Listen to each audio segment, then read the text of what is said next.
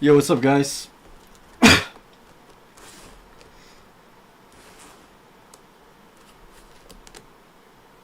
How you doing?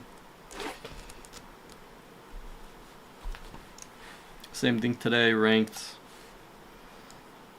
We're gonna wait 10 minutes or maybe we'll wait.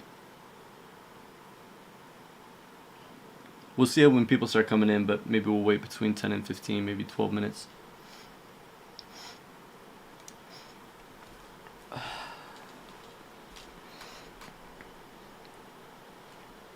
we go.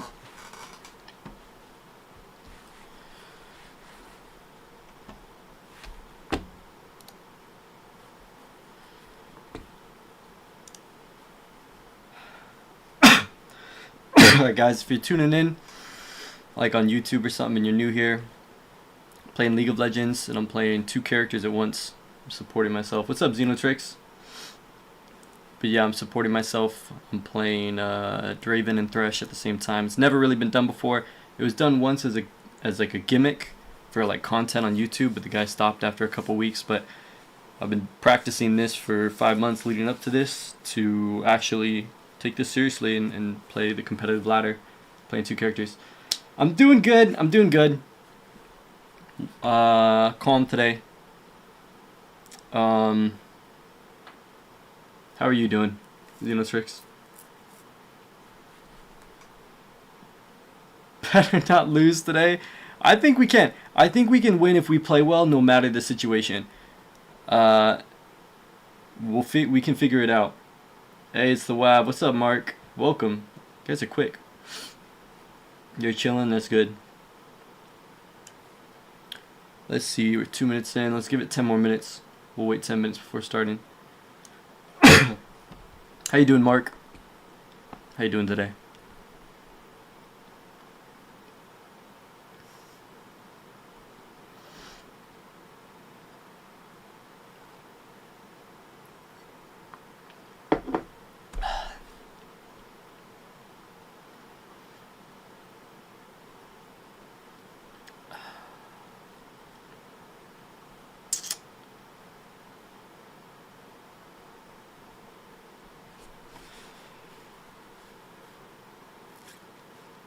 Yep, so if you're just tuning in, we're waiting to start. We're waiting for people to see the notification. I only play 1 game a day, so I'm waiting for people to see the notification and give them a chance to tune in before we start. In case you want to see the stream today.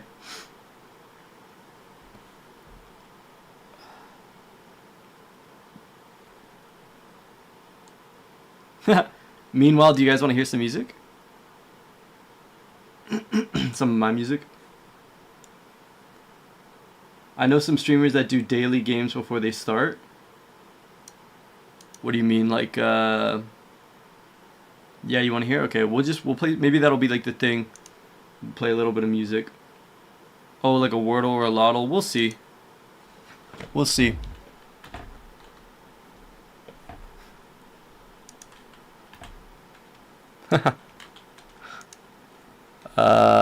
This is my private SoundCloud, but it's fine. I don't have like a public one. I do have a Spotify, but that's just for some viewers. They asked to see some stuff. Especially since you stream daily, you could actually do it every day. I don't know. I don't really care about Wordle that much, but maybe there is a game. I don't know. We'll see though. I mean, I kind of like maybe like in the future making a little bit of music as we're waiting, just in like the first 10 minutes. I probably could make a beat in 10 minutes. I made this one. This one I'm going to show you guys. I made this between classes. Like what ended up happening was so this was when I was at my master's program. I had walked all the way from my apartment to the school for a lecture that we had to attend. We have to attend a certain amount of lectures every semester, and so I showed up to attend this lecture, and I think I was like an hour early or 30 minutes early or something. Probably it might have been 30 minutes, and I made this beat. And I remember I used open back headphones, which are good for mixing music. I used open back headphones, and so people around me in the lounge could hear the song I was working on, and there were people saying like, "This is really good." I overheard them, but anyways, not to be corny, but yeah, so I made this literally like waiting. Sorry, not to be toot my own horn. I'm not. I'm describing literally the reality of it, the reality of the situation. But I was listening to some Skrillex today, so I'm honestly vibing with this. Even though, you know, you might find it a little cringe, but you could be proud of your work. Okay, thank you. Yeah, but I was vibing with Skrillex today, and I can't listen to Skrillex on stream because it would take down the YouTube screen. That's not tooting your own horn? Okay, cool. But yeah, Skrillex would take down the YouTube stream, but this was kind of my own inspiration of Skrillex, and so I'm kind of feeling like listening to it before. Yeah, Bangarang is... I listened to that a lot last year, trying to figure him out.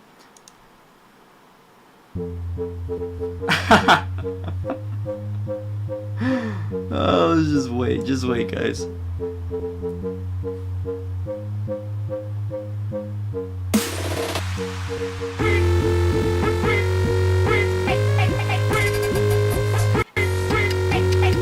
Music videos forever engraved in my brain. Me too.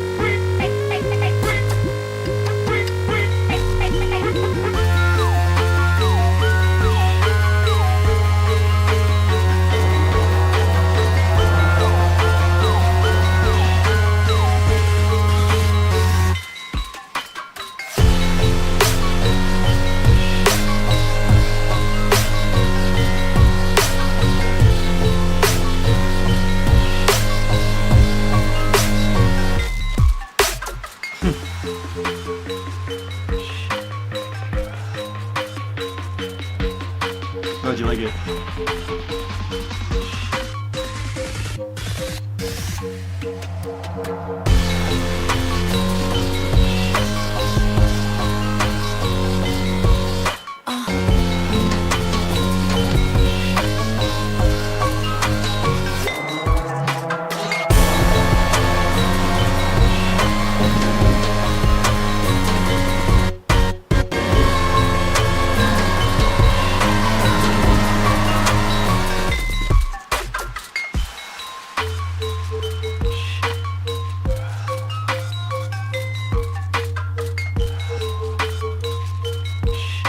Do you do vocals at all, or mostly beat making? I do vocals.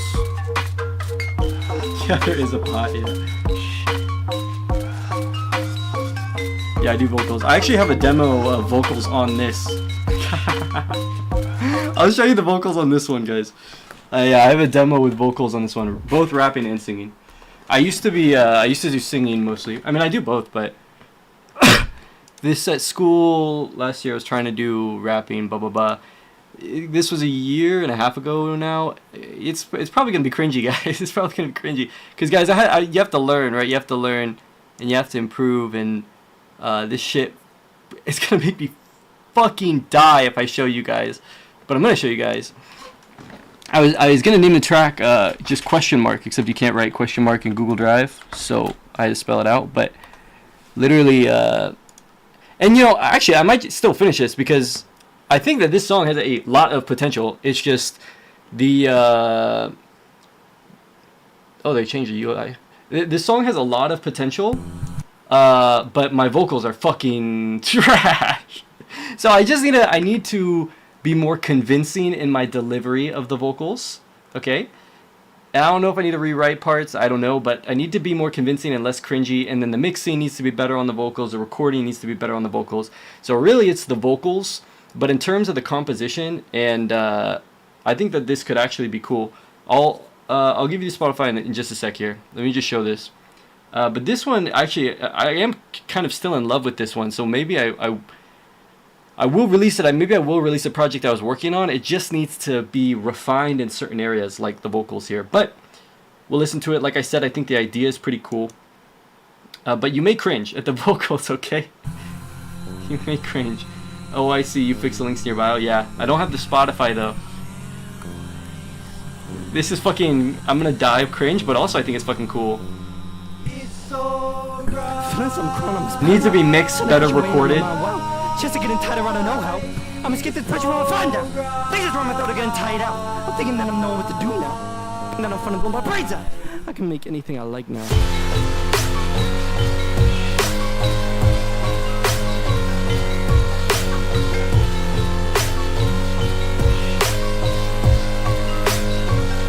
Oh, don't fucking do that. I have nothing against NF, but do not fucking... That is not what I'm going for. Mayday, mayday, Nah. mayday. Something's coming up now. Time to get to it. Here it comes.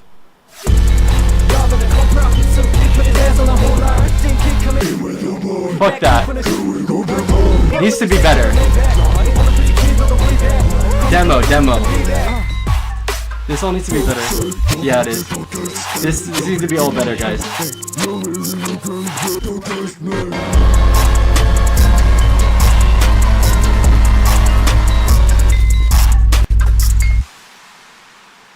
Yeah, you know what I like about it though? Now, just imagine the vocals were actually good and better recorded, better mixed, better performed. I think this actually could be really, really cool. Especially, I really love this last part. Yeah, the beat's so hard. Yeah, I really love the mix of like the EDM with the trap, and it all kind of works. Like, I love... Imagine like real convincing angry death metal screams, like XXXTentacion style, like fucked up type thing. But I love this part.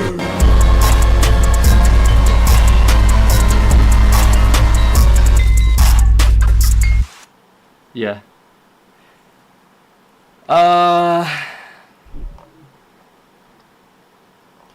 So I was feeling kind of, I don't know, angry today for whatever reason, so that felt like a vibe to listen to. I've had people show me their SoundCloud songs before. This is one of the better ones. Cool, man. Thank you. Yeah, I've got a lot of stuff. A lot of unfinished stuff, of course. A lot of musicians do.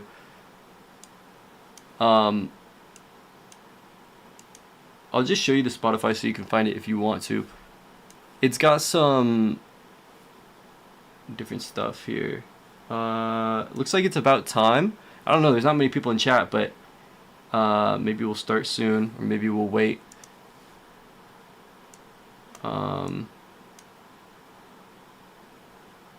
Reload. Is my internet fucking dying? Because I opened Spotify. Can you still hear me? You still here, guys?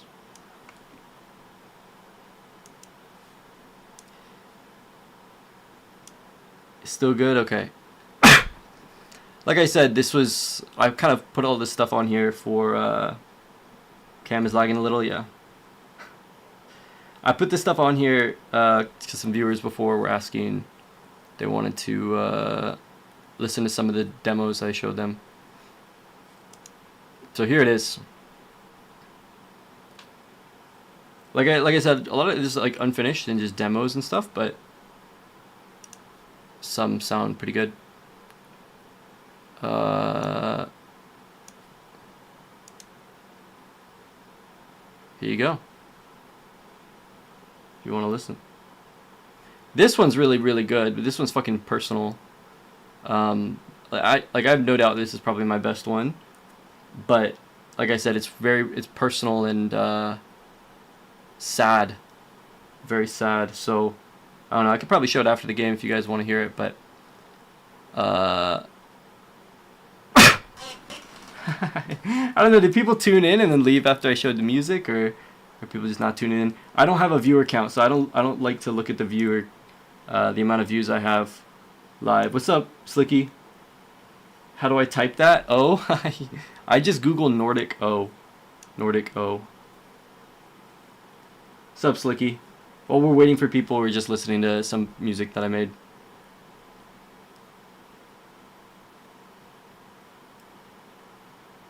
I really like this one, guys. No, so again, all of my vocals, all of this shit makes me cringe. But, you know, I can only do as good as my skill is at, unfortunately. Thanks, Slicky. I can only do as good as where my skill's at, so if my skill doesn't permit it being better, then I have to just, you know, post. It's as good as it is at that moment, and every single song, you know, you learn more, but I really like this one. Are you listening? Which one are you listening to, Zeno?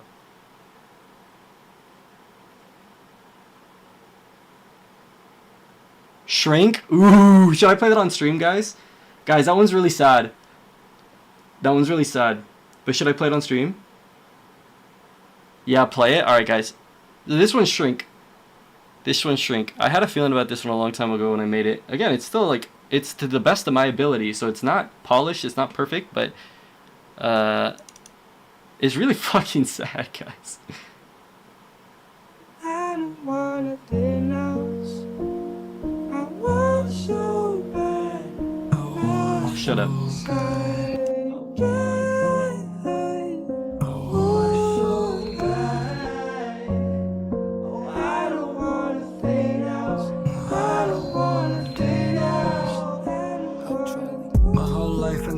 I was safe unless I shrunk down to the size of a pin. And now as an adult I'm caught between two worlds, wanting to create music but never feeling capable of releasing it. As nothing was ever more scary to me in life than speaking my mind.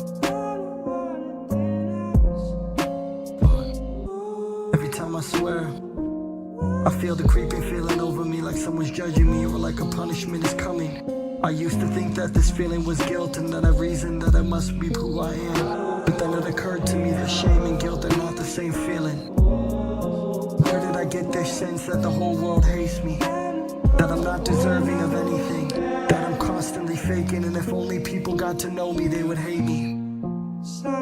Why do I feel responsible for other people's emotions? Why do I push people away and ghost them? But feel so much pain, ruminating on the pain I could have caused them. It's like it's an addiction because I know years later other people have moved on, but I haven't. It's like I enjoy fucking up so I can have something to complain about. To hate myself over, it's like it's familiar and that feels safe, like hating myself feels safe.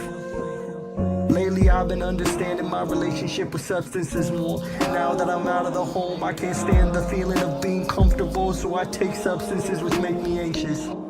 Because somehow that feels more safe than when I'm not. I don't know if I'll ever escape this health that I put myself in. Because the truth is that I enjoy the thrill of it. The feeling that the whole world will collapse around me if I don't hold it all together. The feeling that I absolutely need to be in control justifies my natural inclinations.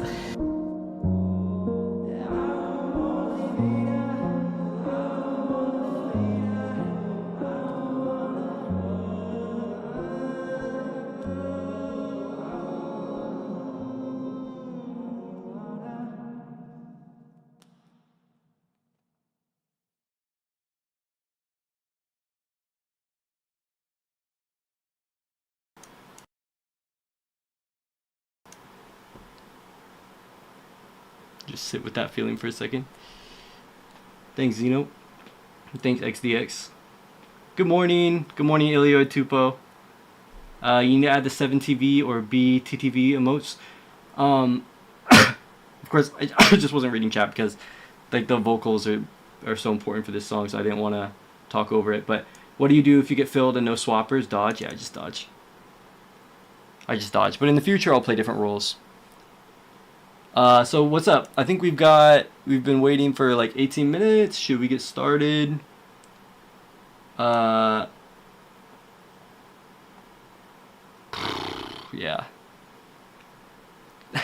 How do you guys feel listening to that? Any plans to do jungle and top? Yeah, maybe. Maybe. Because for me, guys, when I listen to this, and I mean it, when I listen to this, the world quiets around me. I mean that. Like, it feels like the world is quiet, and it feels...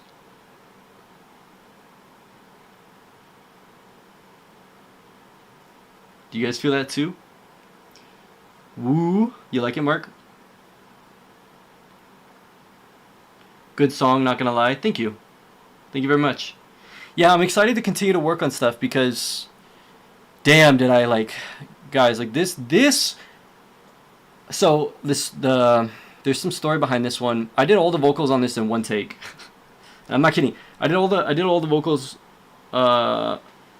in one take.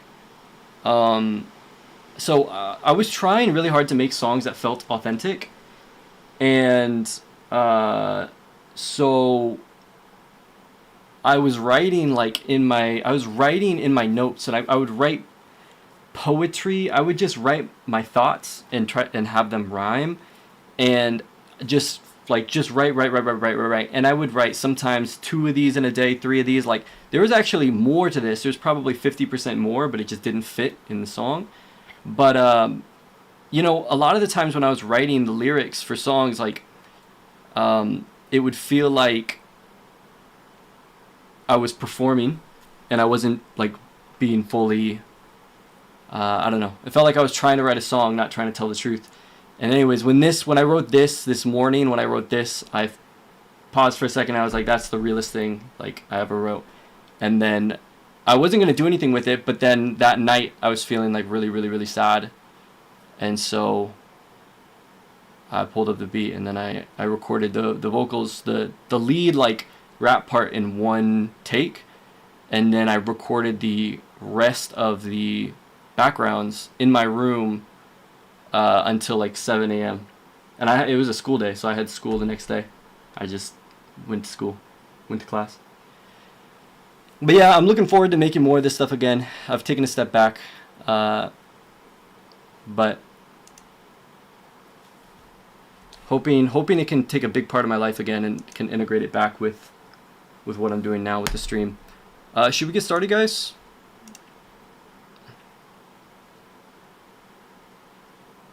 I also really like this one, guys. Alright, yeah, let's get started. We're in queue now. I really like this one.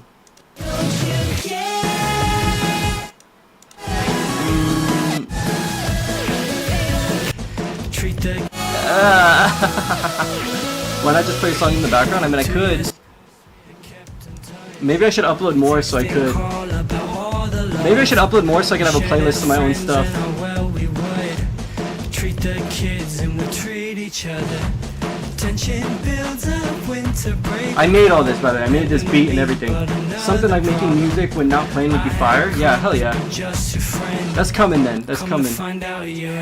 Oh, this, yeah. Something wasn't right. Right person, wrong time.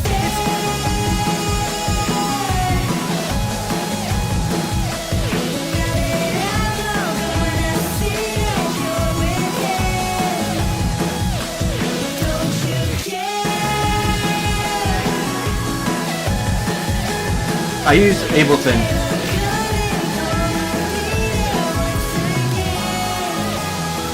I skipped halfway through, by the way.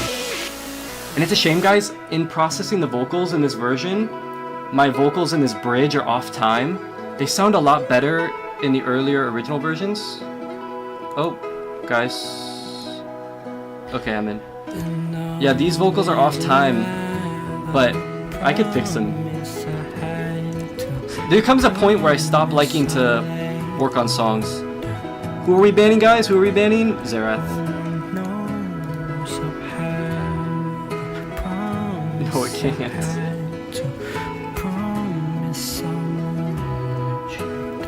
They banned Xerath too.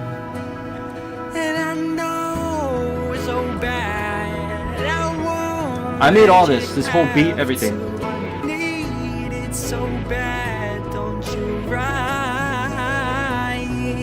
I know it's so bad. I need it to have to my pride.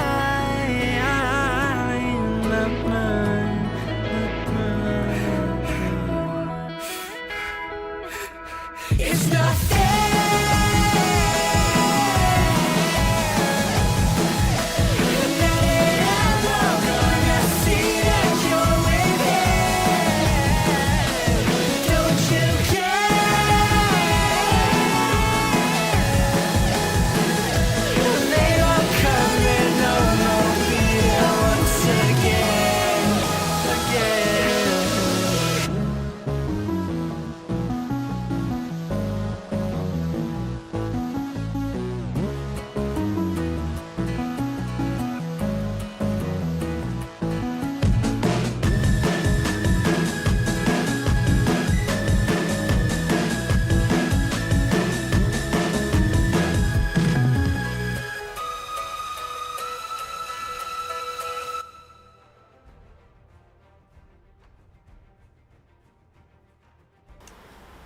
When I was making this one, it excited me to kind of blend like early 2000s with a more modern sound. Combining like early 2000s with electronic. Can't wait for the song to be in one of your clips and somebody comments, what song is this? You think so? You think I should put it in one of my clips?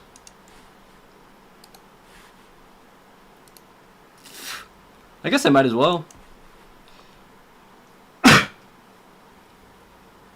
Banning Xerath when Malphite is a champ in this game for some reason. I'm not gonna pick Malphite though. Yeah, using your music in a clip is a good idea. Cool. If it was ass, I would say don't put it in your clips. Well, I'm glad you think it's not that bad. Like I said, guys, I'm really excited to be making music on stream. The way that I make music is really quick. Like I made that beat in probably 30 minutes. That was another thing I made waiting for another presentation in the lounge.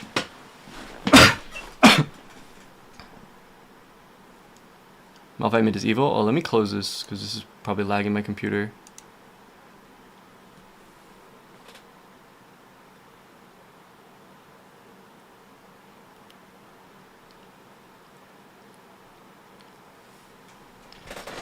I'm looking forward to making music on stream, like between games, but I'm also looking forward to improving at making music, properly recording, all kinds of stuff like this.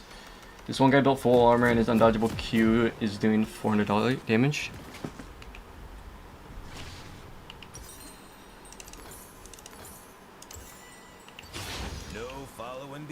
Alright, let's do this, guys. Alright, guys, you may need to help me with the macro. Like, I'm gonna get fed early, probably. Okay, that's a given. You guys are gonna have to help me not throw in case I don't focus, okay? So we're against Ezreal and Teemo. I guess let's look for a level 1 fight. Kind of risky. Gotta play it well, but let's do it anyways. Okay, they've got the ward. We'll just not deal with it because it's Teemo. We don't know if Teemo started Q. We can walk behind. Honestly, I should probably do this every game because they're never gonna expect it. Hold on. Okay, they saw. Whatever. Let's go. Hello!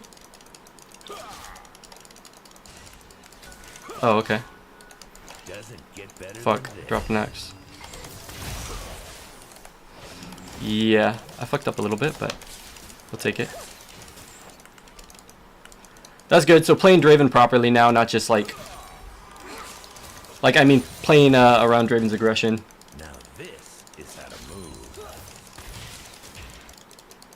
Don't worry so much about commenting. It looks like you must lock in. Okay. I'm gonna lock in. Thanks for the advice, guys. Let's see. I'm gonna get level 2. I'm not gonna read your comments, but I'm still gonna commentate because that's easy for me. Let's go up here, and we're gonna look for that hook on Ezreal. Pull in. Doesn't have flash, and that's that. All right. And there's this. Probably can dive him if I land a hook on him. Let's find a down.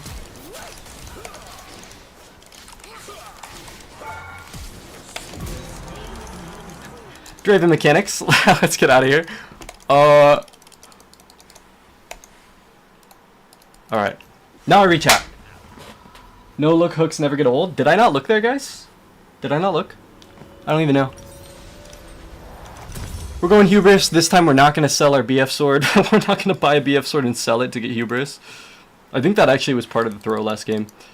Like if I just went Collector and Infinity Edge and was like 3-shotting Nautilus and 2-shotting Ashe, we probably still would have had a very hard time, maybe even lost, because their comp was kind of impossible, but would have been easier. The fact you don't even know is better. You wasted 500 gold for that hubris too, yeah. Places to go. Yeah, did I not look, guys? I don't know. I guess I'll have to look at the clip. By the way, guys, if you see a moment that you think is a clip, do me a favor, if you feel like it, and clip it. That actually helps me a lot. That saves me a lot of time. And I like to see what you guys clip. Okay. Oh, he dropped my axe. Really need 2 axes on Draven to have a big advantage. Let's see, he's level 2. He's level 3. Hello! A lot of minions. Damn. Okay. Okay. Teemo being in a random place kind of made things more difficult here. Let's just go for the hook, see if we hit it. Nah, okay. Alright, what do we do here? What do we do here?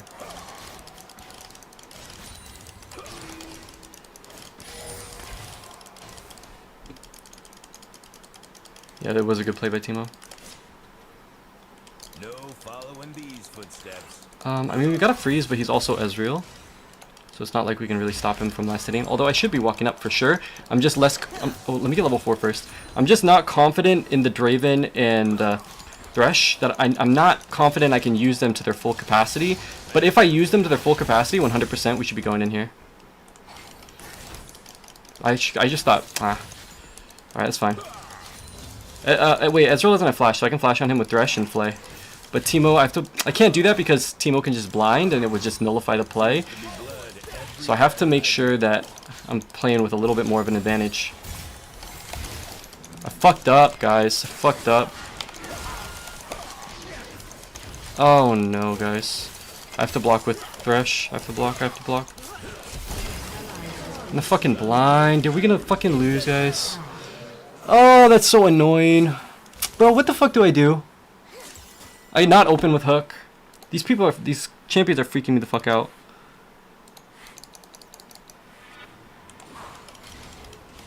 Doesn't get better than this. I guess it's 2-1-2-1. Did he use ignite? Flashes? Anything? Let's look on him. Hit him where it hurts.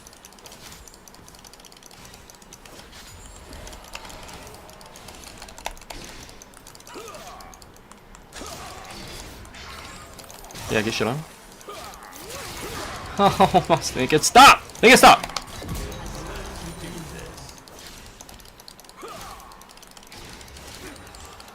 I have hubris off that, I think.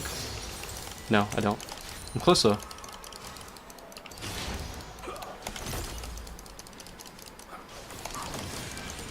Let's go. I'm gonna get this one more wave because this gets me hubris, I think. It's close at least.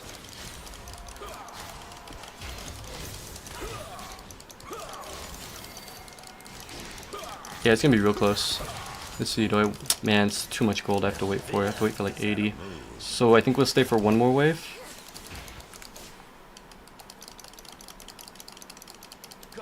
I need to keep my axes. I gotta remember that I'm playing against a fucking, what, silver Ezreal? Bronze Ezreal? He's not gonna land all his shit, so I don't have to be so afraid of him. Ezreal does a lot of damage when he lands his stuff, so... sometimes afraid of him. Again, I'm not gonna open with hook. Never gonna open with hook again.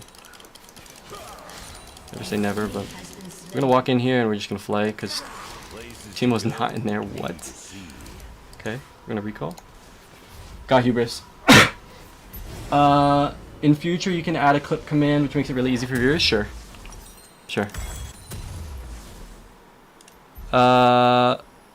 Boots. That challenger coach really opened my eyes. One time he had me buy boots instead of serrated Dirk, which I thought that was crazy. Teemo is in my head. That was a good play by Teemo. I think the Shaco trolled by overstaying and taking like 1k off just by being there last game. Yeah, he did troll, but I can't rely on my team, especially in this elo. So it's not his fault, and it's expected. It's more about what I can do.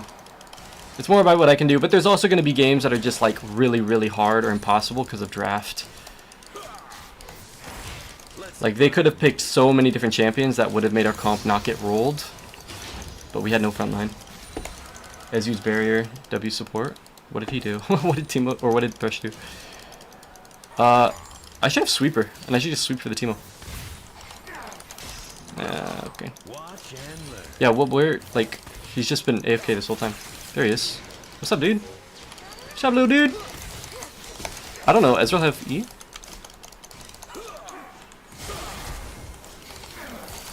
Get shit on! Bye-bye! You too! That was a good fucking hook. I'm proud of that one. I'm proud of that one, guys! That might be a clip. I'm proud of that one, guys. DRAVEN's making an exit. Oh, you lanterned your Mumu? Got you, got you, got you. Twitch added a new feature where you can say Twitch clip. That too? Oh, okay. It's like Xbox turn off. That's just so funny to me, guys. That when the Xbox One came out, you had to have your Kinect. Like, it had to come with Kinect. And so if you were playing with your... If you were playing with... And it had, like, voice commands, so you could say Xbox turn off. And so if you were playing, like, COD or something and you had your speakers on, like, you were playing with the TV speakers, somebody in voice chat in your lobby could just say Xbox turn off, and it would turn off your Xbox. Clip, did you want the captions of the clip? It doesn't matter. I'll change it later. But no, usually I don't have captions. Yeah, I think so too.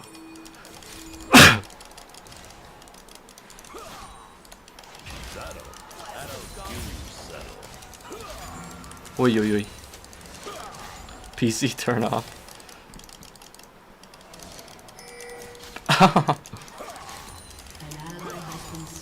I shouldn't be pushing. This is what my coach was telling me. I gotta apply pressure. Oh, he gets scared, right? When I walk like this, he get a flank. Oh shit. Okay, that's fine. Oh no! I thought he was gonna dodge.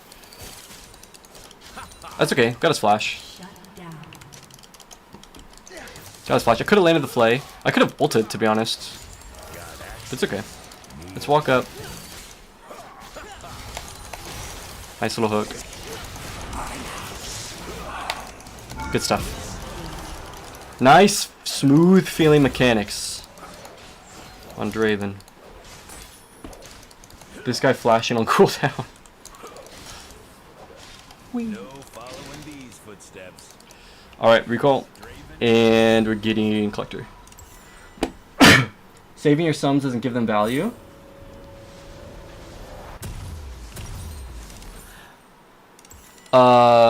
Facts. Have a great stream, going to bed. Alright, I'll see you, Steel Slayer. Have a good sleep. Facts, but also putting yourself in a position where you have to flash on cooldown is bad. You make mistakes. Flash is so important in Halo. In the Apex tiers, Flash is so important. Like, your jungler ganks you just get Flash, boom, you've won. Like, that's good. Now, if you have Flash and they don't, ooh, they're in big trouble. You know what I could have done, guys? I was thinking about it, I just didn't feel confident enough to execute it. I could have Flash flayed, he would have eat away, right? He would have jumped away. Okay. He would have jumped away, and then I throw the hook. Alright. Let's hope Hoi is rotating back. He should be, because this is taking a lot of time from him. This is what the coach was telling me, right? Create pressure. Don't just perma-shove the wave. Create pressure. As DRAVEN, the enemy should never be able to farm. Like, ever. Although, I'm accidentally shoving, but it's okay. It's a good step in the right direction. I think I'm going to go lifesteal boots this game. I probably should even be walking at him with DRAVEN. I'm playing kind of passive on DRAVEN. I got to be playing aggressive on both champions, playing to their potential. Did you mess up, Ezreal? Uh-oh. Oh, that was a bad hook. Damn. Let's admire me for a bit. I think his E cooldown's longer than my hook cooldown, though. So I think we can go for this. Oh. We'll take that. I meant to go in there, but we'll take it. Probably not good to just die there. Again, I shouldn't be doing this. I should be zoning him off the wave instead of just letting him go under tower. My coach would be screaming at me right now.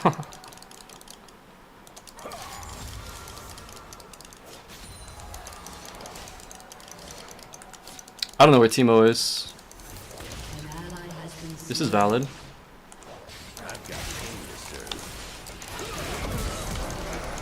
Hell yeah, guys. Oh, I could have just killed the tower. Okay, guys. But let's look at the comp difference, guys. Let's look at the comp. We have an Amumu and an Nasus. Like, they can peel me so hard. Compared to the last guys, compared to Mel, Shaco, and Heimerdinger. There's the huge bodies that'll get in the way. Teemo Hardy's AFK. Yeah, I think he's somewhere else on the map. I think Armor Pen LDR is better when you have 2 lethality items. I don't know that 100%, but I reckon that it is. Oops.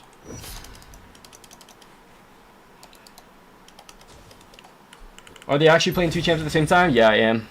I got Thresh here and I got Draven here. This is the first time I've probably ever shown. But yeah, guys, here's the proof. I got Draven right here and I got Thresh right here. And then I'm playing Thresh with my left hand here. See? And then I'm playing Draven with my right hand here. So. Oh shit. Oh shit. My mouse got caught. Sorry, Kiana. Sorry, I gotta fix camera combat. He's AI. He's actually not playing League at all. Don't say that. Someone might believe you. Let's look. He's gonna eat that way. Okay, I went for it.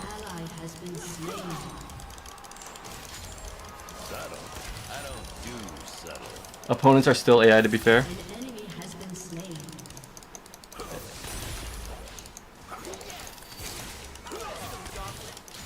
Picking Ezreal in this elo is kind of insane. Kind of insane. He has such a low win rate, and he's so hard to pull off. Ooh, that was an accurate hook.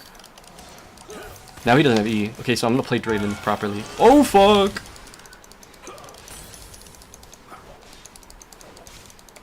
Block that Q, maybe. I need lifesteal boots. Dang, picking up Draven. Picking Draven for this is pretty insane. Thank you. Thank you very much. Yeah, he's been my one trick since I was 12 years old, so I'm fucking out of here. Bye bye. Oh. Run! Damn. Dive me. Do it! Go! Come on! Is she fed? No. Dive me. Damn.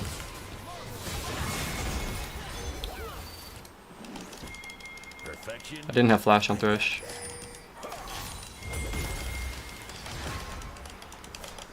Yeah, I should be hitting him for sure. Like, look how much damage, guys. I'm just like not hitting him for no reason. Again, my coach would be screaming at me. Oi! Oh, this is fine. Oi! Yo! What? I had barrier. Damn. Let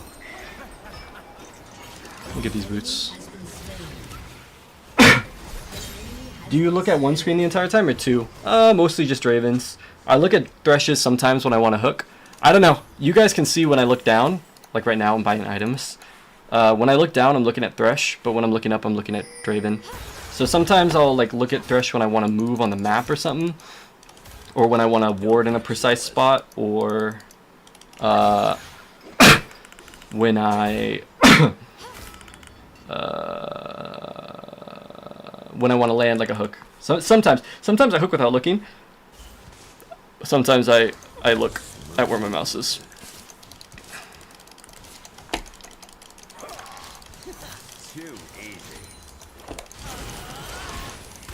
And this is ranked, by the way. This is ranked. We did 3 months and a half of 1 bot game a day, and then we did a month and a half of bots, and so now we're on like day 6 of ranked. Okay, playing Draven properly. Really, guys, I should be pushing myself to try to play the Draven and the Thresh aggressive. So not just aggressive on Thresh. Like, I need to be walking up on Draven too. Yeah, I don't know. I was trying to predict an E or something. Don't flame me for that. Let's keep going. There we go. Right, using... Oh no, don't bring that to me! Damn, okay, Thresh is dead. But now I'm unchained. I'm unchained! That's fucking cringy as hell, sorry guys.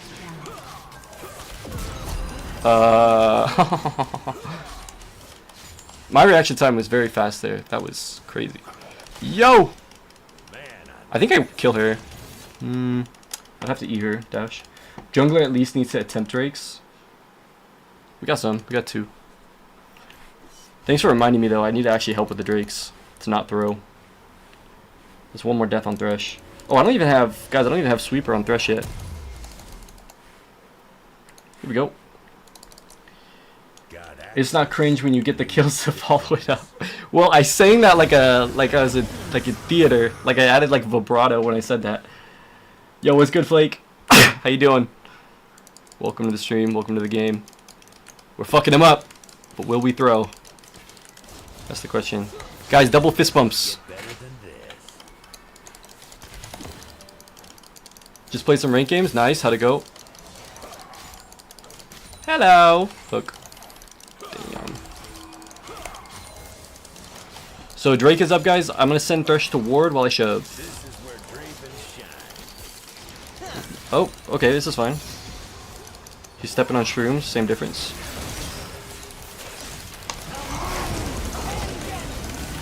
I'll take that, guys. I don't care.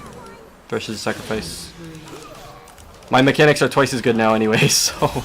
Let's go!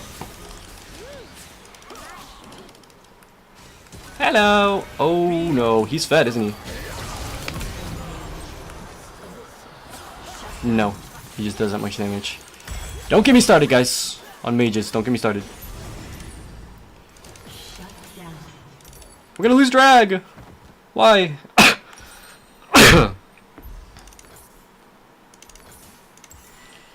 I should, guys. I need to practice warding, guys. Like in practice tool, because I'm too slow with warding. 4 wins, 4 losses, but I'm plus 29, minus 10, so it was good. Nice. No one else fist bumps. I thought it was enemy jungle, so then overall team is winning. Yeah, team is winning. No following these footsteps. Team is doing good, actually. I thought you love mages. You think it'll get to a point where you play better when you're playing both champs at the same time? We'll see. I think it's possible. If I were to guess, like if I were to follow my gut, yes, probably. There probably will come a time where it's better playing both champs. Hello! Oh god, guys. Don't look, don't look, don't look. I landed the hook though. So guys, the flay was to confuse him. That's what was happening. I made him think I was bad, so he wouldn't dodge the hook. He's like, he's gonna miss anyways. Yo. Get shit on! Oh no! Yo! Oh fuck! Damn it. Fuck Teemo. Fuck Teemo, guys. I can't afford Infinity Edge. I'm going this. Guys, we're throwing. It's happening again. What do we do? Redemption hook, 12 peck. Yeah. Uh-oh. Who killed me? Mage! The fucking Hui. The 4-kill Hui. Subtle. I don't do subtle. Ban him. Get him, guys!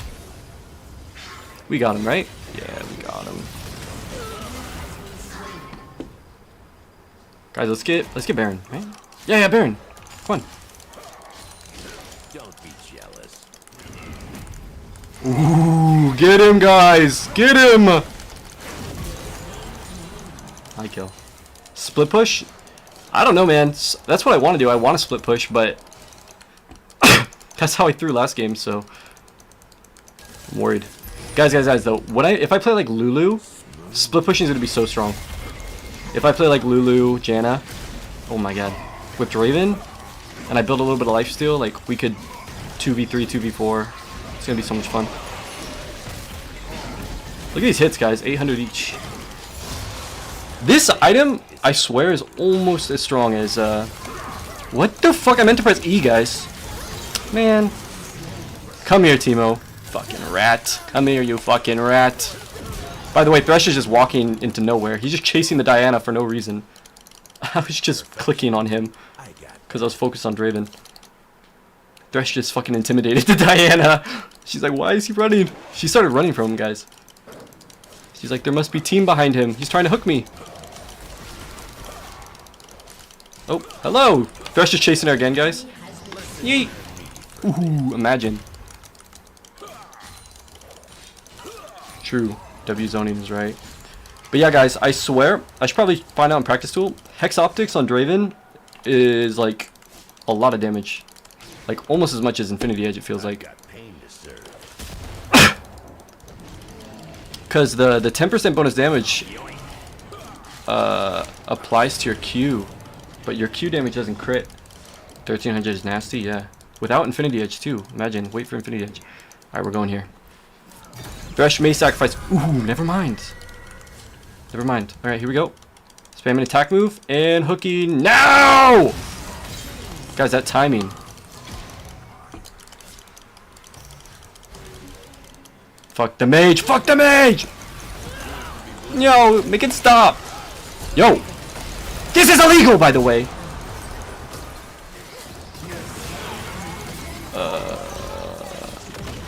Save yourself.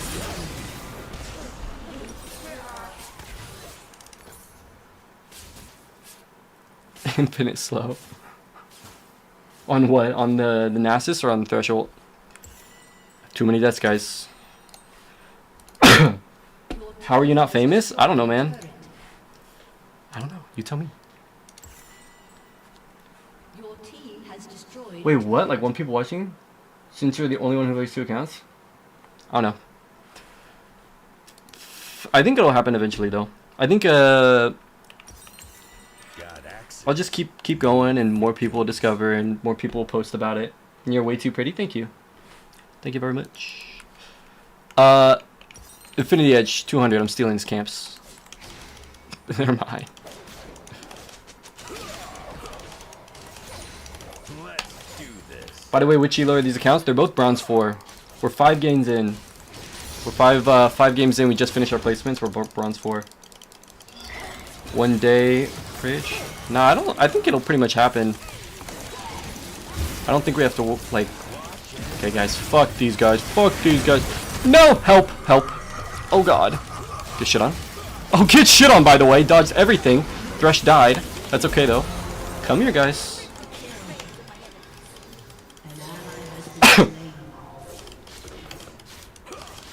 I'm surprised it placed in bronze after winning norms and higher MMR. Yeah, me too. Me too. I was surprised it matched me against like irons, like the first game. First few.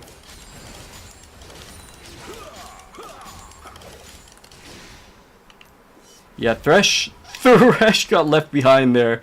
I was so focused on the Mordekaiser. Thresh was, I don't even know, probably walking around in pit and just died.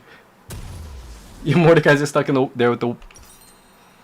Hold on. Mordekaiser's stuck in there with you, yeah. My mind got mangled. QSS, because fuck Teemo. Metaphorically. Let's go. Elixir. No following these footsteps. Hold on, I need to get... I have an item on Thresh in 30, so... Another clip? Could be, but it's not 2 champs, so... Maybe, maybe not. But if you want to go ahead and clip it. Let's go!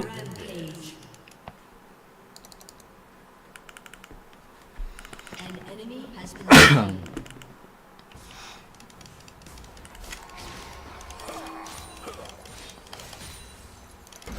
Let's get the souls. Come back up. And... back here now. Too many deaths on Thresh, guys. I died too much in the mid game. I'll help. That was insane. It's like half her health. I feel like I'm autoing in slow motion. Let's go. Where's Ezreal? Hello! Damn. You faked me out. Wait, guys. A sweep? Go below them? Dodged. Walk up. Towards Teemo. Hook towards Ezreal. Works every time. Come back! I have QSS, I forgot. Come here! Mordekaiser's chasing Thresh. Uh-oh, I'm in trouble. Help! Help me, Thresh! Wait. Never mind. We're chilling. Who's next? Yee. Oh no! Oh god! What do I do? I hook her. That's what I do. Oh shit! Fuck! No, no, no! Oh my god! I'm fucking dead. I'm dumb. I'm dumb as hell. And I QSS too early. Man, I might actually kill them all if I don't QSS that early.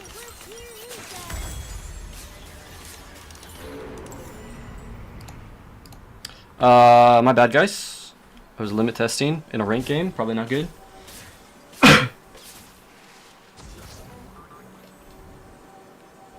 Mord doesn't learn. Another clip. I love it when Mordekaiser forces you to dodge their Q with their E. Yeah, that was funny. Well, who killed me? Rampage. It's all AP. I could buy MR. Guys, if I just get Cyclo... Oh, I can't because I bought Elixir. But if I get Cyclo Sword instead of Mercurial, I might just one-shot him. Unstoppable. What do I buy on Thresh, guys? Like, Protoplasm is really good, right? At the bottom line, though, if I just landed those hooks, they die one at a time, right? So that was the big problem, is I wasn't landing the hooks. Your team has destroyed a turret. Alright, let's make sure we're alive for drag. And let's make sure we shove mid so we can't lose even if we limit test. Now this is out of Alright. Gotta remember I have QSS as well. Let's go! Wait, I'm AFK. Yay! Ooh, okay. Damn. Guys! Don't look. I'm trying to practice throwing fast, okay? And plus it's Ezreal, so he's a little bitch. See? See what I mean? Oh my god. The mage Aphelios is here. Let's admire me. Fuck off. Fuck off. No, he hit me with something. Fuck. Yo, this is not cool. Okay, I'm gonna play the fucking game. Fuck this champion. Fuck mages. I'll play macro and we'll win the game. My Thresh has 1 ward score, guys. You can't see it? My Thresh has 1 ward score.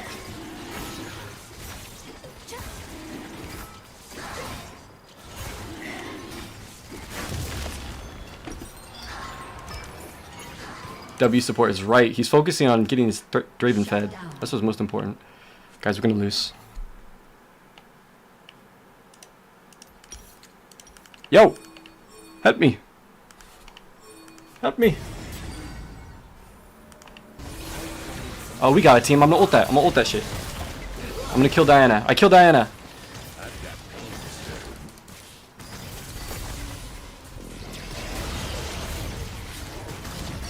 Go, go, go, go. No, they moved. They all moved. Bruh. I'm coming. Come here. Come here, Hui. Come here, you bitch. Die. Die now. Guys, I think I have a little bit of lifesteal. I think if I just am not afraid and just hit them, I don't think I die.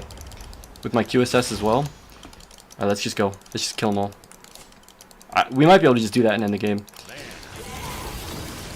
Fucking Teemo.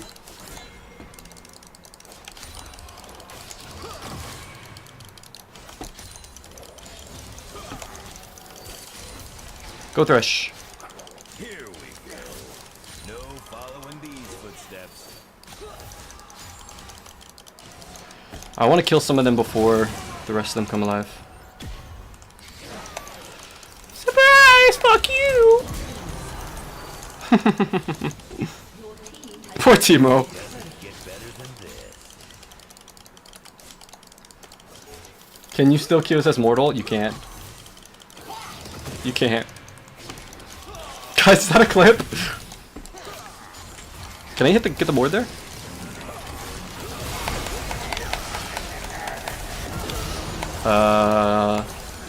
No! I got hit by the mage! Fuck you, mage!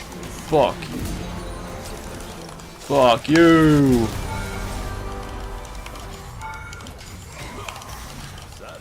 I don't do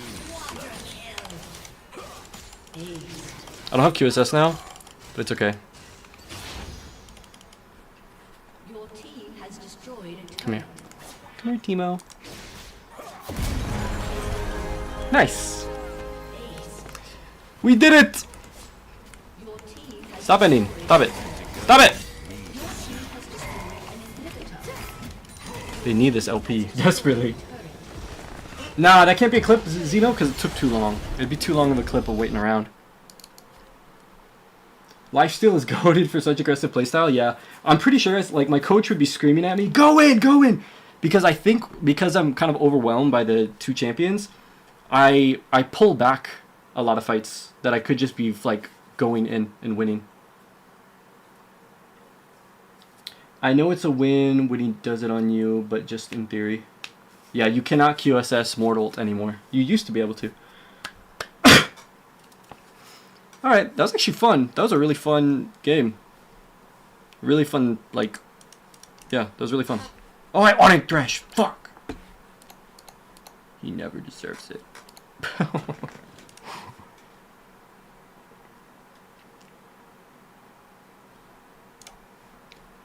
Someone friend request? It's a bot. True. Damn, we only got... Holy shit, guys. DRAVEN got like 100 LP, but THRESH got 18. How?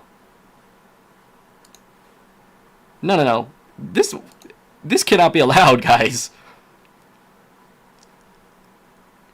Is DRAVEN gonna just like... No. Not allowed. I'm gonna have to like spam dodge every single day. I'm gonna have to dodge like 3 times every single day, just so that THRESH or DRAVEN doesn't get too high LP. Riot, you did not hear that. Like, but what do I do? Why is DRAVEN getting 100 LP in a win and THRESH is getting 18?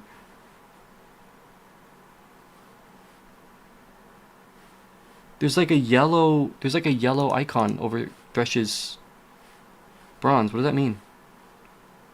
He doesn't have it. What is this? What is the yellow? THRESH played kind of mid, brother. It doesn't matter. THRESH was a contributor. He got DRAVEN fed. True, by the way. True. Some of these hooks did get me kills. Okay. True. Now, could he have placed more wards? Perchance. But... Did he even get this from placing a ward, guys? Or did he get this from, like, hitting a ward that, like, DRAVEN killed? Oh, he placed 2. Never mind. Yeah.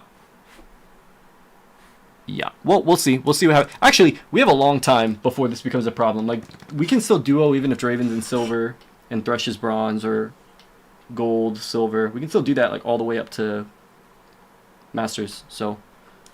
And it'll come a point where DRAVEN's MMR is so high that, and THRESH is so low that THRESH is gonna bring down the MMR of the game, so DRAVEN is gonna win less, and THRESH is gonna win more. Who were we against though? What was the?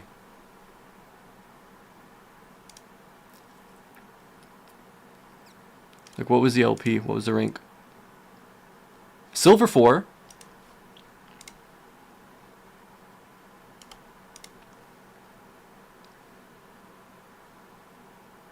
Bronze 3.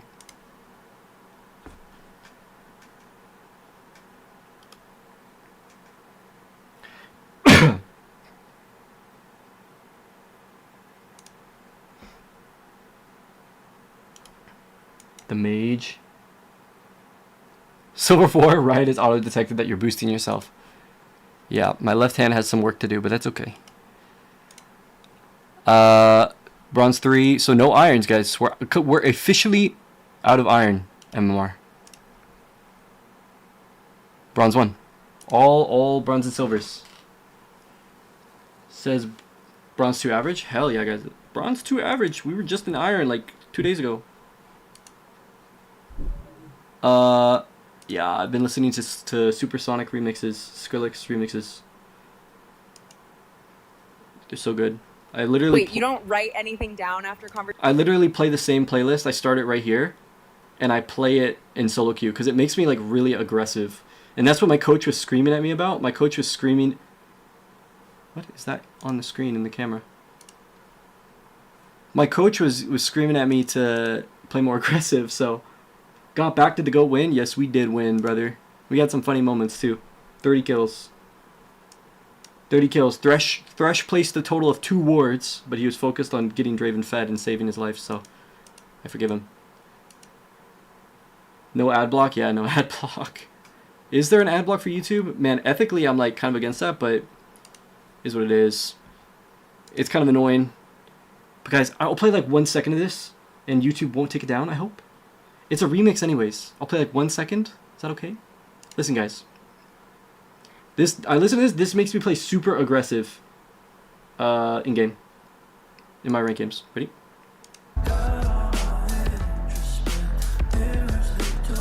Please don't copy strike me. I'm gonna talk on top of it. Please don't strike me, YouTube. Please don't take down the stream. It's okay. It's okay. It's okay. It's just a clip.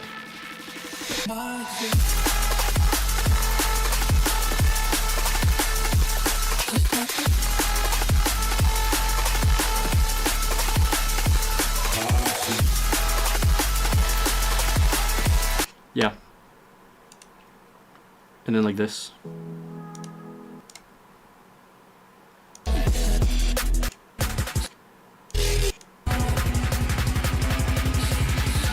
Better not be.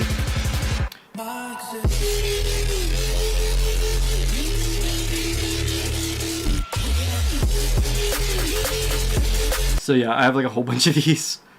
There's a Rumble remix as well. But this shit makes me play so aggro. I'd be playing this on stream if I could. I'll figure it out. I'll figure it out, and we'll be playing this while grinding League. Kid is in the jungle.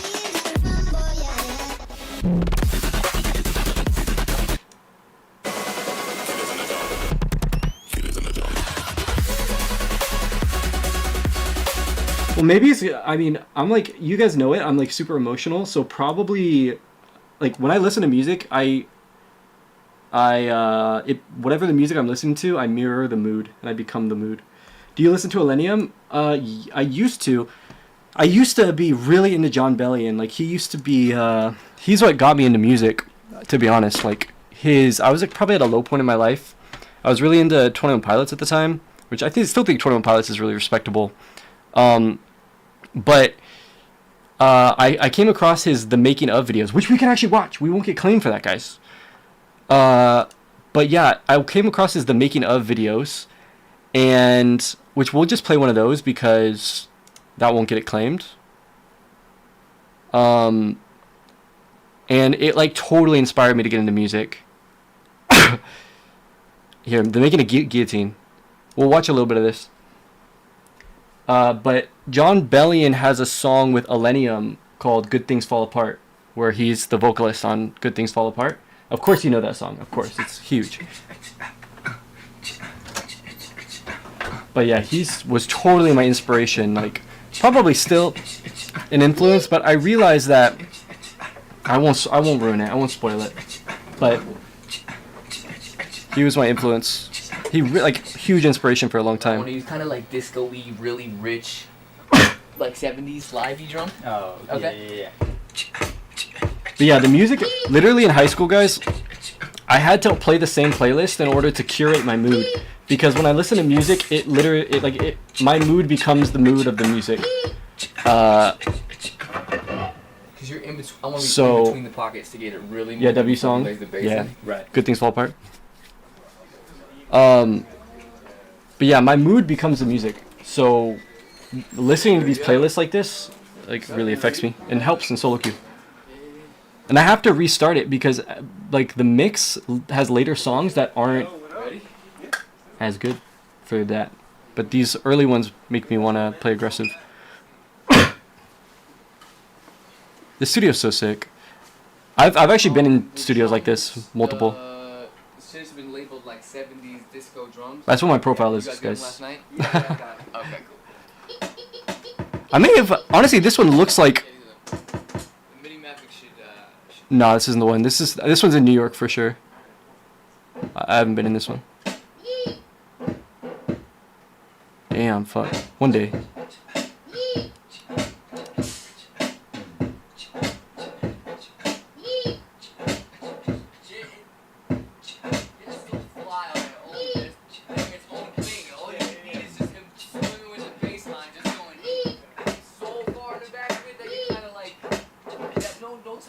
guitars or anything over it. Really, the focal point of the whole rhythm of the chorus would be Mark's bass line. Yeah, I gotta give him a call. We just have him swimming through that. It's just disgusting. Sometimes I have music on with solo queuing, and then I feed, and the dissonance between my gameplay and the music makes it feel even worse. That can happen sometimes. Sometimes it can be distracting, and you focus more on the music I got than the gameplay. some drums that are gonna offend So that's you. true as well. I need a jamming bass line, and I need you here soon, or my life can't be complete. I need your funk. I need your mega righteousness right now. Can you come through within the next like 45?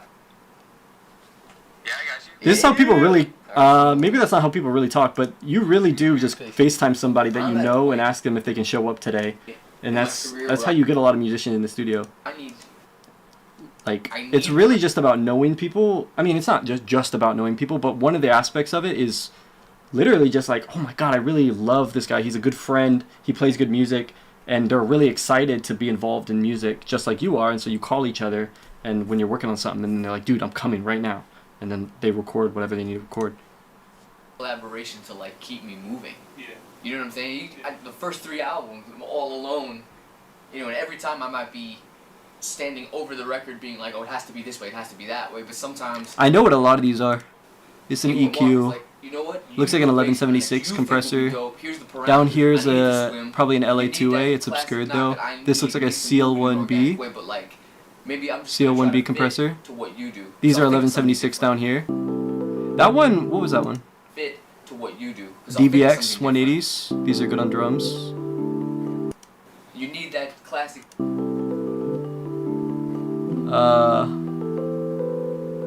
The console looks like a Neve. I don't know. Sorry, I'm using like technical terms. Neve is a brand of consoles. There's different brands. Yeah, CL1B. Actually, this is not an LA2A. This is a Pultec EQ equalizer. Nerding out? You can call it nerding, brother. It's music. I feel like music is like one of the things that you could be passionate about, and it's not uncool. Like nobody finds it uncool. To meld the two worlds. There's a really pretty progression that we have within these drums. Trying to be drum and bass lines, so we have to figure out a way when we're going to bring it in and we're going to take it out. But just the drums for now. I don't think nerd or geeking is even an insult anymore. Yeah, I didn't for a long time, but then recently I started to feel like it is again. Just really But mostly people who are, I mean, everybody's insecure. Everybody's insecure, but a lot of people that are insecure about their own nerdiness think it's an insult to be called a nerd.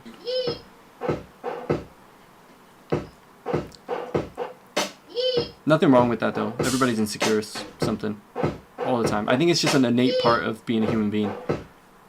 You're just moving the goalposts when you become not insecure about something. You become insecure about something new. Special interests are really valued, I feel now more than ever. By a lot of people probably. There probably is a community of maybe even most people. It's a XLR cable. They're routing the stuff here. I mean, maybe it's better I don't even say what they're doing, but...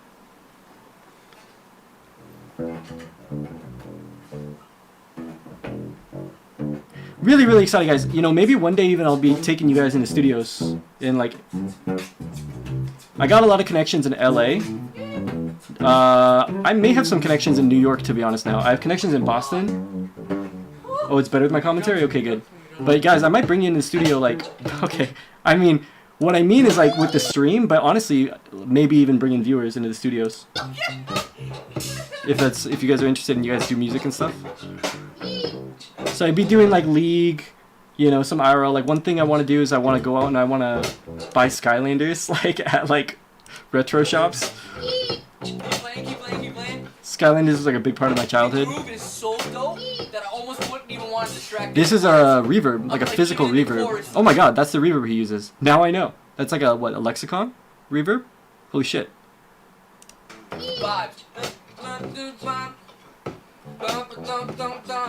Yeah, so...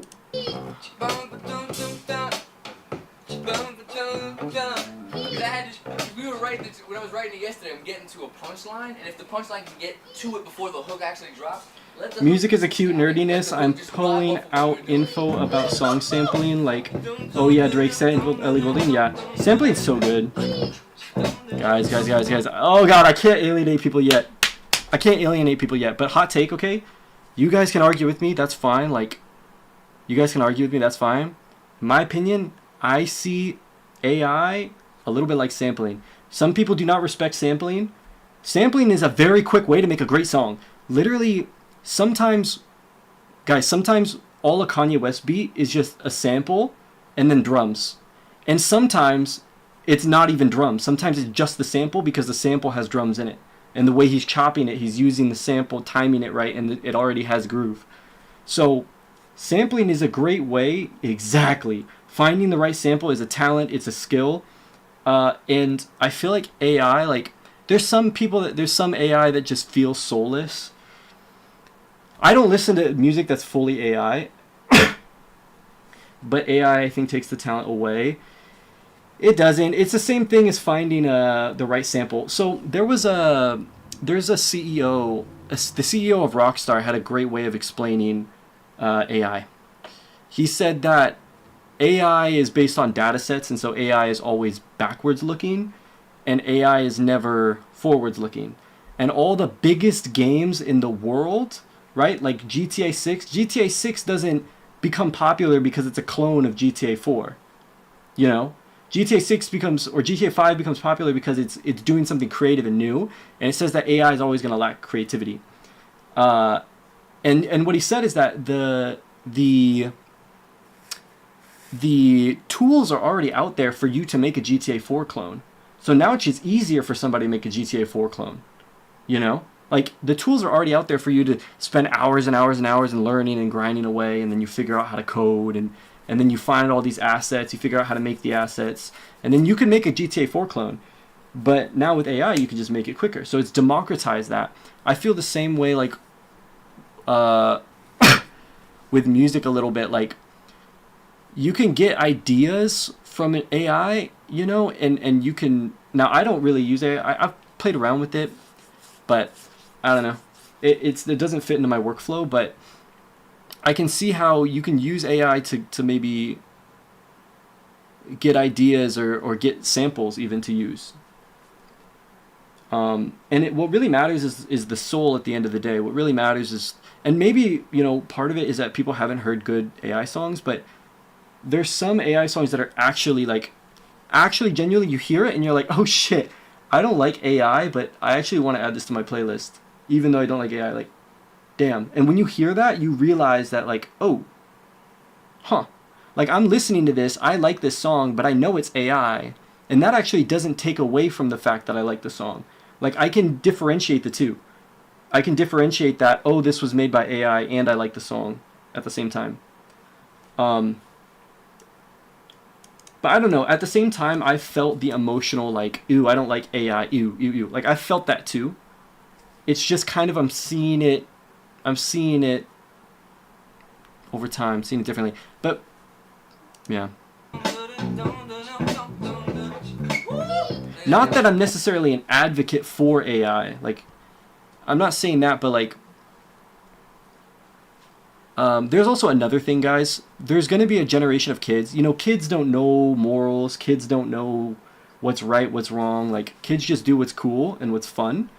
And there's going to be a generation of kids that are going to grow up, and they're going to have all this access to AI software to make music, and they're going to make phenomenal sounding music with AI, and they're going to release it, and all the kids their age are going to be listening to the AI music, and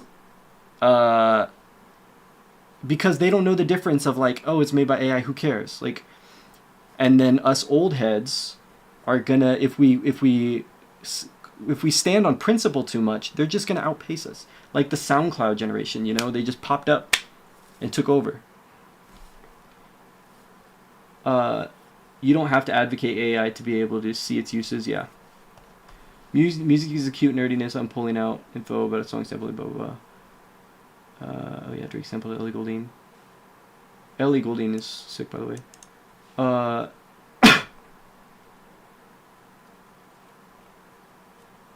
Back in my day, it was real people singing, yeah. Well, you know what my professor and mentor was telling me in just outside LA? He used to work on tape. He used to literally record and work with tape itself. And he was telling me how the new programs like digital audio workstations, like the stuff that everybody, FL Studio, the stuff that everybody makes music on, that was seen as cheating at the time. That if you're not cutting the tape, you're losing something. You're losing some human aspect. No one cares anymore.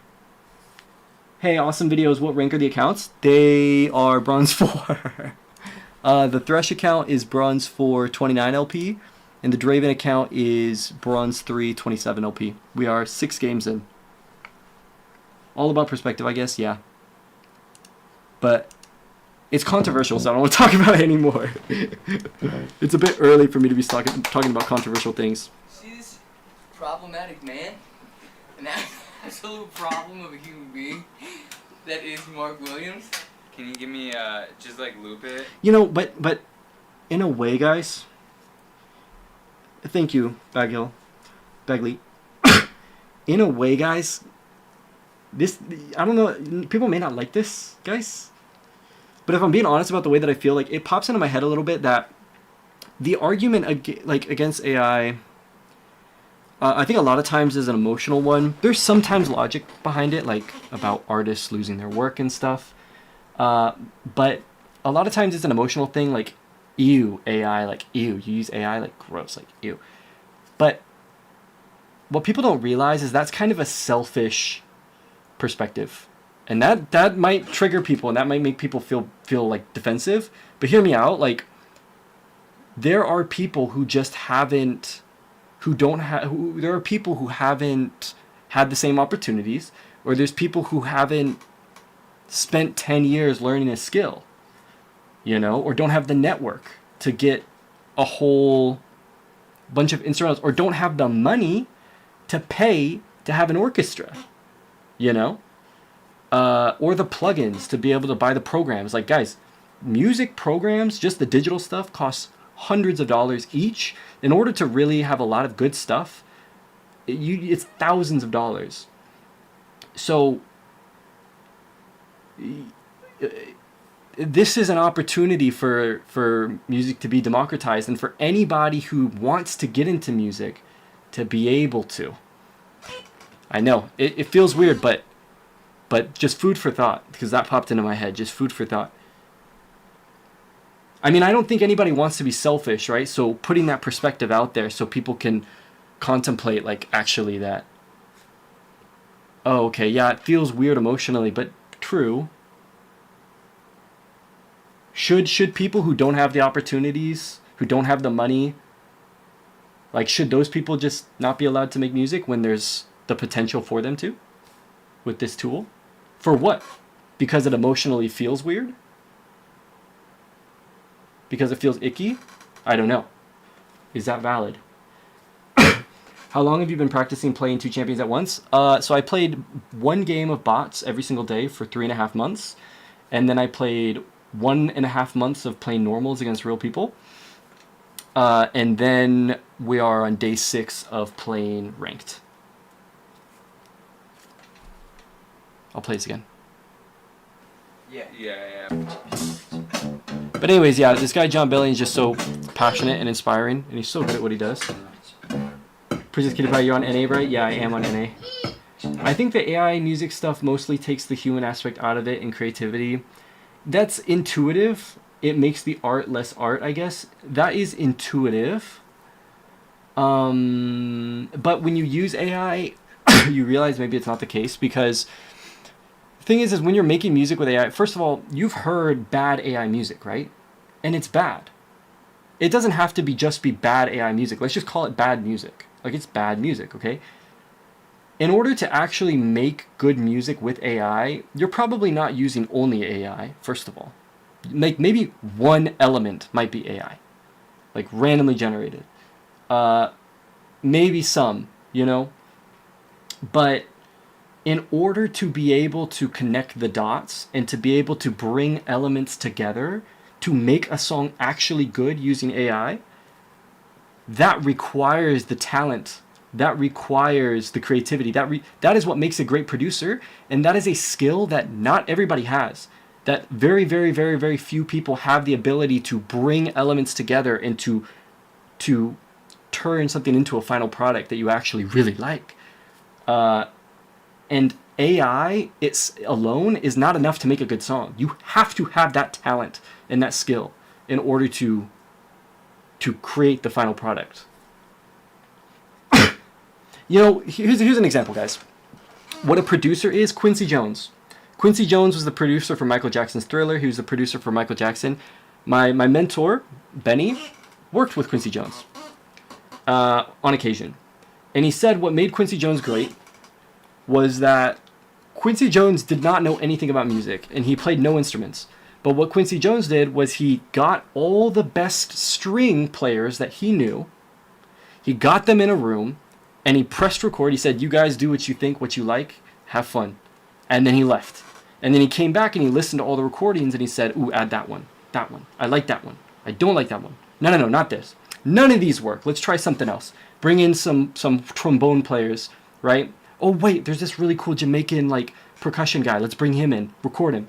And then he's selecting what he likes, right? So instead, now there's a kid who doesn't have 10, 20 years in the industry, but instead of having instrumentalists creating stuff, he's using AI. And he's saying, I like that, I don't like that, I like this could work. Oh, AI, can you do can you try these strings instead of these strings? Can you try like a trombone instead of a trumpet? Could you do that? Nah, I don't like that. No, try trombone, you know? And then now that kid or that person who doesn't have all the networking and the resources, he's able to create, but he still needs the ability and the taste to bring everything together. Like I said, you've heard bad AI music. So I think AI and creativity, so using it as a tool, yeah, using it as a tool. People would still bash you online for using AI. For now, yeah, people will, for now. Yeah, it's about application. There's instances of people abusing AI, mass-producing thousands of bad songs for Spotify, and instances of people utilizing AI ethically. So that's another thing, is ethics is another big thing. Because I do think that it's kind of messed up if people are having their music, if their music is training other AIs to copy them. In a way that's messed up. At the same time, what are we doing when we're making music by ourselves without AI?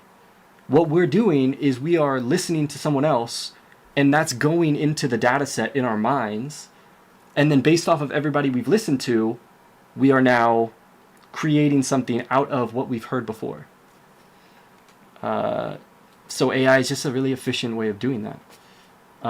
However, if it's making something that's a carbon copy of somebody else, then maybe that's not good. Like, but yeah, like emotionally, I still think AI feels a bit icky. But the more that I think about it, I don't know. The more I realize maybe the way I feel is unfounded. Please play a game. Frosty, I finished my game. Man. So, Frosty, does this time not work for you? Because if this time doesn't work for you, maybe I'll stream like a little bit later. Yeah, he hit his game quota. Like, Frosty, if there's if like later works for you, I can stream a little later. Maybe you do play till you lose stream.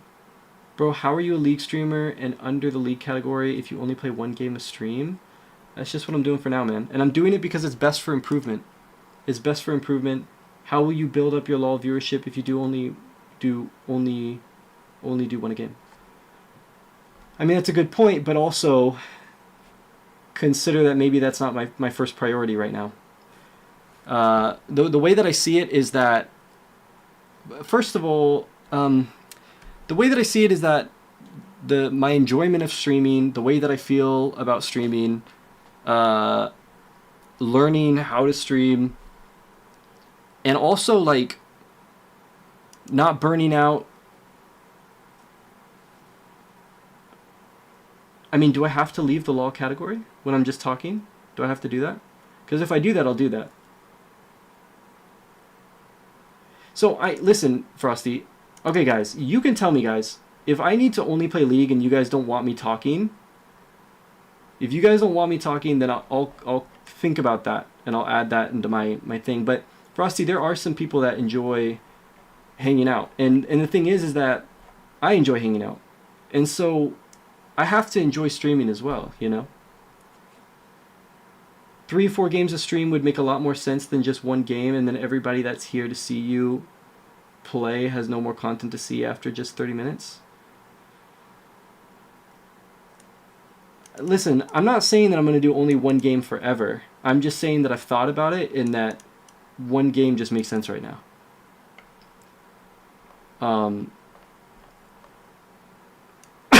But the idea of playing until I lose is also a good idea. It's a decent idea, at least. But my main priority is improving at this. That is one of my main priorities. I don't want to play to where I'm zoning out and I'm autopilot, and this is more demanding probably than I mean, maybe you do imagine it and you can, or maybe you don't. Like, this is very, very demanding mentally, and it will burn you out fast. But like I said, in the future I will stream more. I've streamed 1 game a day pretty much for the whole 5 months I've been doing this. I don't mind the 1 game a day, but maybe you could change the category to just chatting and put it in your title somehow. I guess I can. It's a lot of work, but why? Am I like clickbaiting people, or what's the problem?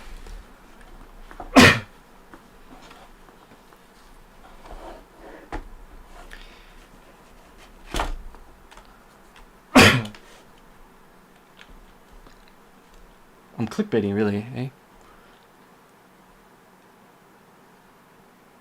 Really? I mean, is it not clear that I was doing that and not anymore? Not a big deal, just a suggestion. Well, I mean, I don't want to. I mean, I guess if I really, really should, if you guys really can convince me to, then I will leave the league category and I will change the title.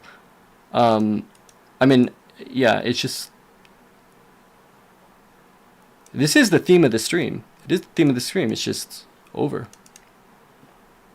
And it's not that I feel bad, guys. It's not that I don't feel bad. Like, I actually do feel bad. I empathetically, like, is hurting a little bit. But, or rather, it's making me a bit sad. But, Frosty, listen, I know, but you're only getting 2 to 5 viewers a stream, even though you've streamed for 5 months, so you're just hurting your growth as a streamer by doing that. If you did multiple games, people actually have more of an opportunity to catch your stream and see you play League, not just miss out if they miss 1 game. Okay, Frosty, what if I play, Frosty? What if I play 3 or 4 games, and by the 3rd or 4th game, I'm completely trolling, I'm playing horribly, I get reported by my team, I'm basically AFK on Thresh, I'm really angry and overstimulated and annoyed, and it's just not a fun vibe. Because that's happened. I've done that. I've played multiple games on stream before. I've grinded out and I get really, really tilted. Like, this shit gets really overstimulating. And here's the thing that's the worst part about it, is that there's no breaks. When you're fucking overwhelmed and you're overstimulated, you have to ward. You have to land hooks. You have to catch axes. You have to play aggressive. You have to dodge abilities. You have to position in team fights. And so when you're already fatigued and exhausted, it's agonizing. Like frankly, like it is really, really annoying. But I do want to play more games a stream. Yeah, you lost. No. So we won the game, but yeah, you missed the game, brother. But I will play more than 1 game. Like I said, give me 1 week, guys. Give me 1 week, and I will add more games. What was it? Next Friday or something? Is that what I said? I said it on Friday. So Friday next week. But I just can't. Like I said, I'm making the decision. Yeah. Also, getting 2 to 5 viewers at a stream, even after you've been streaming for 5 months. I don't know, man. I think it's complicated, and I think that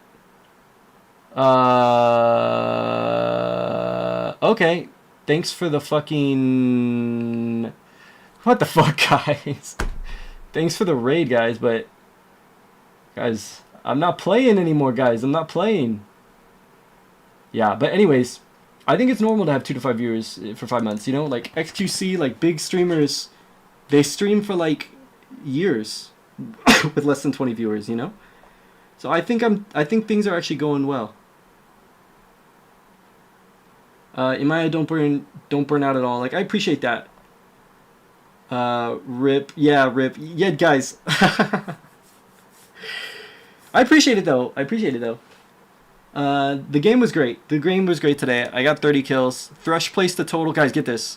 Thresh placed a total of 2 wards this game. He had a vision. He placed 2 wards and somehow had a vision score of 1.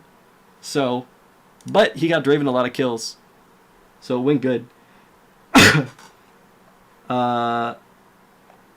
Did you say something, Lloyd? Don't worry, bro. We aren't putting the pressure on you. It's just oomph over there. Yeah, I appreciate you guys. Like I said, guys, I'm doing what I know is best. I've been doing this for a little while, and I have to maintain my frame.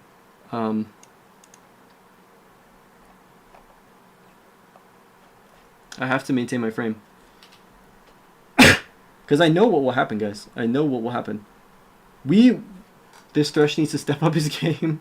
I know, he needs to place more wards. But, yeah, guys, like, one of the primary important things is not burning out and is actually improving at playing 2 champs. Good thing Draven carried. Yeah. Like, guys, how dumb would it be if I prioritize the short term?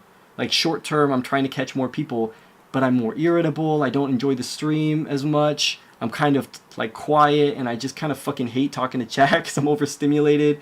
And then, like, I'm not even that good. Like, in months' time, I'm not even that good. Like, I'm stuck in, like, gold or platinum or something. Compared to, I exercise restraint, and I think I do what I think is best based off of my experience, and I potentially hit platinum or diamond or masters, you know, and I'm enjoying it, and I create a routine and a schedule which works for me, you know, because ultimately, yeah, that's a hella good niche to set you apart to find followers. 2 accounts at once is already hard. Much harder when you're not playing Yumi on one. Yeah, thank you. What? Is Aaron here? Aaron Song TV.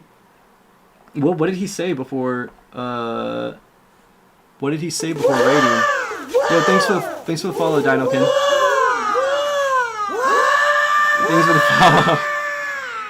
Thanks for the follow. But what did he say? I was talking about you on his stream today. Oh, you were? Oh, cool. And what he was like, what the fuck? Is that how he found out about me? And then he just wanted to raid? Maybe make the follow alert shorter? If I'm starting to get more follows, yeah. I think it's actually funny that it lasts a little bit too long. Because he wanted to raid newer people, so I suggested your account. Oh, okay. Cool.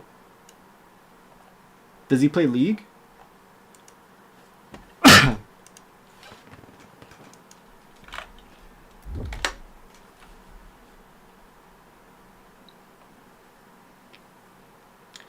But guys, criticism taken, and I'm gonna consider it. Okay, it's all. I'm all taking it, and I'm gonna be using it. He had seen a clip of yours, and when Flay suggested it, was the lock-in for the raid. I think. Got you. He's a mid main, yeah. He had seen a clip of yours, yeah. Got you. Alright, well, there was one moment that was going to be a good clip, right, guys? And it was in the early game here. Oh, wait, you made the clip, didn't you?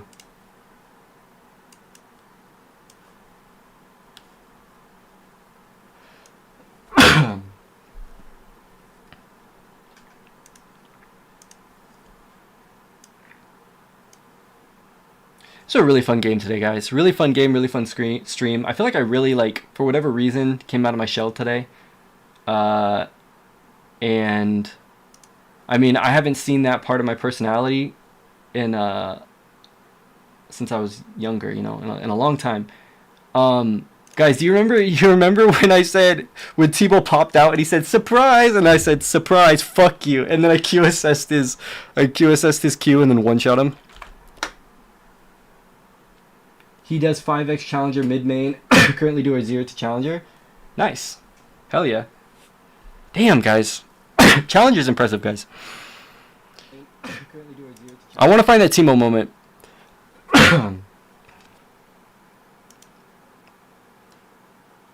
Please tell me you have that clip saved. I'm gonna find it. It's nobody. I don't think anybody made the clip, but I'm finding it. Evolving. Bless you, by the way. Thank you. It's actually a cough. It's a cough. But evolving. What do you mean, Bowda? You mean me coming out of my shell? Yeah, it was really nice, guys. I was having a lot of fun. I don't QSS that early. Yeah, okay, so it was after this because it was after I was talking about the QSS. And I was like, okay, I have to use QSS.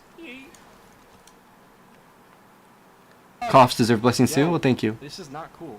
Okay. Fuck Mage Aphelios, by the way, guys. Not me.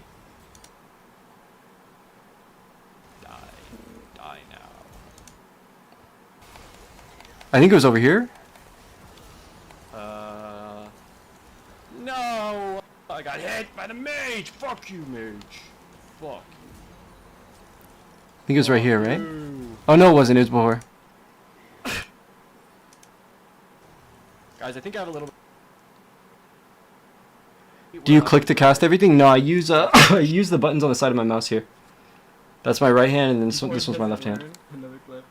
I love it when Mordekaiser forces you to dodge their Q with their E.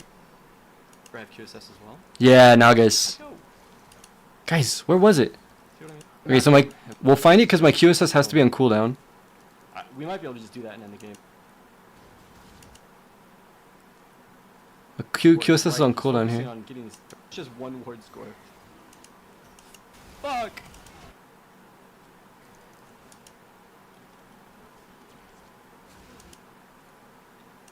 I feel like it wasn't. Yeah, it wasn't back here. I might actually kill them all if I don't QSS that early. It was before the pentakill. Right, guys? Am I crazy? It was before this. Poor Timo. Oh, it's right here. It's right here. Watch, guys. Surprise! Fuck you! Maybe it wasn't as funny as I thought it was, but... Surprise! Fuck you! I want to kill some of them before the rest of them come alive.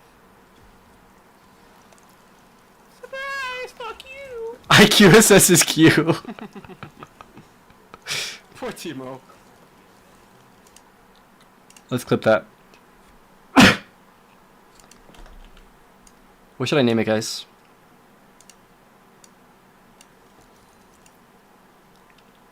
That's not a clip I'll post probably, but we'll just keep that saved because it's funny. Some of them before the rest of them come alive. Surprise! Surprise! Fuck you!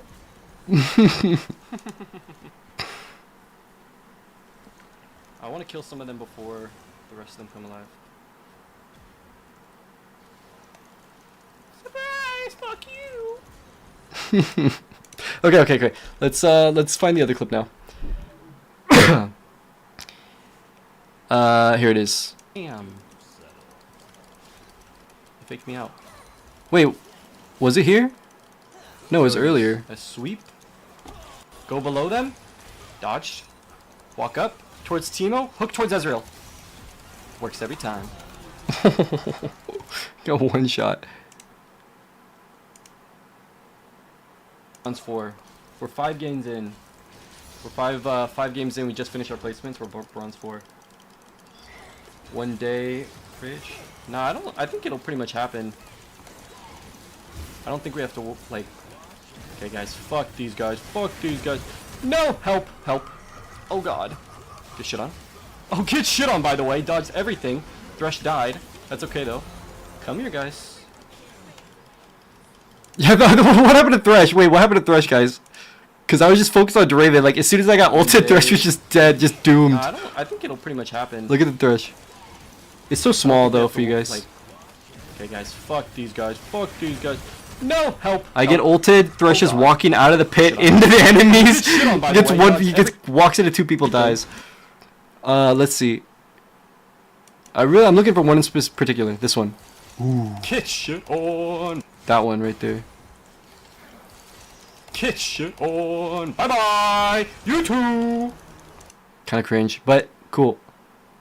As used barrier, W support. What did he do? What did Thresh do? I should have sweeper, and I should just sweep for the team. True. Okay. Wait, you clipped the enemy Ezreal getting a double kill? Why? He's been AFK this whole time. There he is. What's up, dude? What's up, little dude? I don't know. Ezreal have E? Oh wait. Do we win this? Oh, we do. What the fuck just fell on my leg? On. Bye bye. You too. Is that a clip, guys? What do we think? It seems okay. You like it? Okay.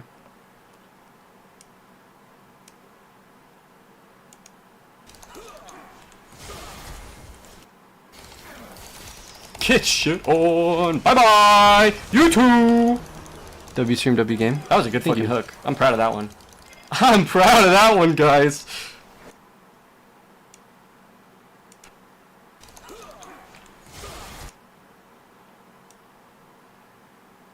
Bye bye. Okay, so too long to get into the action, so like right there. No.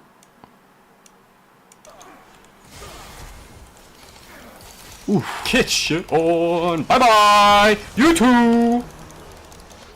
That was a good fucking hook. I'm proud of that one.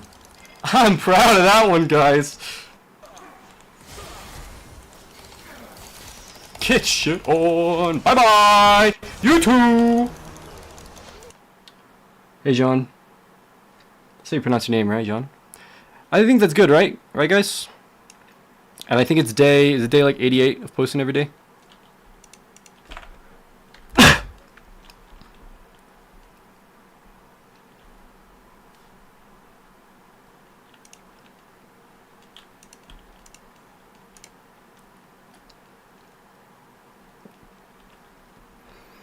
Oh wait, what am I doing?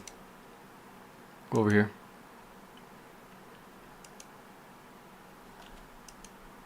Day 89, thank you. Day 89 of posting every day. I think it's pretty good, guys. I think it's okay. It's not bad. Gotta charge my phone. It's my hand camera, by the way, guys. My phone is my hand camera.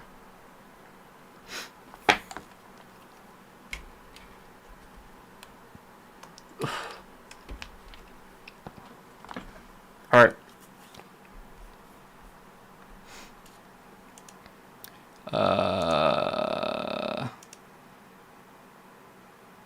Download.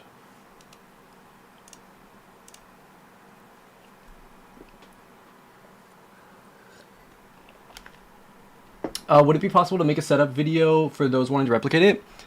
So, okay, I've talked about this in the past. In the future I will. So, here's the thing, guys. This took, in order to get to this place where I'm at, this took, okay, the framing is not good. I need to fix the framing. This took 3.5 months of one bot game every single day, and one bot game was actually better than 5 or 6 bot games a day. And the reason for that is because I was able to pay attention and focus on, okay, I'm going to make my hooks as perfect as possible, like every single time, right? So I was able to practice very focused. So it took 3.5 months of one bot game a day, and then it took a month and a half of playing against players in normals in order to get to where I'm at now to play ranked. On top of me already playing, I've already been playing one-handed for like 6 or 7 years. No joke. I've already been playing one-handed for, like, with just DRAVEN for 6 or 7 years. And so, here's what I'm worried about, guys. I'm worried that some people may not take as much time to get good, and they might just like try to hop into ranked real quick. And that wouldn't, if a lot of people did that, that wouldn't be very good for the game health. And I don't think Riot would be very happy for me. And they would probably be forced to make rules. So right now there's no rules against what this is. But if it became a problem for game health, then they would have to do something about it. And so for the moment, I don't want to have a video explaining setup. Although, I could just tell you, it's really simple. Like, it's literally just an MMO mouse plugged into my laptop. Right? And then an MMO mouse plugged into my PC. And then I'm just playing normal League of Legends on either one. It's just abilities are bound to the mouse. Literally that simple. Just the mouse plugged in, League, mouse plugged in, League. But I don't want to officially have a video and condone it and like get shit on. Bye bye, you too. And I feel like that's pretty reasonable, right, guys? Am I being reasonable? A good fucking hook. I'm proud of that one. I should reframe this more.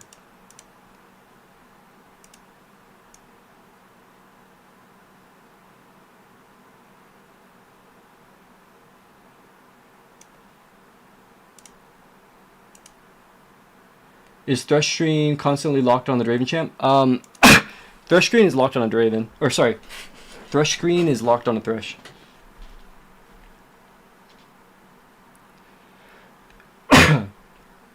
Thresh's screen is locked onto Thresh. Yeah. I was planning to play Yuumi on a laptop and use spells with sim racing pedals in Tozy. And to say suddenly I get recommended your clips. Cool, man. If you want to try it, like, you should try it for sure. Especially with Yuumi, I think that's way more chill than doing 2 champions that you have to like walk. Get shit on. Bye bye, you too. That was a good fucking hook. I'm proud of that one. I'm proud of that one, guys. Wait, is this good? Like, oh. Get shit on. Or should I go like over here? Edit, move over here. Apply, save.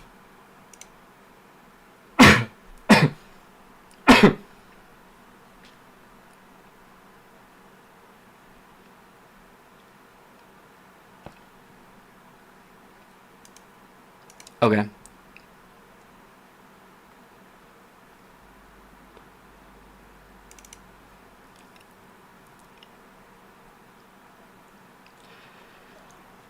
But guys, next Friday we'll add another game. Okay, we'll probably do 2. I don't think in a week I'll be down to do 3 games in a stream.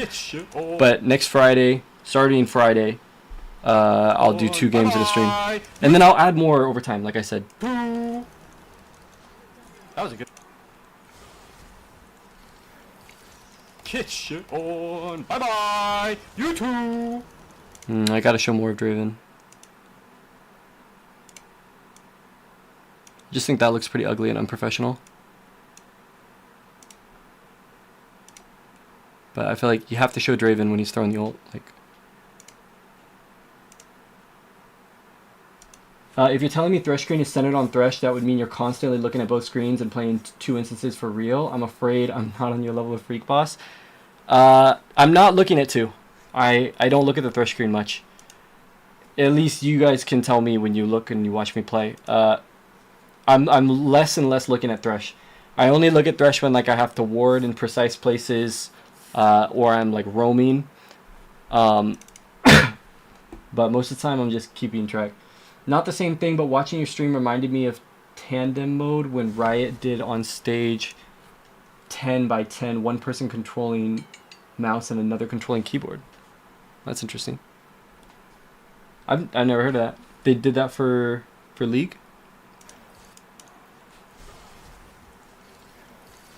Get shit on. Bye bye, you too. That was a good fucking hook. I'm proud of that one. I'm proud of that one, guys.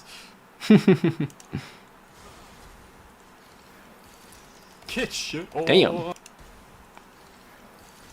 Get shit on. Bye-bye. You too. How's the framing, guys? What do you think? Does this work for the framing? Get shit on. Bye-bye. You too.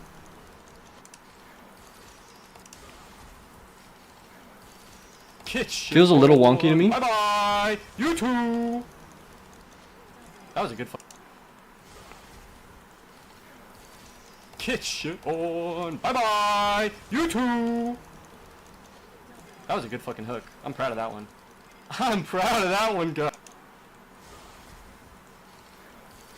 Get shit on. It was on All-Star. Some players picked boring champions like Hecarim and others like Lee Sin. It was horrible and funny at the same time. I did not know. It was on All-Star. So is that still a Riot event or is it something else? So now we'll post it, guys.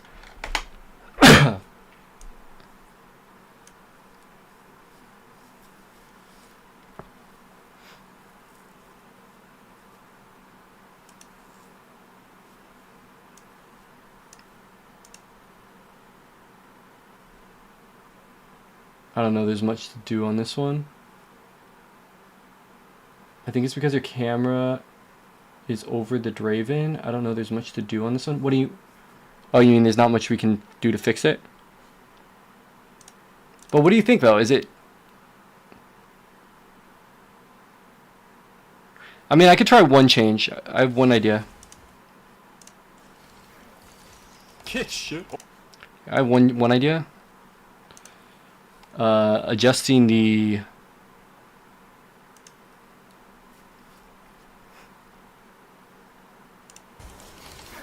start to being more on the hook or more on the flay. Get shit on. Bye bye. That actually does look better in my opinion. You too. That was a good fucking hook. I'm proud of that one. I'm proud of that one, guys. Get shit on. Bye bye. You too. Yeah. More this way. Get shit on. Bye bye. You too. That was a good fucking hook. I'm proud of that one. I'm proud of that one, guys. Get shit on. Bye bye. You too. Okay, we'll try that.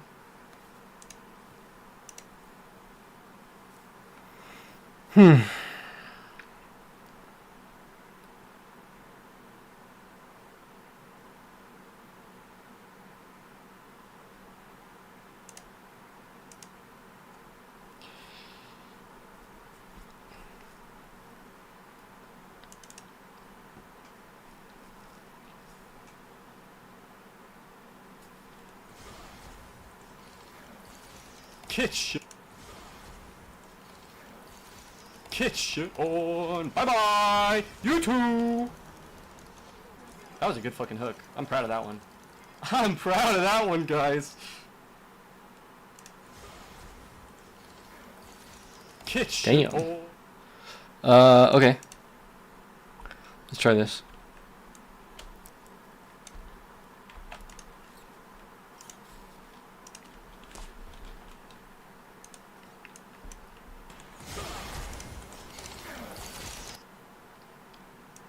And then for the thumbnail,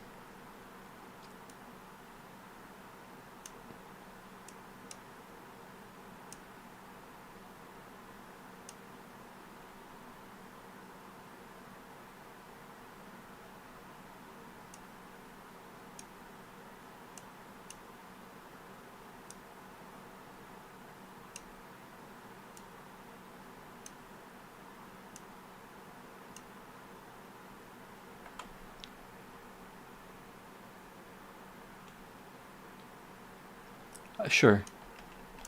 Let's run that. Day 89. Keep it simple today. So Thresh ended bronze 29 LP. DRAVEN ended. DRAVEN did not get 100 LP. I was tripping for that. He got more than Thresh though. So he's bronze 3, 27 OP. All right. Let's just do this. Some days I like that. Yeah, let's post.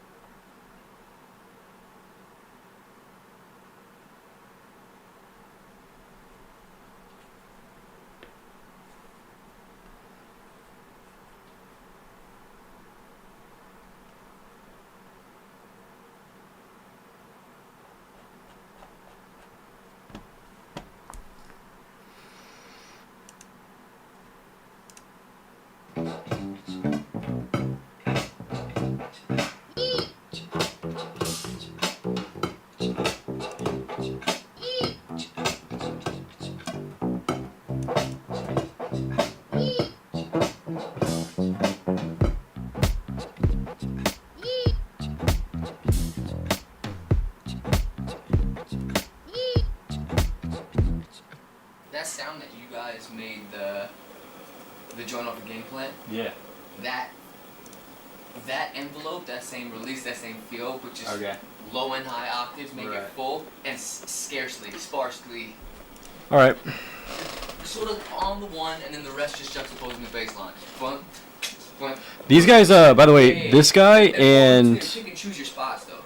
this guy and this guy are the producers for Playboy Cardi now. Like 10 years later.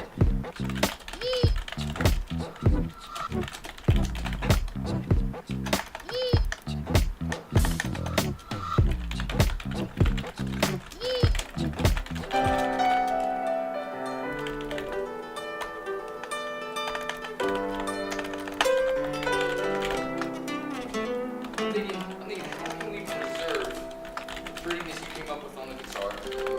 Stay there the whole time.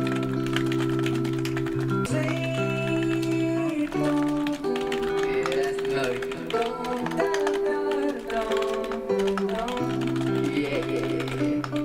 We're rolling right now? Okay.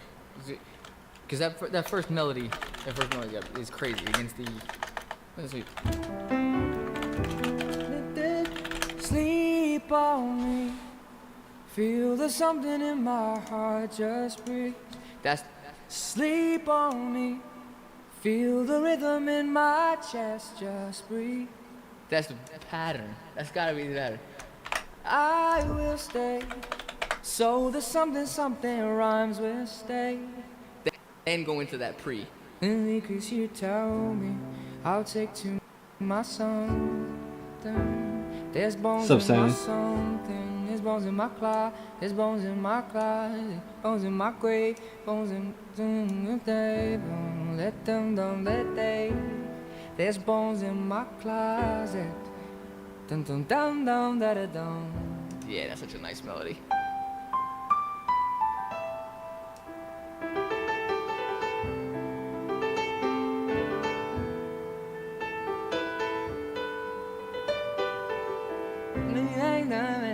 There's bones in my closet, but you end up anyway. There's bones in my closet, but you hang stuff anyway. That's the fucking. There's in my closet.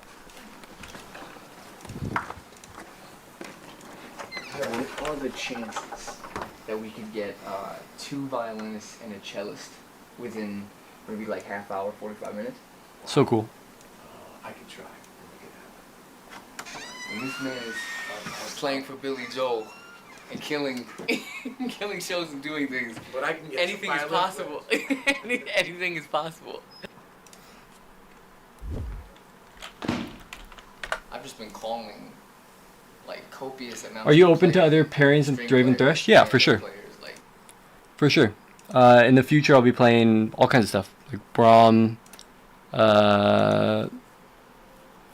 Jana, Lulu, probably Yumi, Ezreal. all kinds of Kog'Maw, all kinds of stuff. I just really enjoyed DRAVEN and THRESH, and this early on, I'm not sure that drafting really matters that much. This early on in rank, and then also like I think that it's good for improvement just to one trick. I think I'll learn a lot about playing the two champs and what I can do in macro and stuff by getting really good at the micro of the specific champions first.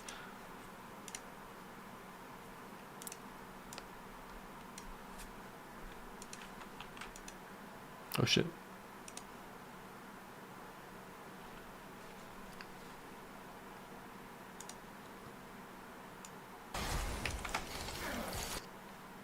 Look, I'm proud of that one.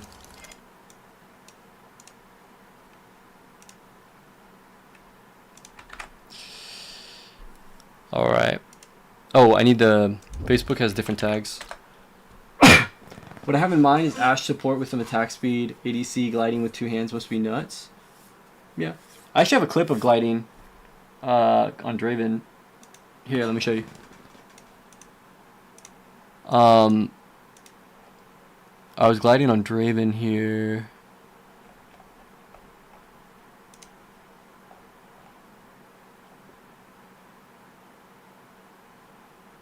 Please load.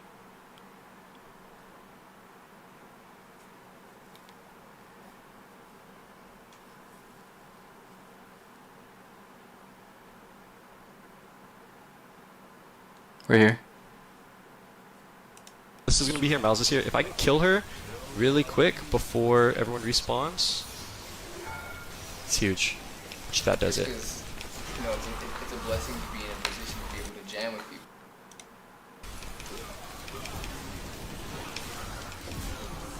Okay. I think we can win this. We can win, we can win. We can win, we can win.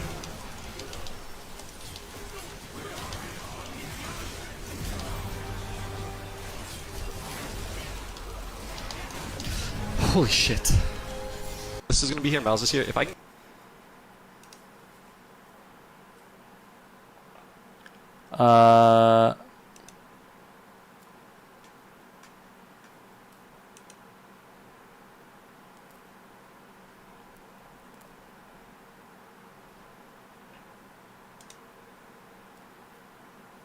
Oh, these tags worked on this one. Okay, maybe the tags don't matter that much. Respect, thank you. Alright, we'll do that. And then that's finishing up. There we go. Now we post a comment.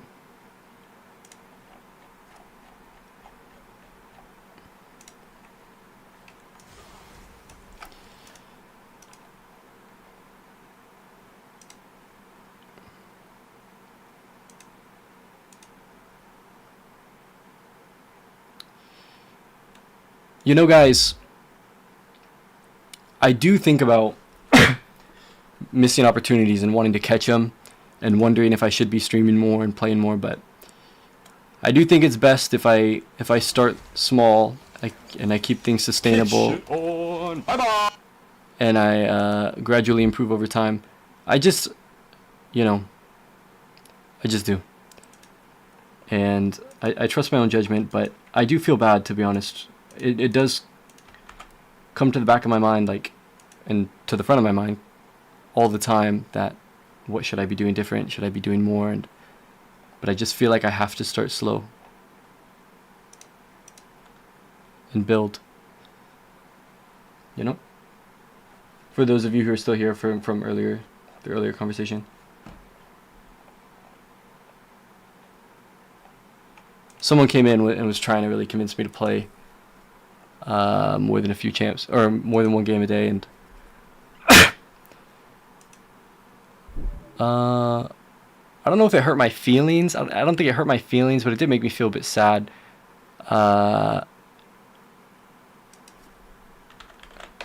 Just by the way he was saying things. Doing everything too quickly is a recipe for burnout. Okay, well, thank you, John. And that's what my judgment is telling me. Again, especially with the two champs things, guys. This shit is mentally exhausting. And I can manage it for one game. I can manage it for probably 2, maybe even 3. But the thing is I got to build up that endurance. I can't burn myself out at the very beginning. What good does that do? My goal is to actually get good at playing it, you know?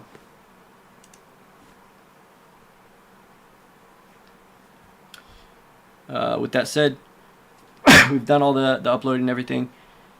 And played our game. So I think it's time to end it. I went to bed early last night, and that was really good, to be honest. It is a bit early still. Well, it's 1:11 a.m., but compared to going to bed at like 5 a.m. or 6 a.m., which is what I was doing for a little while, this is way, way better. So yeah, I should get going and I should get some sleep. But, you know, I'm really, really glad to see you guys here. I'm really glad that you guys enjoy the games and enjoy hanging out and talking too. And yeah, I hope to improve over time. If push comes to shove this season to get into the rhythm, then maybe next season finally grinding. Sure. Yeah. Guys, and I can only do as much as I can do. Like literally, I can only do what's possible. And life itself will kick me down if I try to do more than it will allow, than is realistic. And things happen slowly and things happen gradually and with time. Honestly, I think the growth of the stream... So for perspective, guys, hear me out. I'm sorry if my earlier statement made you sad. Are you,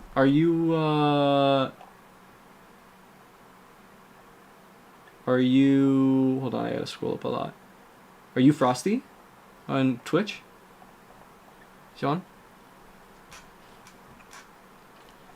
So for perspective, guys, I was streaming for 5 months, but for the first like 3 months or whatever, I had no face cam. I didn't even put myself in the league category because I just didn't think to. I wasn't posting clips. I was just trying to get comfortable streaming, and I was trying to make it a habit. That's really what that was. And I was trying to practice the 2 champs every single day. And I was like, if I get good at it, if this is possible, then maybe it'll turn into something. But I just feel like I want to do this. I've been wanting to do this for a while, and so I wanted to get, because I was really afraid, and I wanted to get comfortable streaming and talking on camera, and I wanted to be disciplined and to practice every single day. And then at some point I started to put on my face cam, and that for like a month just to get comfortable with that. And then I started to post clips. Oh, you misheard? No, it wasn't you. It wasn't you then. If you weren't that guy on Twitch, then it wasn't you. But then I only started posting clips 88 days ago. And so that's really where the stream, the growth didn't even start until probably a month into posting clips. So that was like the pre-game. Not to sound like I'm coping or to sound like it's an excuse, but it's true. It's not like I've been grinding and going for growth. I've been tactical this entire time.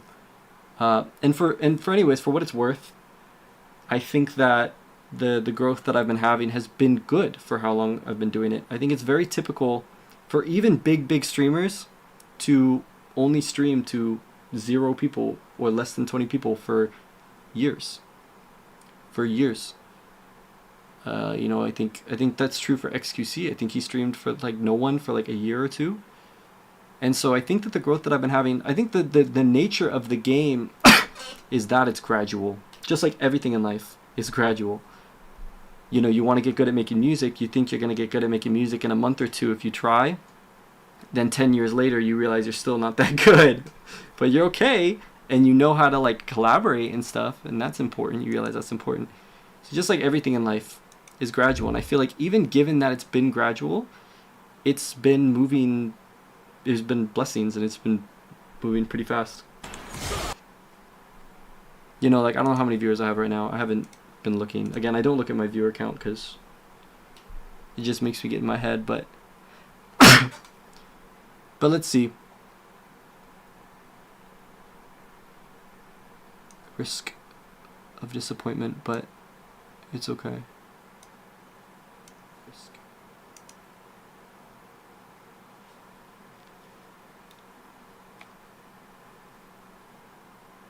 what the fuck? Like, why do I have 11 viewers right now just posting clips and talking? Even though I got hosted, like, that's sick, but even still, I expected, like, everybody to leave by now. Like, guys, I'm not talking, I'm posting clips, like, but great. So granted, a lot of this has to do with the host, of course, but like last stream, I think I had getting the features in places like Twitter and such have been amazing, but that's you in general are quite an interesting outlier. Yeah, exactly. And that's what I'm saying, guys. The nature of the two champions, you know, I hope that, frankly, like, if I can speak plainly and speak honestly, I hope that me as a person and as a character and as a personality is sticky. You know, I hope it's engaging, and I hope I connect with people. I don't know how that comes across. I don't know if it's taboo to say that out loud, but I do hope that's the case, and I don't know if that's having an effect, or maybe it's having a negative effect, you know. But hey, Real Cow. But yeah, you know, again, like, all things considered, like, guys, I've been posting for 89 days. I started, you guys want to see my first post, guys? So 89 days ago. Less than 3 months ago. This was my first post. Hook. Flash. Flay. Grab the hook. Grab that. Flay. Ult. Flash. Kill. Okay. Fuck. Alright. It's cool. I ulted an extra time, but it's cool. Clip it. Worthy, or do you want? I'm ready. And then, like, this was my first, like, real league clip that... Crazy. Actually sick. Holy moly. My Thresh is just AFK. Fuck. My shop is open on my Thresh's screen. There we go. No, it won't make me happier. And I know that. I've been through that. I've actually been through that of setting a goal that I thought would make me happy and working really, really hard and making a lot of compromise and putting my entire life into it. And I reached the goal, and it did not make me happy. I was actually the most fucking depressed I've ever been. And I realized the lesson then. Actually, I was the most fucking depressed that I've ever been, to a very, very extreme extent. And I realized the lesson, and that lesson is that you can't think of what you want. You can't think of what you want. You have to feel what you want. And it's all about what you enjoy in the moment. What you enjoy in the moment leads you to the life that works. Like, if you're trying to make it in the music industry, your path in the music industry is going to be different than everybody else's. If you enjoy going out and meeting people, and you enjoy going to, like, events at night, that will probably be your path if you let it. You will not sit at home and grind and become like an expert, like a savant in music production. You're going to go out and you're going to meet people, and that's very, very, very effective. But if you're somebody who that is not your thing at all, you hate doing it, you're like, you can't even connect with people when you do go, but you really are good at, like, hyper focusing and learning, and you become like a savant in producing on your program, you know, like Ableton, like Skrillex, you know. But you force yourself to go out, and you're wasting your time. So there is discipline and stuff, but what you love and what feels good and what's comfortable and what feels like, the truth is, what feels like it's expanding you. And if you understand that, if you get it, you get it. And if you don't get it, you will get it one day if you try to understand, and it's going to be a breakthrough for you. But things that you do that make you feel like your life is expanded, like you're freer, like you're looser, and like you're more confident, you're capable of doing more, and you feel good about yourself, you just feel bigger. Those activities that for whatever reason, those activities lead to progress and your development of a life, which is every step of the way you're following what you love to do. And so wherever you end up, if you end up with success at the end of it, every aspect of it you will love. And it will make you happy, you'll enjoy it, it'll be exciting. That's the truth. Basically, the flow state only comes if you truly want it if you don't force it. What's your Instagram account? I'd like to follow you there. Sure. It's right here. Forgotten Wave Official, or Forgotten.Wave Official. If you don't get it, you will get it once you actually encounter what matters to you. Very true. So I'm assuming you do get it, Eloyd. But yeah, very, very true. And so that was a lesson I learned, that you can't. And here's the thing, guys. Your ego, your ego, and there's like this dark energy within us. Bear with me, okay? It may not be dark energy. It's some psychological process that I'm using a metaphor, and I'm describing it as dark energy because it's easier for us to grasp it. But there is this part of you that is twisted and that lies to you. It lies to your mind. You know, if you believe you can do something, like, I want you to think about what you want to do with your life, you know? Like, imagine it. And I want you to just try to fucking convince yourself, try to believe that you're able to do it. That you're a person who's capable of doing it, who has already done it, who's in the future, is destined to do it. If you can convince yourself to do it, or if you can convince yourself that you're capable, even for a moment, the path will become clear. I'll give an example. When I got back from college, my inclination, because of my own fears of going out and meeting people and collaborating and all this, makes me want to just stay at home and produce on my own, blah, blah, blah. I've already become very, very, very, very good at just producing what's called in the box, which just means on the computer, okay? And one day, under the advice of somebody who was very successful, I convinced myself for a moment. I was in the kitchen, and I convinced myself that I was already going to succeed. And immediately, the plan changed in my mind. When I then asked myself the question of what I should do, the answer became clear. And the answer was, oh, I'm going to go to LA. I'm going to sleep on people's couches. I'm going to collaborate with them. I'm going to make banger music. I already have connections, so I'm just going to capitalize on the connections. I'm going to go every single day, sleep on people's couches, just survive. And shit is going to happen, like 100% guaranteed. And that's not just because I believe it, but that's because of the connections that I have, and because of how good I am at actually producing and doing it really quick, that if I just went out there and enjoyed it and loved it and literally just lived it and used my connections, then I would just be in so many rooms making so much music that things would just happen. It could take a month or 2 months or 3 months or 4 months or 5 months, but like things would just happen. And so, yeah, thank you, Real Cow. Cool. But yeah, so that's an example of your mind lying to you. If you don't believe, it will not allow you to see the actual path forward. Success is a very simple path forward, always. That's been my experience. That's what I've learned. And anyways, my mentor gave me advice, and I did not understand it. When I was really struggling in my master's program, and I called my mentor, and I was very, very depressed, and he was over in right outside LA, and I called him, and I was really, really sad, and I was just like, it's good to hear your voice, and he was like, okay. And I was out in Spain. That's where I was doing my master's program. So it was like very lonely because I couldn't talk. It's nighttime every time it was daytime for me, so I never could call anybody that when I was alone, and that was really hard. And but I was able to find time to call him, and he was like, "Are you failing?" And I was like, "Yeah." And he knew how hard I worked to actually get there. Like, my entire life since high school was to execute a plan that I made to get there. And then I got there and I fucking hated it. And it's not just that I hated it, but it wasn't just that I hated it, but it was so wrong for my life. And it was so backwards.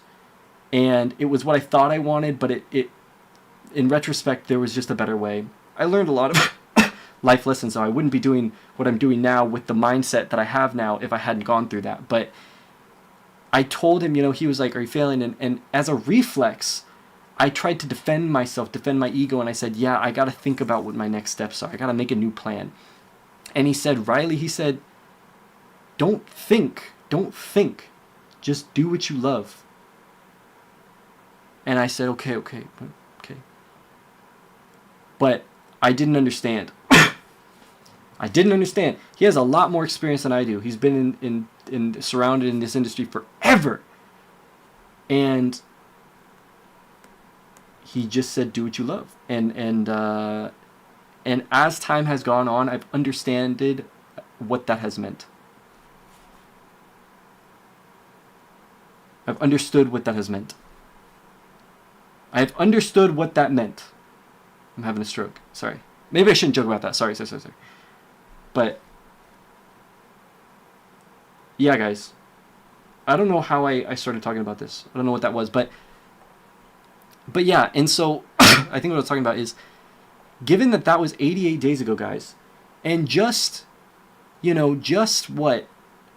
I don't even have my face cam on here. 88 days ago, right? Or however long. No.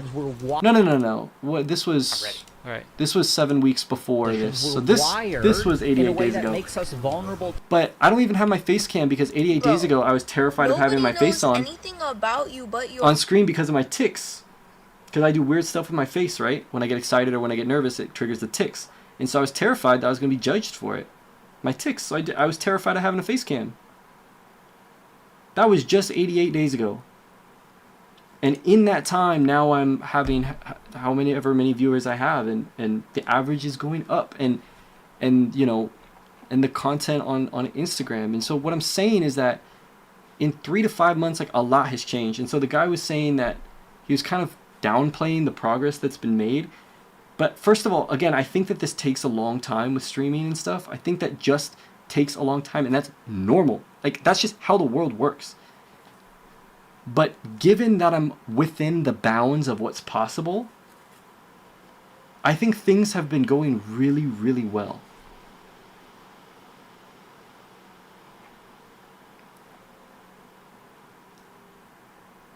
We have childlike fantasies of the way the world works until you get over that.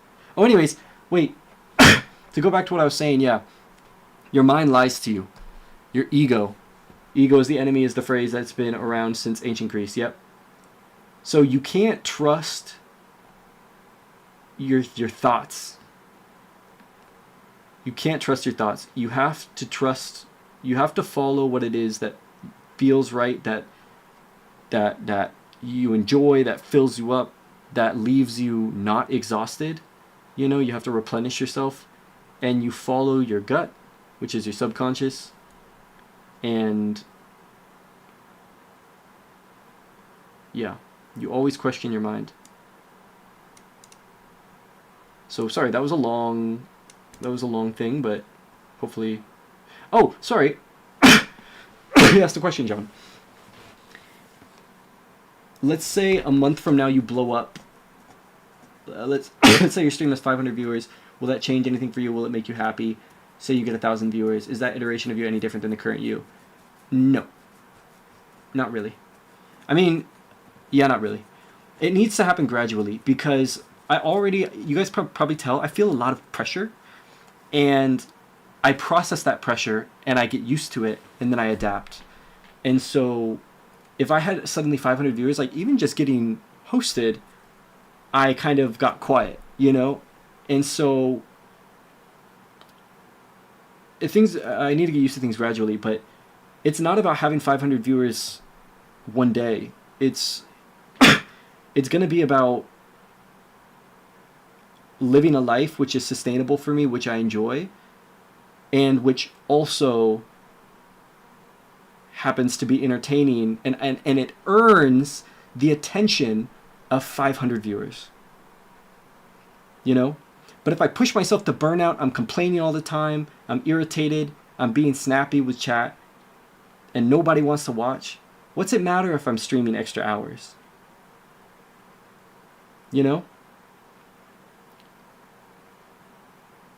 So I'm trying to, it's all about having a model of the world that actually reflects the way that the world works, and it's about exercising restraint and using your judgment. I'm using just random words here, but hopefully I'm being clear. Shit is going to happen, you're so right. Yep. Soapy, how did you learn this lesson? because you seem to, and Jean, you were kind of,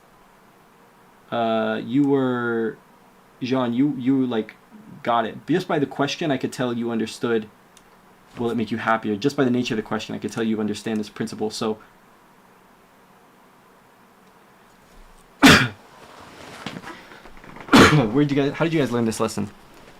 My English isn't very good, but just by watching the game, I could tell how difficult it is to control both of them at the same time, especially in high-pressure situations. Yeah. Damn, your mindset is way more polished than 90% of small streamers. Kind of crazy. You're at 10 viewers. What do you mean? Crazy that I have 10 viewers as in that's low or that that's high? Because listen, man, if you're saying that it's crazy that I have 10 viewers because it's low, think about what that means. That means, there's another thing about how the world works, guys. You get you fit into the world like a puzzle piece, and things gravitate towards you depending on the role you fill in the systems, the intersection of systems. Okay, very complex. Like, think about societal pressures, think about culture, think about psychology, sociology. Like, all the systems align. And then what happens is the world needs this person at this moment. And there's tension in culture. There's tension in all the systems. And if you fit the mold, or whoever fits the mold, boom, history's made. Whoever fits the mold, all those systems, that tension breaks and everything floods to that person.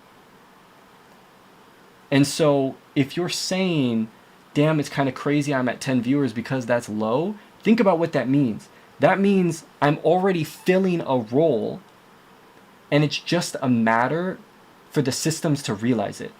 I'm being metaphorical here. I'm personifying the concept. But what that means is it's just a matter of time. Really. What that means, I mean, that means that what I'm doing is the right thing, because this is how these things happen.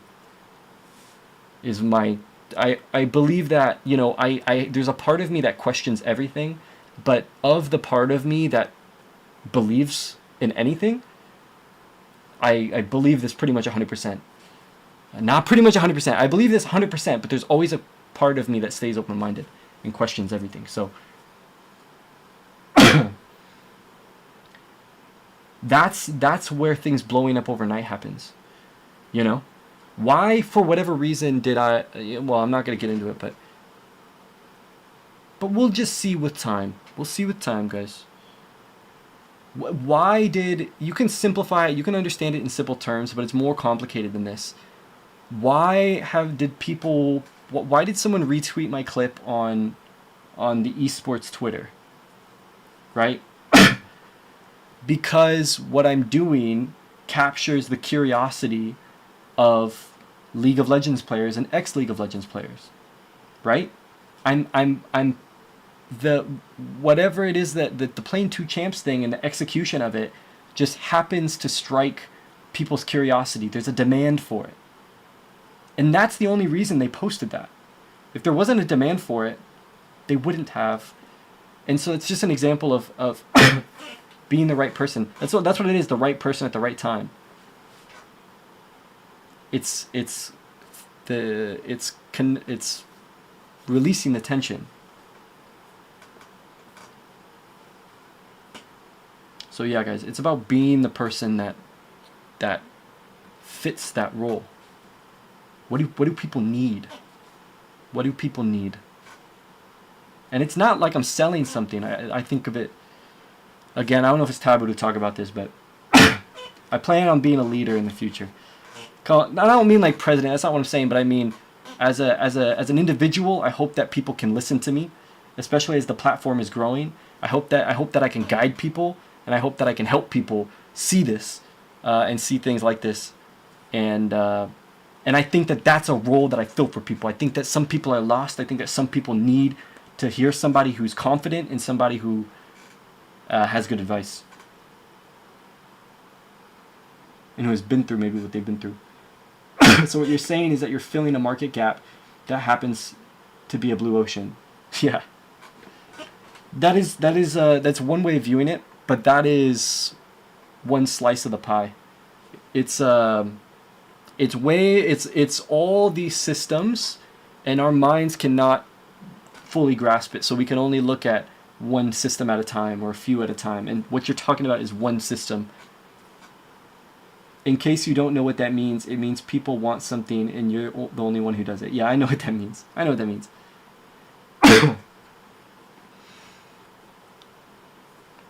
And guys, some people might be watching this. They might be like, "Yeah, I don't see it though. Yeah, I don't know about that. Like, I think you're going a little too far with that." Like, you can say that, and that's fine. But time will tell, is what I'll say. Time will tell. Time will tell. And I've said this before, but what I said this all the time, guys, and I feel like it's corny, but what I see in my mind and what I feel in my gut tends to happen. And I'll say that, okay? And so time will tell. And I hope that, and I used to be a skeptical person as well, and I hope that as things unfold, as I've said, they will unfold, their minds will be open.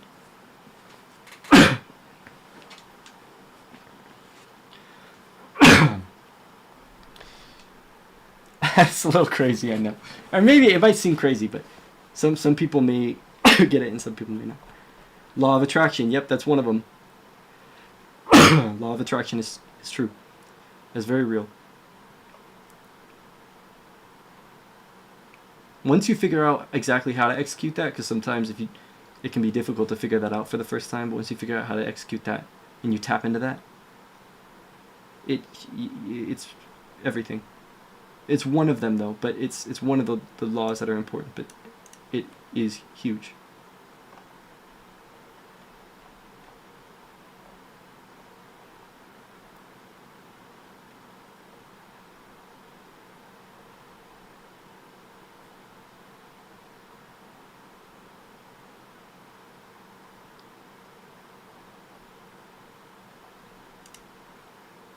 What I see in my mind and feel in my gut tends to never happen.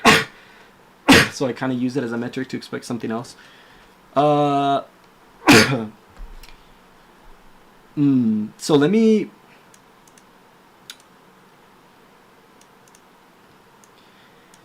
The way that I understand that is that either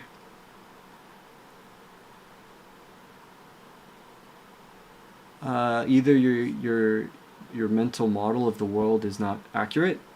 Like, I'm speaking plainly, so you may take offense to what I'm saying, but I don't mean it with the intent to be offensive. And if you take offense, please tell me. But the way that I understand that, if what you see in your mind and feel in your gut tends to never happen, then your model of the world is not pure, and it's obstructed by that darkness within you. Again, that's a metaphor for complex systems. It's a metaphor. It's a visualization so we can understand it simply. But maybe you're asking for the wrong things. Maybe you're asking for the wrong things in life, and not wrong. I actually don't know how to explain this one.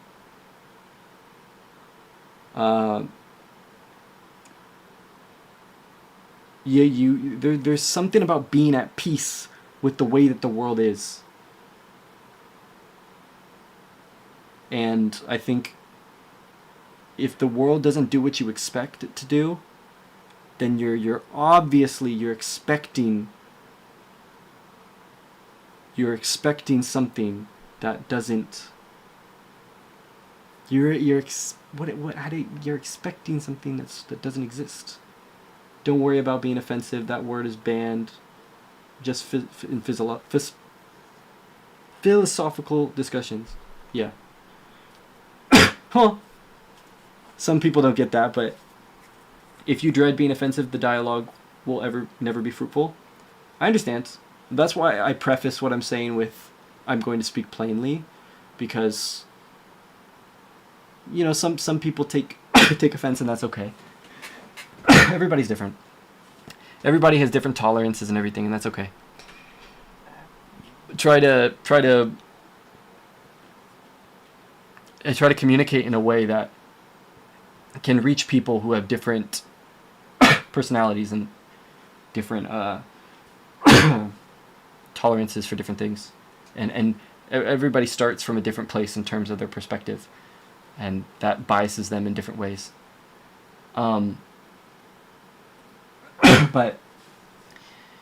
But yeah, you know, there was another aspect of it that I can't remember, but yeah, your mental model of the world is inaccurate. For some reason, it could be a lot of different reasons. I don't know what the reason is. In your specific case, because I don't live as you. And I haven't known you for long, but there was one other thing, and I'm trying to remember what it was. I think it goes somewhat along the lines of, if what you wish you believe you don't deserve, there is not much chance of gaining what you hope for either. If what you wish you believe you don't deserve, there is not much chance of gaining what you hope either. That's a wise, like, saying. Yeah, again, you have to believe. And guys, there's a technical reason for that, and it's a part of your brain. I forgot what part of your brain is it. Fuck. Or heck. What part of your brain is it? The reticular activating system, is that what it's called? The reticular is the reticular activating system responsible for identity and filtering your thoughts. Is it the reticular activating system? There's a part of your brain that... So, guys, there's so much information. Core brain that has sensors and controls that filter responsible higher level brain regions like the cerebral cortex. Okay. So it kind of does. So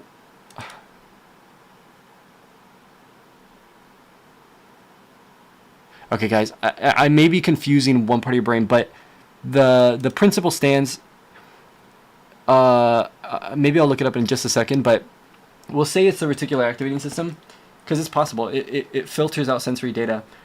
The way that you're... So, I don't know if you've ever done this. Like, you ever watched, like, a video, and then the point of the video is, like, watch the basketball. Oh, did you see the gorilla walking behind while the people were juggling the basketball? Because you were so focused on how many times did they pass the basketball that you didn't see there was a gorilla doing jumping jacks in the background, and then he walked out, right? So our brains can only process and take in so much information at a time. And the way that it prioritizes... I'll fill you in a sec. The way that it prioritizes what information you actually take in and process, right? You literally do not process all the information that's available, or that's coming in. The way that your brain processes what it takes in, the way it prioritizes what to process out of all the available information, is what validates your worldview. And I mean, this could tie into it, but your identity. So it tries to take in information that is relevant and affirms your identity, and also affirms your worldview, because it's efficient. It's efficient. Imagine it was giving you information that's not relevant to your worldview, and gave you no information relevant to your worldview. How would that help you in life? If the assumption is that your worldview is the most productive interpretation of the world around you, right? Literally, your worldview is obviously what you think is the best interpretation of the world around you and how you should operate in the world. And so, of course, your mind is only going to prioritize information that it thinks is most relevant to your life. And so this is why, if you believe that you can do something, like literally believe, not just tell yourself you believe, but if it's no question, like obviously I can succeed, then you're going to notice patterns about actually where success exists. Like, you're not conjuring it up. You're not making a plan. You're just seeing that, oh shit, The path to success was always there. I just didn't see it. And the opposite is true. If you don't believe that you can succeed, then why would your mind prioritize seeing that information? It doesn't think it's valuable. And you're right, my vision and experience with the world is not the brightest, probably why I'm addicted to League. Okay, what I'll say about that is addiction is always an escape from something. Addiction always is an escape from something negative. Escape from emotion. So that could be a start to find out. I mean, I'm not saying it's a problem to be addicted to League. I'm addicted to solo queue, and the escape is that I get hungry and I don't feel like cooking, and so I play League to escape, and then I get more hungry, and then I don't feel like cooking, so I play more League. And that's, but it started off with escaping my emotions because of stuff going on at home. That's how it started when I was younger.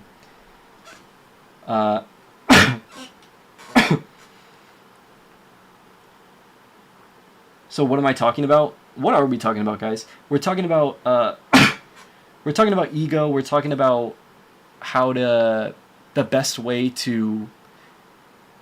We're talking about cleansing our minds.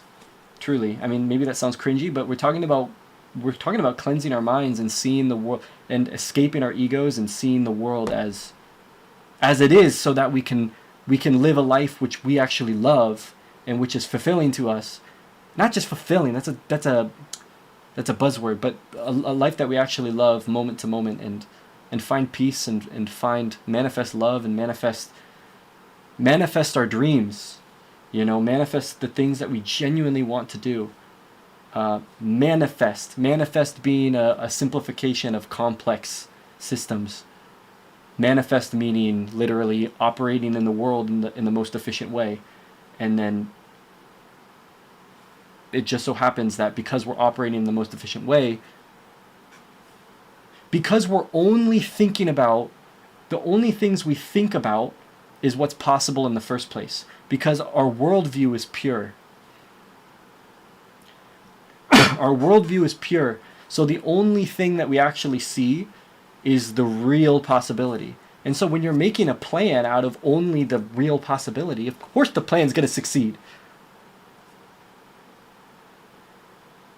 All this just to be stuck gold. Way to get my escapism, isn't it?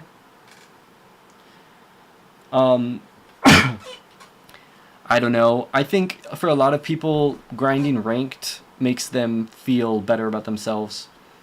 It makes them feel like they have a future, which helps them escape their... It helps them escape them feeling like a failure in the past. It helps them escape all the times they missed opportunities. It helps... and it helps them face uncertainty. Because when you're uncertain about your future and taking risks in your life, the idea that, oh, my LP went up, I'm getting good at something, I have a future with this, look, there's evidence, I won 5 games in a row, look at that, that's crazy, I won 5 games, I have potential.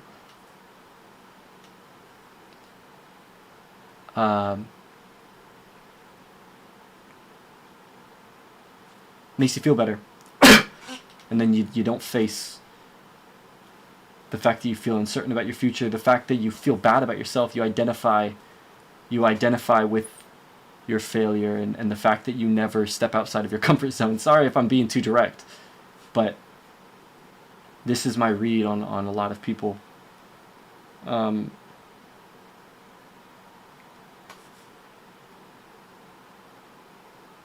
Yeah.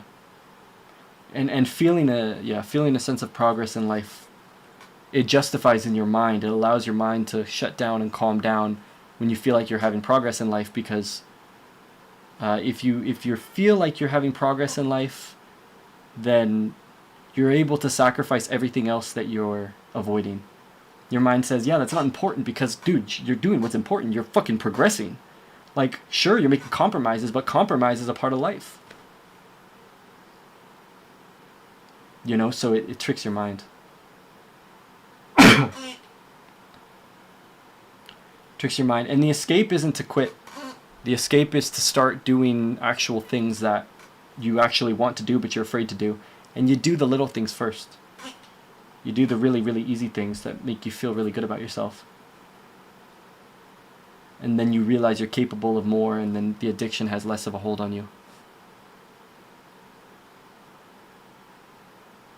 But Jean, I want to know what your perspective was, or what you meant, because I went on and on. But when you said that it's kind of crazy I'm at 10 viewers, do you mean it's crazy like as in, given my mindset, it's crazy that it's so low? Or are you saying that it's crazy that I've gotten 10 so quickly? Or what did you mean when you said, damn, your mindset way more polished than 90% of small streamers, kind of crazy you're at 10 viewers? What did you mean by that?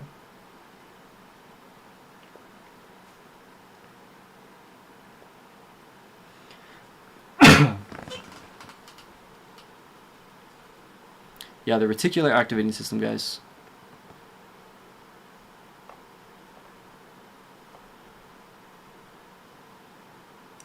That's an important one.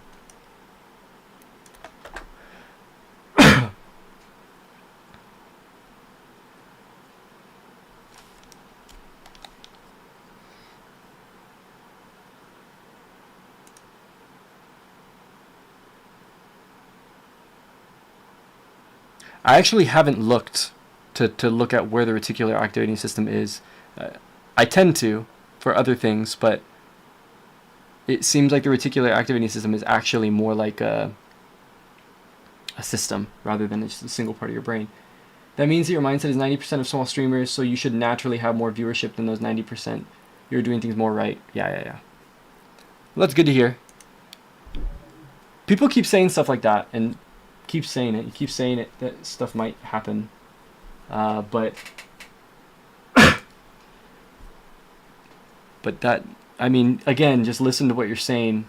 It should be apparent to you. It should be obvious. And if it's not obvious, what's about to happen, then sorry,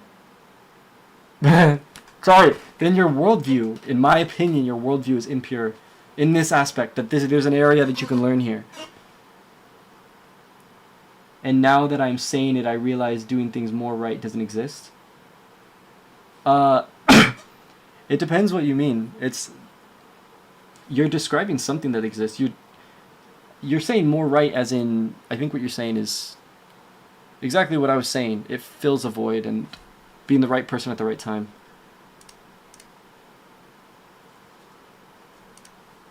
Let's see how this is doing.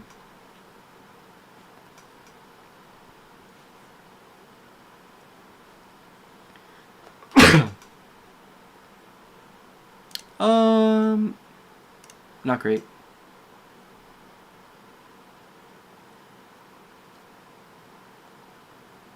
Yeah, it's not doing great. But that's okay. No problem. That happens sometimes.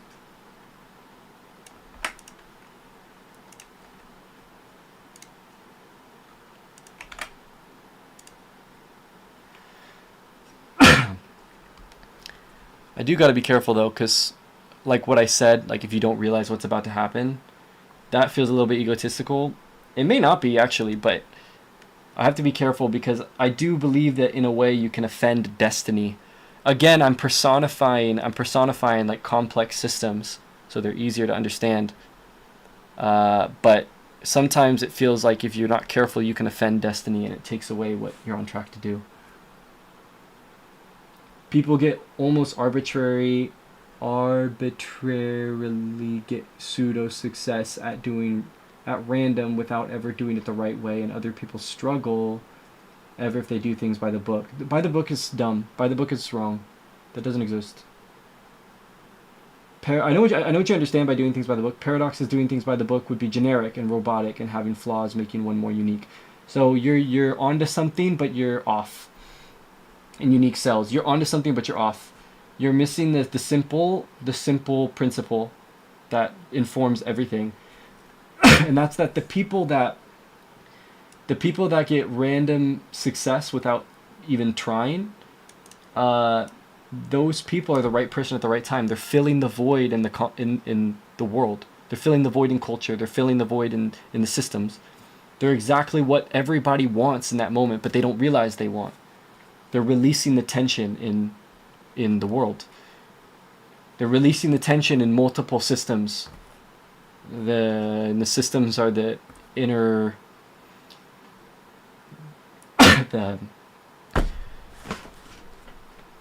the interplay of a lot of things. I don't know. I was gonna be able to describe what a system was, but I lost it. Like, you know, sometimes guys, emo music is popular. Okay, sometimes metal music is popular, and sometimes it's not. Why?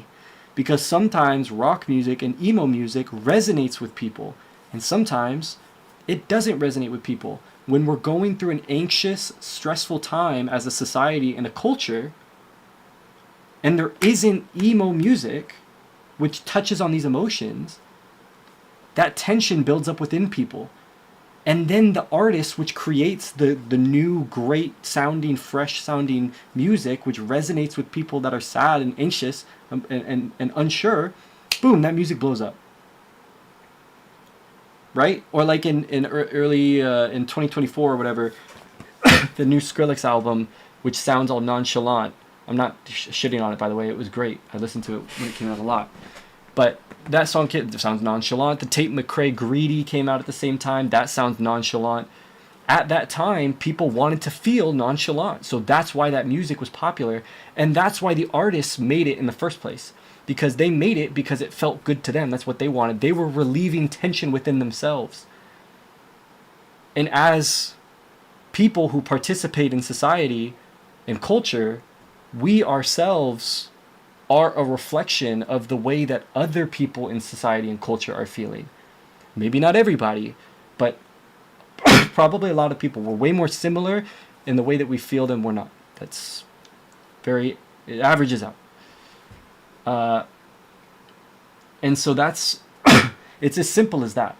The people that succeed randomly, they are just the right person to release the tension in culture at the time.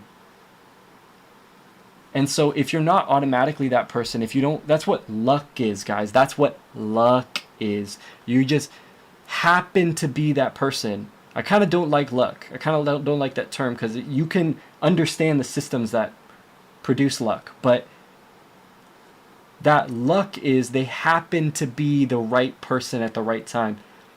But if you understand the systems, you don't change, you find yourself and you find your place in the world. And there tends to be a place for you. Here we go. A system might be understood as the interrelation between multiple simpler nodes compounded into a specific aggregation of dynamics which operates in a specific context for a specific goal. So I was trying to say it in simple terms. That makes sense. That's pretty vague.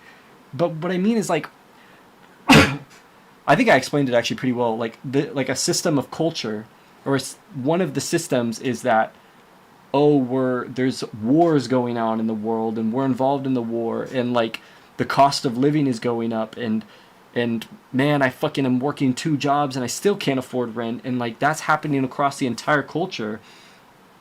Now everybody wants a song to relieve the angst, and so that's a system. That's a system, is the interplay of, okay, the housing market being really expensive. That's interplaying with the fact that jobs aren't making much money. That's interplaying with the fact that, that it's really hard to get a job. That's interplaying that with the older generation, like boomers, they had a really easy time getting jobs. And so they're just like, you guys are fucking idiots. Just get jobs. Like, just fucking work harder, you fucking lazy idiots. And so they're kind of getting in your head, like, fuck, am I just lazy? Fuck, I hate myself. Like that's itching in the back of your head. And that's another aspect that's interplaying. And all of that comes together as we need a leader who can represent me and make me not feel alone, and who can expose the way that I feel, because I don't have the courage to explore that myself. I'm fucking just surviving in life. I can't address my emotions. And so then that's when an artist comes in, they make a song, or that's when a politician comes in and they say what you need to hear, and they take over.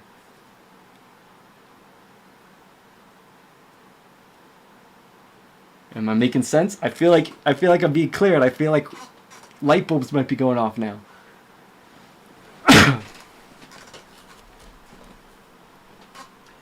I'm not a music guy, so I should ask you this. Did rock and emo music become more popular due to COVID's economic struggle, which made people have a reason to be sad, and sad music spikes in popularity? Yeah, of course.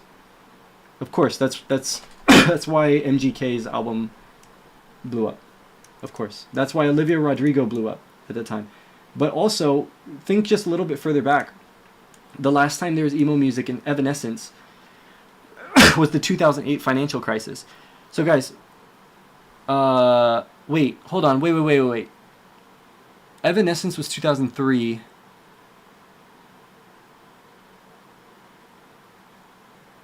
Okay, there's something going on there, but I haven't thought about it in that specific time. But in 2008, there was a reaction to the financial crisis, and that was the surgence of pop dance music, happy dance music, like Yeah by Usher, and like T-Pain. And that's because people wanted to listen to stuff that just sounded really, really happy and made you feel really happy, and you went out and partied and you distracted yourself from the fucking world collapsing at the time. And then what ended up happening was that carried through all the way until 2016, when at that point the economy had recovered, but that music was still kind of trending and people were getting sick of it, and there was a rising tension in culture that nobody was making emo music, but people were feeling like anxious, especially younger people, but nobody was making that music. Everybody's making happy music.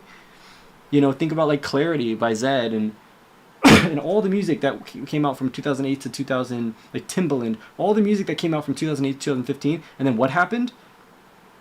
21 Pilots blew up in 2016, or the end of 2015 with Stressed Out, and then Billie Eilish blew up in 2016, right, with her sad music, and then Lil Peep blew up on SoundCloud, and then XXXTentacion, and then Juice WRLD, and so that all came as a relief of tension that was building up, because the only music that was on the radio was happy pop music.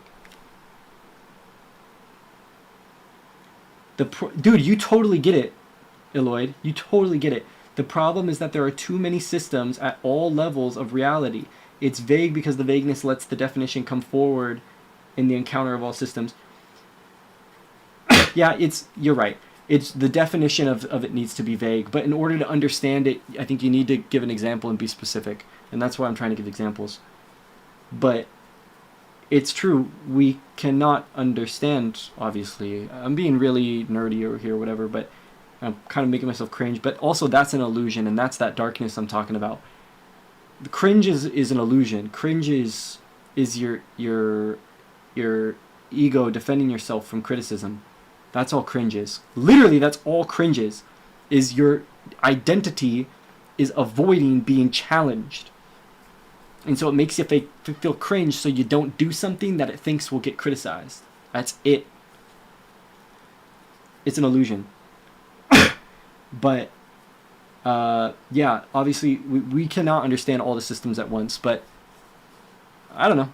Sometimes, at least for myself, you can hold multiple systems in your mind, and you can see points of tension.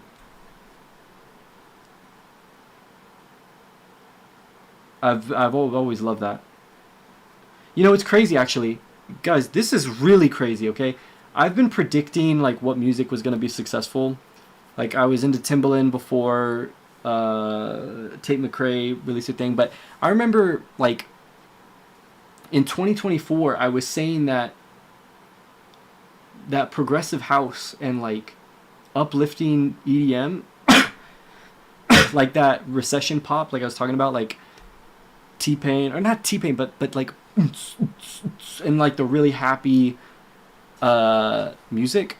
Like, I might even be able to find it if I just scroll long enough, but honestly, my Instagram's been cursed. I don't want to, like, flash you guys with some crazy stuff on Instagram, but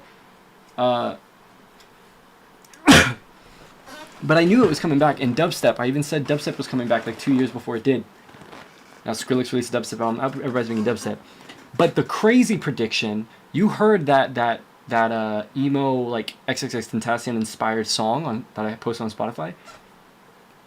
Guys, I made that like a year and a half ago. Maybe even almost 2 years ago now, guys. And in that moment, it was so unclear that that kind of music was going to become popular again. Like I thought I was wrong this time. And nobody else saw it, and only I didn't even believe myself.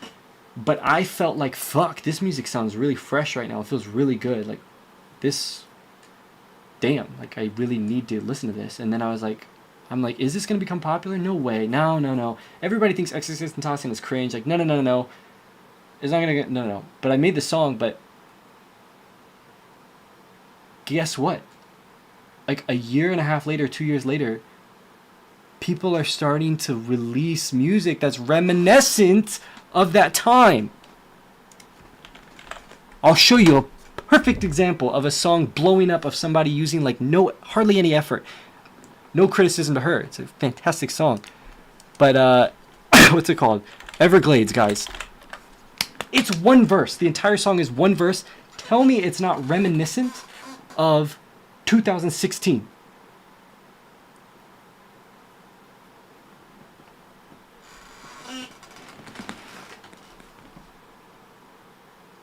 I don't know if I can play the whole thing, but we'll find out.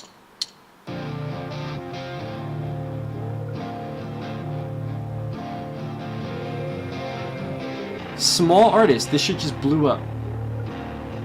Does she not look like she's from 2016?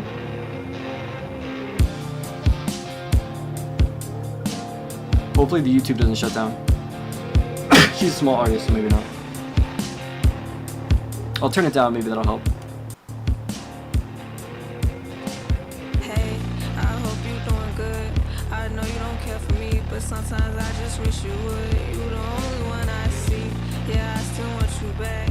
That day you looked into my eyes, I felt them strings attached. Your love was so surreal. I guess that's how I felt. Didn't know my soul melt. I think I fell into your spell. All I wanted was your love, and you still did me bad. But I knew right from the start I picked a love that wouldn't last. Hey, I hope you. And she just repeats that again, and that's the song. And then a little outro. But all the comments, I wish this song was longer. I'm 32 years old in 2008, blah, blah, blah. This aesthetic, emo aesthetic is fucking cold.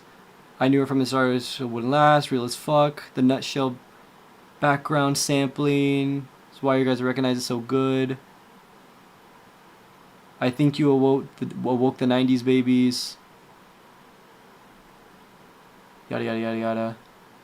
And so anyways, my point and what I was going to say this more emphatically, but I've calmed down since playing the song. But even when I thought I was wrong, I was right. Like, I'll speak fucking plainly, okay? Again, I don't know if that's taboo to say, or like how I come across saying that, but even when I thought I was wrong, that fucking sense was right. 2 years later, I was fucking like 2 years early. That's what musicians do, guys, and extended beyond that, that's what artists do. They tap into that early because they're sensitive. They're sensitive. They feel the rising tension in culture way earlier, and they can't handle it. Like most of the time, when normal people, their tension reaches like level 10. When sensitive people reach level 10 and 11, other people are at like 1 or 2. I swear. It's not an exaggeration. The most sensitive people, tend to be the artists. Sorry, artists tend to be the most sensitive people. Those sensitive people feel like a 10 when everybody else feels a 1 or a 2. And that's why they're so early. They feel that rising in tension, and they just fucking cannot handle it. And so they express it in art. And then everybody consumes that art when it hits. And then it fucking boom. That's real artists. That's artists. Fuck that. Actually, not real artists. Fuck that. That's when artists are actually making it from that place and not making it from their mind. When they make it from their mind, it doesn't resonate. It's not that good. But this kind of stuff happens when they actually tap in. When they have it within them and they tap in. Nutshell is like top 25 trending after like 20 years. I actually don't know who Nutshell is.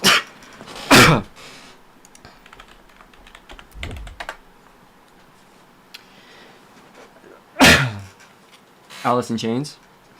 Got you. I still am not familiar. Yeah, it was released before I was born. But it sounds good. I didn't know it was a sample. But here you go, guys. There's a fucking sample.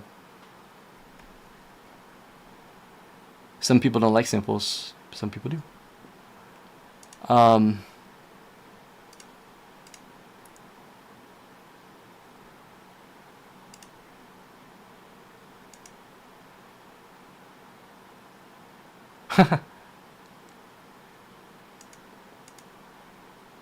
So how is this, guys? How is this? You guys feel like you're learning something? Some of you. Like if you don't already know this stuff, you feel like you're learning something. So I think click in. Is this like food for thought? Like you're probably gonna. You maybe don't believe me yet. You maybe don't believe me, but like you're gonna go to bed and you might be thinking about it every once in a while, and maybe in a week or a month it's just gonna click. Maybe. I wonder. I'm asking how this conversation is for you guys.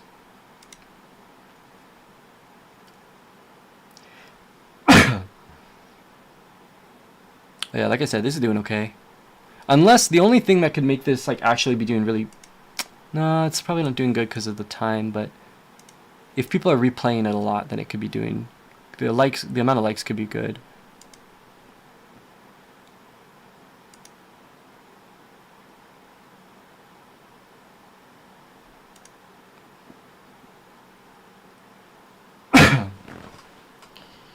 Alright, well... Again, I don't know how many viewers I have. Let's see. I'm fucking nervous. Again, I don't want to be like fucking there's 3 people and I feel fucking pain and rejected because I'm doing what I love and I'm talking about what I love and nobody else cares. So let's find out, right? Let's find out.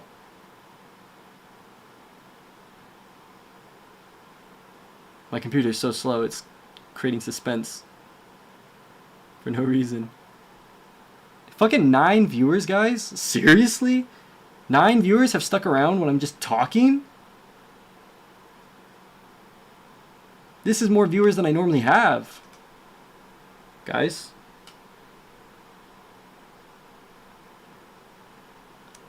This is insane. I love this, by the way.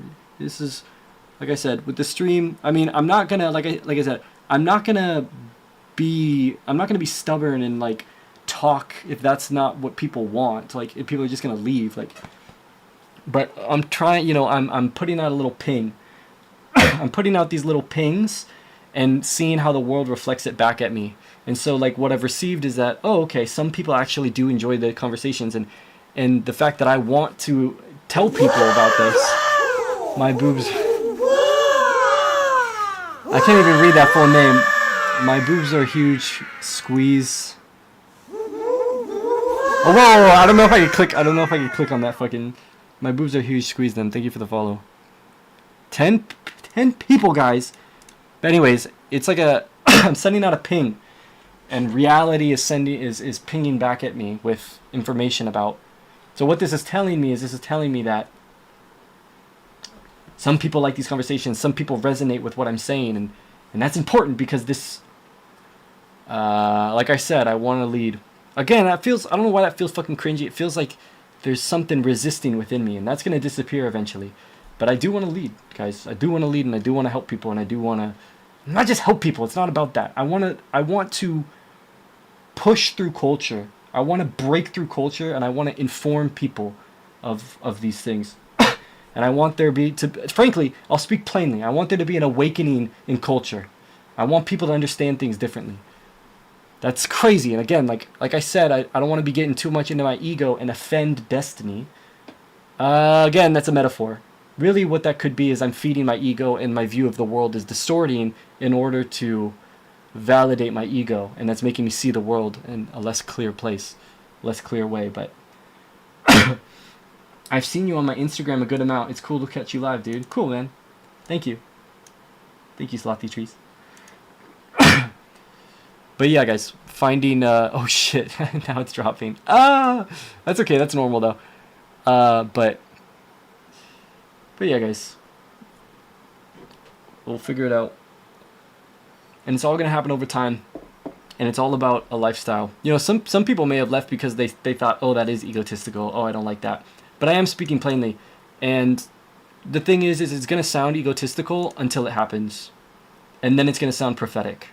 And me saying that it's going to sound prophetic sounds egotistical. But, like I said, guys, it's going to sound egotistical until it sounds prophetic. But I'm not trying to be egotistical. In fact, I'm trying to restrain that.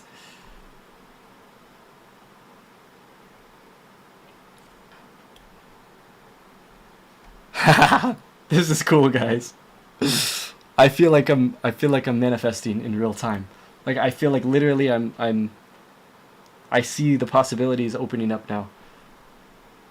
My identity is changing in real time, and I'm seeing the possibilities changing. But I've been meaning to end it. It's actually 2 a.m. and damn, I really need to hopefully be asleep by 3. But I've really been enjoying the stream, guys. I've really been enjoying talking, and I really love that you guys are participating in the conversation. I really love that a lot. This is really awesome. It's I don't know if a dream come true is exactly right, but man, does this feel right. Like, this feels continue with content on the other platforms, man, would be my advice if you're willing to hear it. I'm willing to hear it. I'll take it. Twitch is an odd platform to grow primarily. Just do it all. Yeah.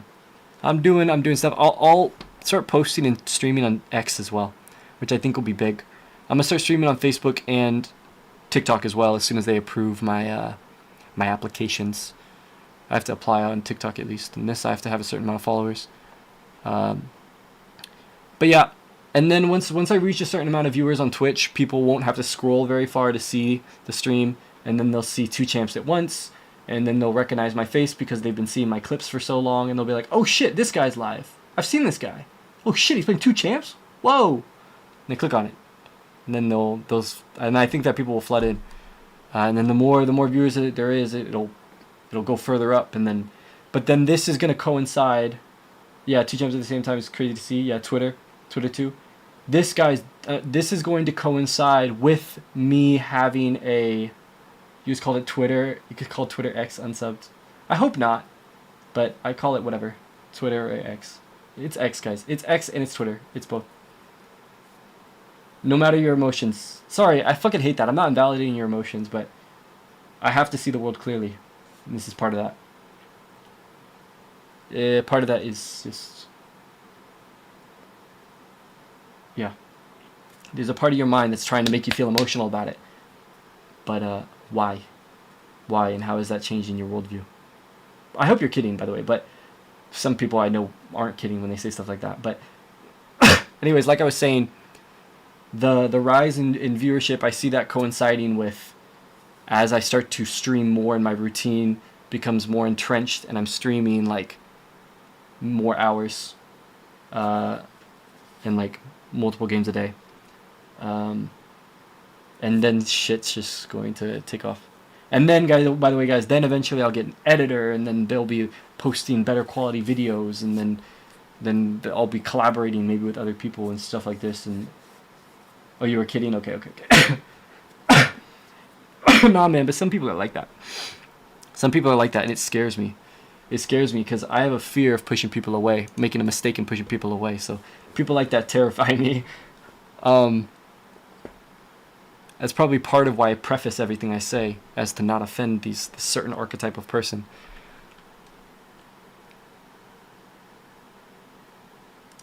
But yeah, guys, there's a lot that's brewing, and there's a lot that's you can view it as tension building that's gonna snap eventually.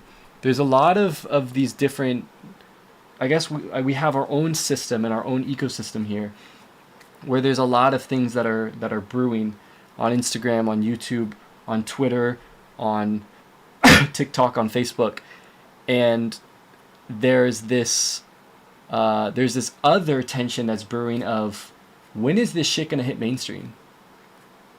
When is like Rival gonna report on it? And please don't, by the way, I don't know if it's time. So please do not get an idea from what I'm saying and say, oh shit, I'm gonna @Rival so he posts a video on it. Don't do that. It has to happen naturally, because when it happens naturally, it's gonna be the right time. So I don't want my own words to have an influence on that.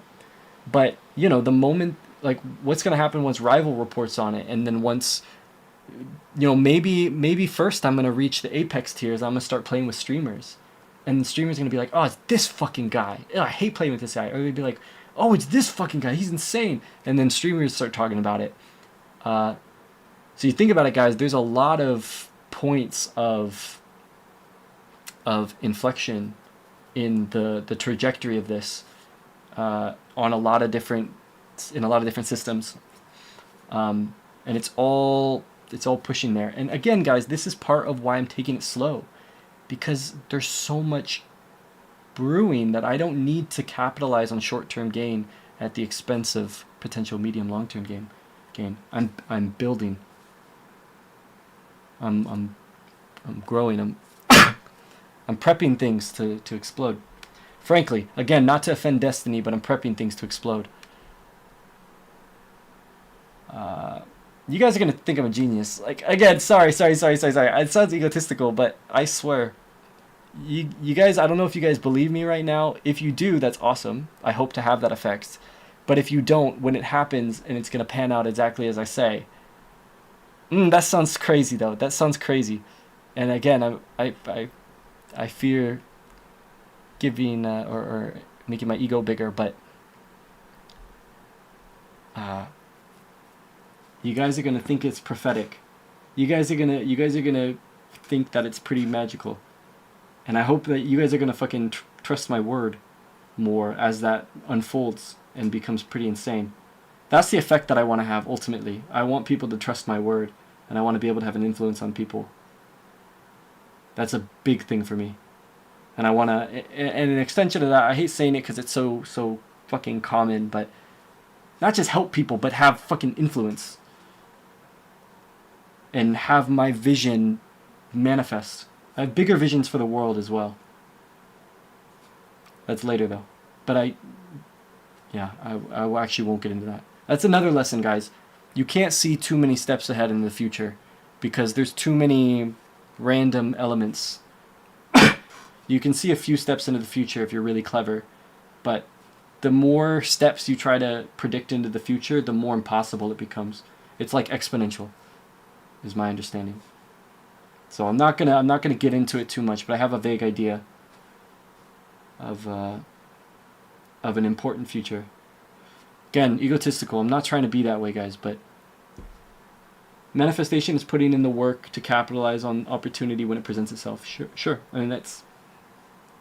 Manifestation is putting in the work to capitalize on opportunity when it presents itself. I think there is an aspect, though, of believing and speaking. And it may not be that you're speaking it into the universe. It may just be that you're changing your identity and the way you relate to the world. And then you see patterns differently and you operate in a different way. And that creates manifestation. That creates you acting in the correct direction by reorienting yourself in the world. How do you plan to do this with toe? What do you mean? How do you plan to do this with toe League of Legends?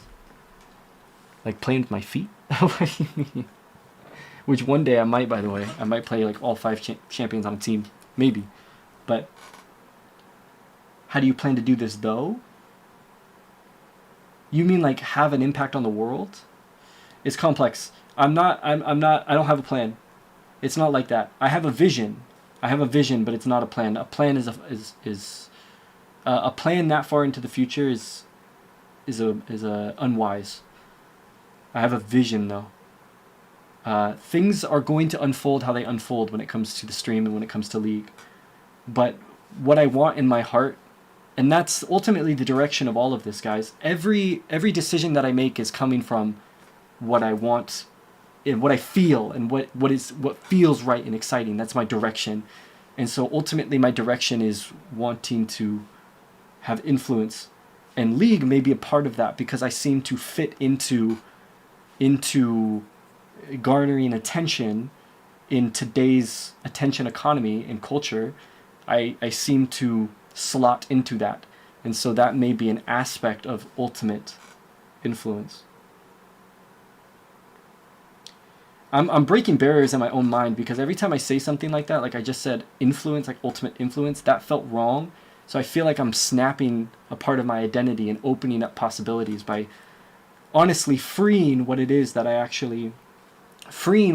my experience has allowed me to see, to believe. Truth is what people believe, while X is objectively correct name. If the plural decides the subject is called Twitter, then the subject shall be immortalized as Twitter, and that becomes truth. People will defend their truth to feel secued. I don't know what secued means, actually. And validate so-called truth. As they say, if you don't see it, it doesn't exist. I mean, I agree with that.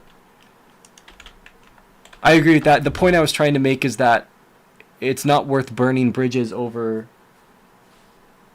burning this bridge over that interpretation, because I'm not trying to be offensive in calling it X.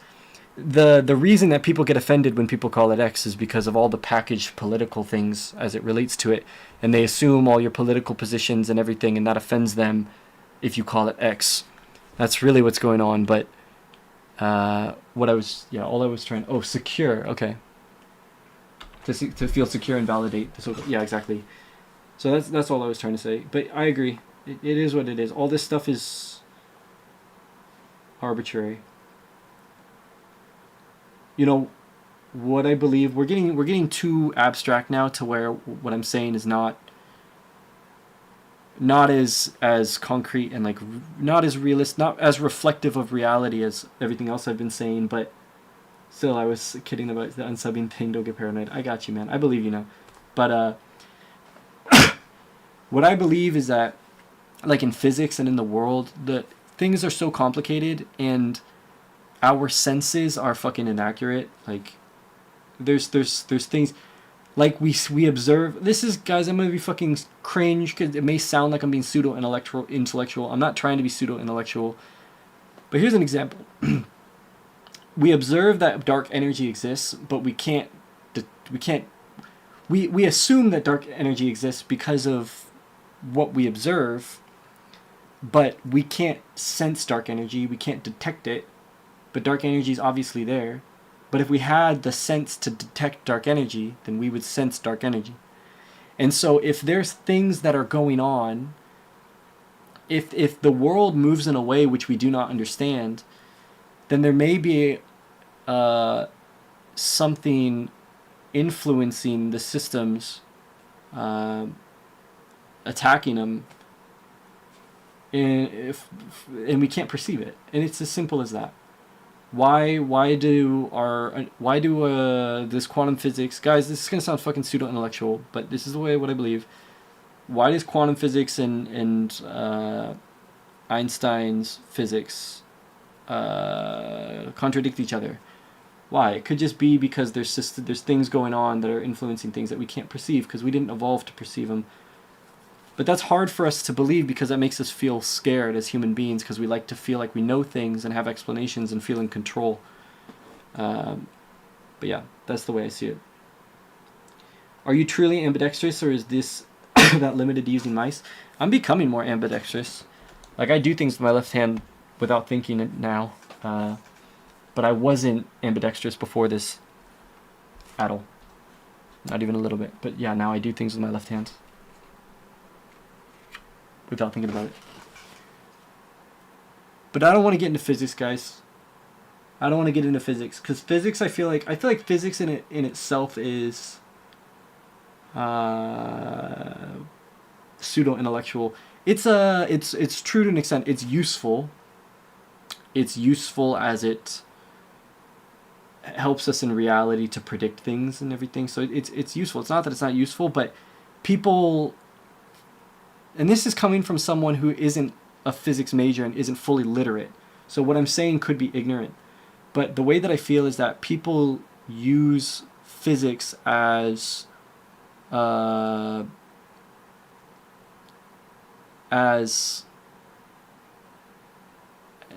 if we know everything. What am I trying to say? They use physics as the end all be all. How can I be more specific? They're maybe, I think you get what I'm saying though. They think that because physics doesn't have an explanation, that obviously there is no explanation because physics knows everything. You know, with the exception of, oh, we don't know what happened with the Big Bang. Oh, we don't know why quantum mechanics and Einstein's relativity don't work together. We don't know that. So they accept that, but then other things, you know. So there's a sense of superiority that makes people blind. That comes from them being educated in this regard. There's nothing wrong with being educated, but there's just, and so yeah. Math is, fuck, I'm getting this is such a fucking random conversation. Yeah. All I'm saying, I don't even know what I'm saying. I'm just saying I don't even know what I'm saying. Yeah, I don't even know what I'm saying.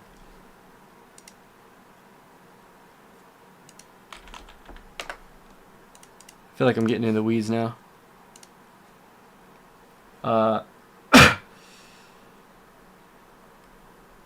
Yeah. Physics takes a long time to learn. There's a lot of memorization. It's like learning a language. But I want to learn more. I was studying it every day for a while, studying calculus for a while.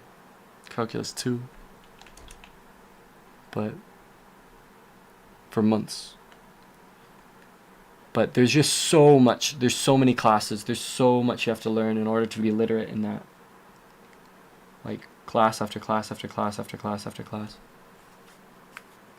I mean, I've been learning self-taught. I'm rambling, guys. I'm rambling, and I don't like that. It makes me feel out of control. I feel like I'm losing the stream. It's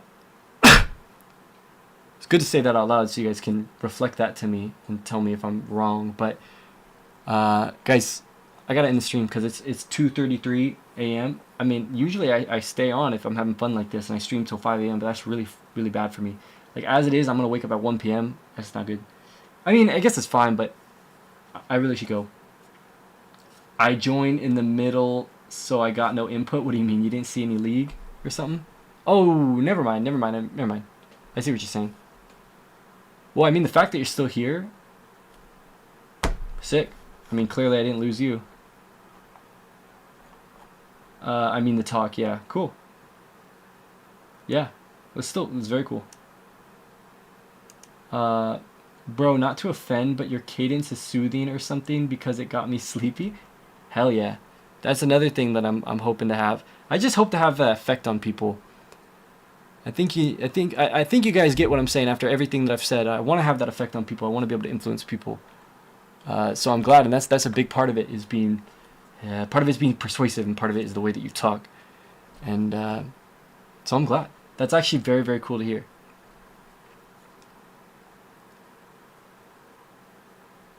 Yeah, guys, I'm not gonna say things because, again, not to offend destiny, but I'm feeling really, really, really good about things. And I'm gonna take things slow, but I'm gonna have courage, more courage maybe, in taking bigger steps. Because guys, this has reframed my view of myself and how I fit into this world. That sounds crazy, but again, I'm speaking plainly here. So yeah, I am. I feel pretty good about this. I don't feel pretty good about this. I feel good about this. Everything's gonna build slowly. Still, everything is like business as usual, but definitely gonna be playing two games on Friday, and we're gonna be building. Why would that offend me, by the way? Not to offend, but your cadence is soothing. Why would that offend me? That's a good thing.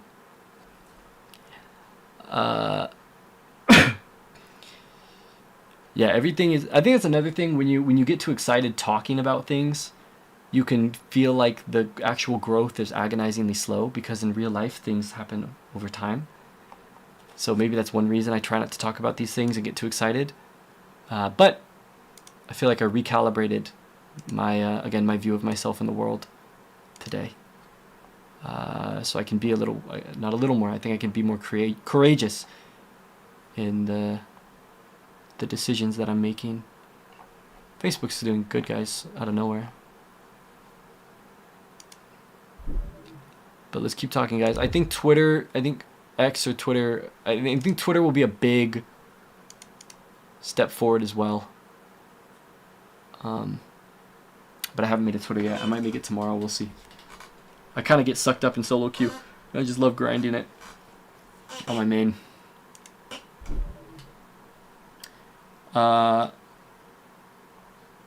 Crazy, guys. 9 views. Is this right? Like, I'm gonna refresh. Is this true? Is this real? Is it bugged? My slow ass computer, guys.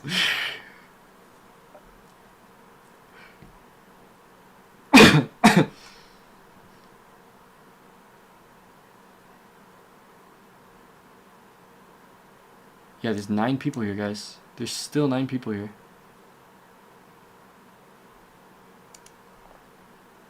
I seen this one Age of Empires 2 creator getting comments about people sleeping to his commentary videos, and he was confused about them at first, seeming possibly like a bad thing. But those people meant it in a nice way. So I see why they would say no offense. Oh yeah, I get you. That makes sense now. I mean, but yeah. But I understand that being able to capture people with the way that you talk is, it's a skill that I really admire in like world leaders.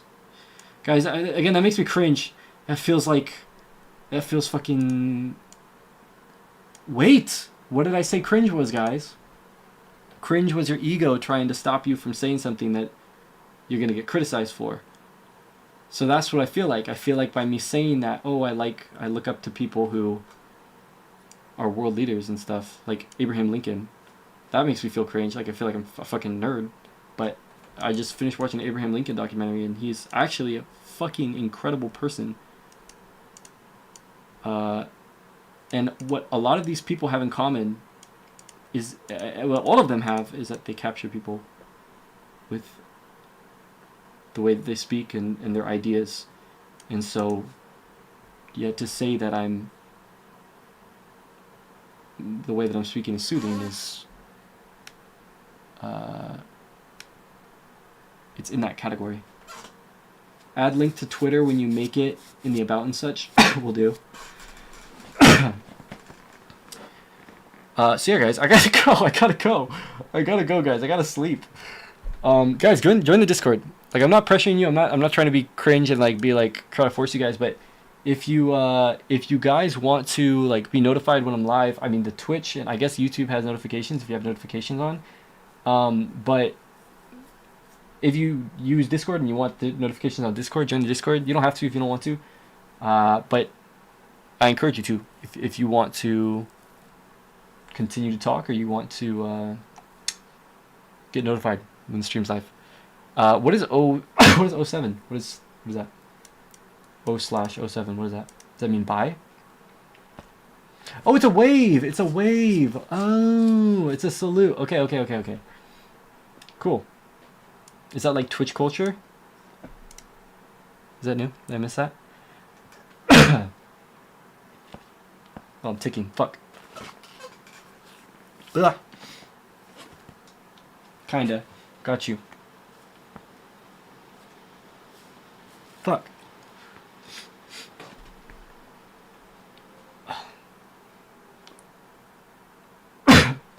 But it fell off of Twitch culture, and now that started using suddenly. I see other people doing it. Fuck, bro. Okay, I'll Google that link to make sure it's safe, because I always Google links before I click them. Is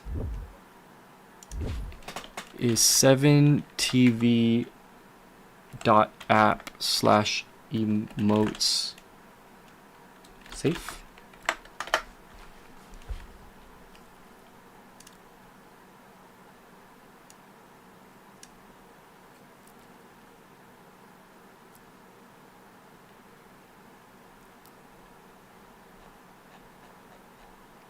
Tell me.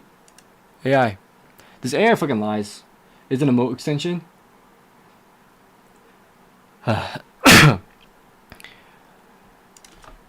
Is it safe to click a link that starts with that? Someone posted it in my Twitch chat. It's an app to like have text appear as emotes on Twitch. I used to stream Tarkov and it was extremely common emote used in the community. Got you. No, it's not entirely safe to fuck it, those emotes. Well, the official malicious users frequently employ tricks to make it dangerous, like blah blah blah. Lookalikes. Scammers register fake websites that look almost identical.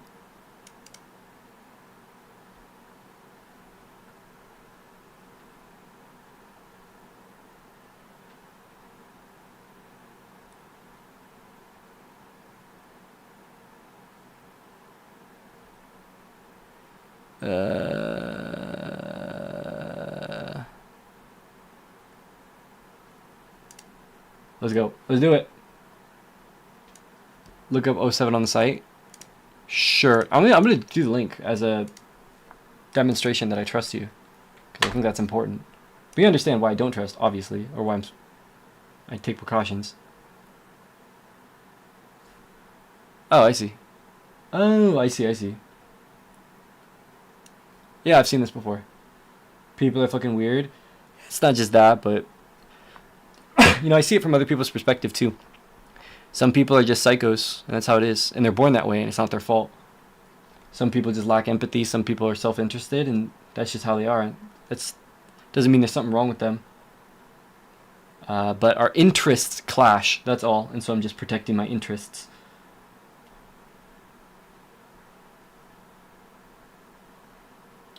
You can see the original site for yourself. If you don't trust the link from chat, then just go to TOT7TV from Google. Duh, got you. Those channels under it is all channels that manually accept this emote to appear when people type 07 in chat. I don't know how to add emotes. I don't know how to add emotes, guys, but I'll do it. I need this extension on Twitch. It's like a browser extension. Okay. I'll get it. Fuck. I don't. Man. Maybe I'll do it next stream if you guys remind me, because I haven't been doing things like off stream related to the stream. Maybe I'll make the Twitter. I'll make the Twitter and I'll install this on stream tomorrow if you guys remind me, because I think that's the only way I'll do it, guys. Unless I fucking write it down, but I haven't been disciplined like that lately. You link it to your Twitch and you can add whatever emotes you like. Got you. Got you. It's funny, some channels have add emote redeem for points, for example, to add emotes. Some channels have add emotes. Some channels have add emote redeem for point. By the way, me saying remind me tomorrow, I fucking hate that I said that, because I feel like that's presumptive that you guys will show up tomorrow. Don't tell me if you will or won't. Don't tell me. I don't want the reassurance on that, but I feel like that was wrong of me to be presumptive. And like, I don't mean to press you guys, so I wish I just never said that, because I feel like that could be icky to say that. So, yeah, I just want, like, that's just how I feel. But whatever, guys. If you guys feel like reminding me whenever you can, then that would help me actually execute on adding that, because I'll probably forget and I won't do it.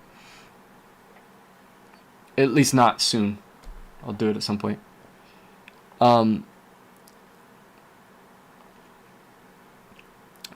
So, anyways, one more refresh.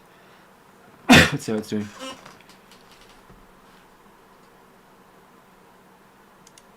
Cool. Alright, guys. So, I'll see you guys later. Yeah, have a good night. If it's nighttime for you guys, have a good night. And if it's daytime, have a good day. That's becoming my outro, by the way, guys. That's what I'm saying. It's like my outro. If it's nighttime for you guys, have a good night. If it's daytime, have a good day. It reminds me of like Tobuscus. Yeah. Alright, good night. Alright, see you guys. And then I'm going to go to the bathroom so that stream can catch up on YouTube and Twitch. And then I'm going to end stream when I get back from the bathroom. That's how I'm doing it now. So, I'm going to let stream catch up. What the fuck? Why are there 13 people on my stream? Brother, what is this? Why did 6 people just join? What is happening? Guys, if you just joined, why did you join? What happened? 6 people joined, like 7 instantly. EU woke up. Yo, somebody that just joined. Did somebody like post a link in Discord, or did someone like host and I didn't get a notification or something? Also, I need to have a hosting. Okay, guys, I gotta have one more thing. But now people are leaving. Brother, what happened? Maybe it was a coincidence. View count is always kind of weird in my experience. Oh, okay. Twitter had a big tweet about you too, to be honest. Yeah, is that the esports one? Or is it a different one?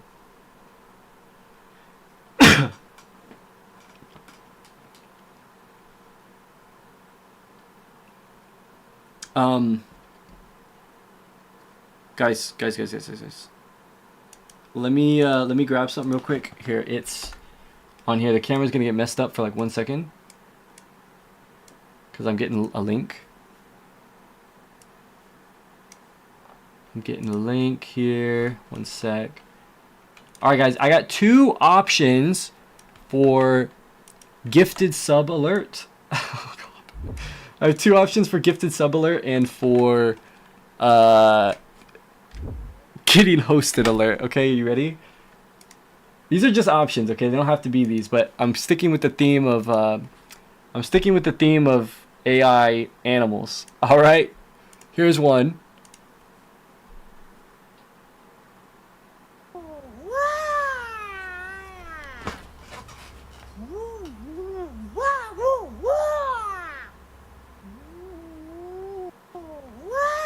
Okay, so that's one.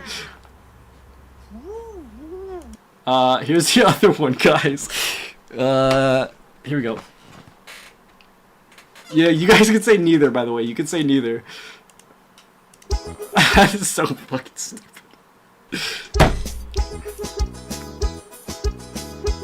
This is so stupid, guys. Oh, it's fucking horrible. It's fucking horrible. Dude, imagine this. This is actually so funny though, because imagine you just like imagine you get gifted sub after gifted sub, and it's just this over and over again.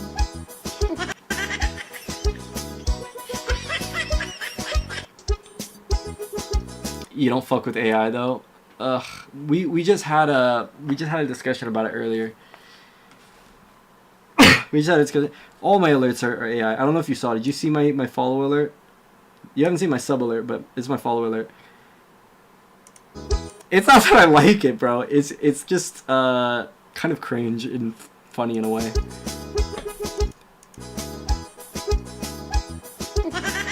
But we can talk about AI probably another time because it's a longer conversation. But we had a conversation about AI earlier. My position is pretty reasonable. Vancellini says dog is better. Dude, I just think this would be so funny if like someone's following, it's just this. Or sorry, someone's like gifted sub, and it's just like this. It's so annoying. It'd be so annoying. But yeah. It's so bad. It's like, it's unhinged too, which that worries me because I don't mean to be fucking. I am a bit unhinged to be honest, but I don't want to scare people with how fucking unhinged it is.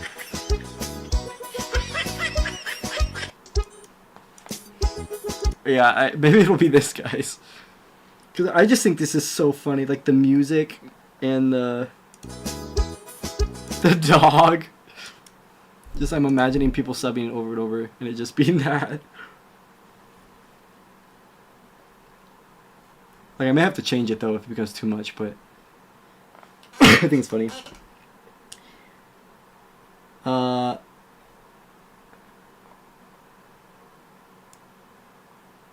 You don't fuck with AI as in like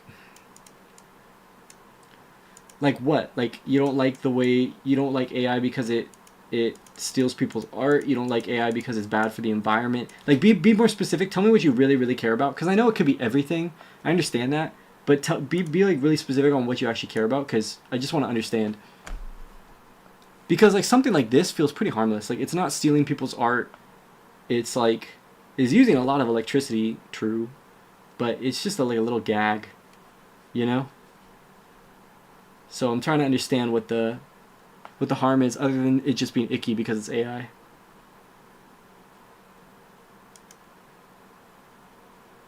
Which I also understand that if it's icky because you just don't like AI, like that's a thing that's valid. I just want to understand. I would rather not have people use it unless it's something specific and important. Why though? Why? And I guess if you don't want to talk about it, you don't have to. Like, I don't mean to fucking pressure you emotionally and pressure your viewpoints, but I do want to know, because this is something that I actually kind of care about, because I'm gonna be judged for that. You know what I mean? I'm gonna be judged for having like little AI stuff and like a little fucking AI follow alert. That's just kind of a gag. And I feel in a sense that that's unjust. Truly, that's fucking provocative, me saying that, but I feel like that's unjust. And not that I'm entitled or whatever. Not that people shouldn't do it. That's not what I'm saying. But I'm saying that I want to challenge that. Because it can be fun. There's nuance to it. There's nuance. There's parts of AI that are bad, and there's parts that are probably fine, even if it feels icky right now because we're not used to it and stuff. I mean, I know this is a bit late at this point, but it's another thing that piles on when it comes to environmentally impacting the earth. Also, yeah, kind of messed up when it's used for art. Okay, so if you're saying that environmentally impacting earth, I think that's the strongest argument. That's the strongest argument because there's really no... In fact, it being a fucking useless gag is almost makes it worse. I think that's a very strong argument. And the intellectual property thing, like with art, I think that there can be an enlightening conversation about that.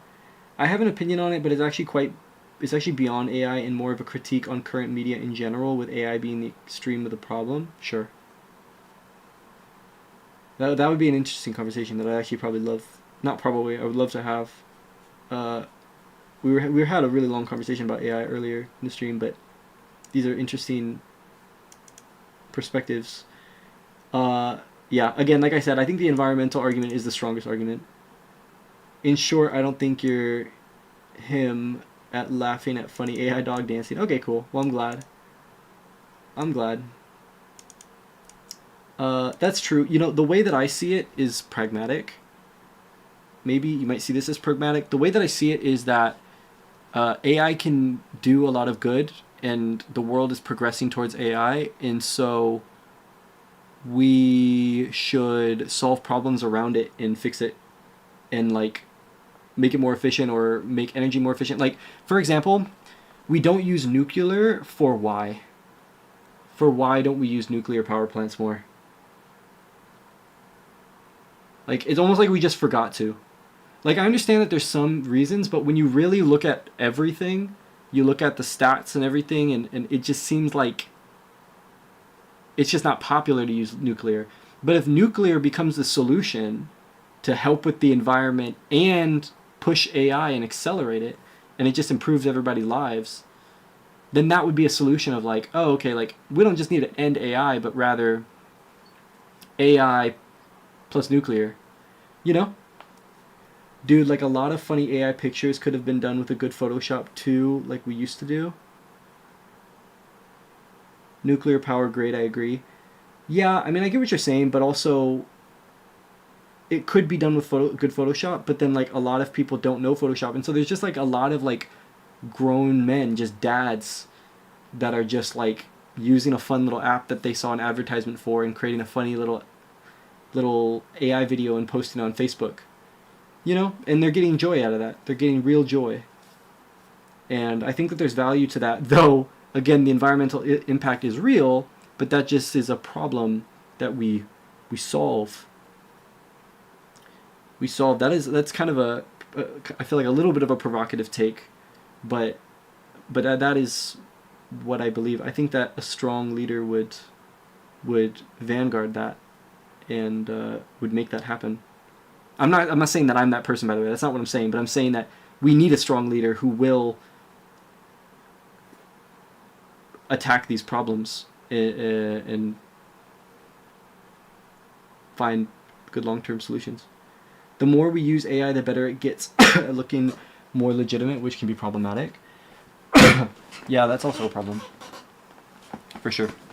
That's also a problem, but how much of it is problematic? How much of what you think is problematic is just based off of what you think the world needs to be? You know, because we're probably going to get used to certain invasions of privacy, and it's just going to be the way that it is. Like, people are just going to be able to copy our identity, the way that we look, and make us say anything. And in 100 years' time, generations will grow up in that environment, and it will be totally normal. And so to us, that seems horrific, but to them, it's perfectly normal. And so it makes you think, fuck, I feel like I'm just speaking to speak now, but I'm not. Hold on, I caught myself. But is it really a problem? Like, just because it feels fucking horrific for us, if a generation later down the line is just going to be used to it and it's no big deal, and they still operate, they understand that that's a part of daily life, and they're just like, oh yeah, I don't trust anything I see online anymore because it could all just be AI. So like, unless I see it in person, I'm not going to believe it. And that's just the way the world works. You just don't trust media anymore. And we go back to giving speeches in person at podiums. Could I send you a video? Go for it, Slothy. I don't know where, but go for it.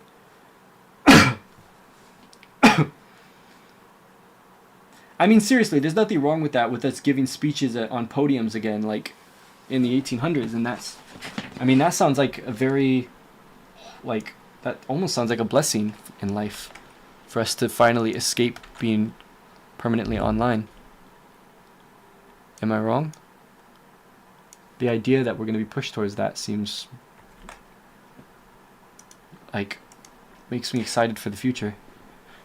For future generations. It gives me hope.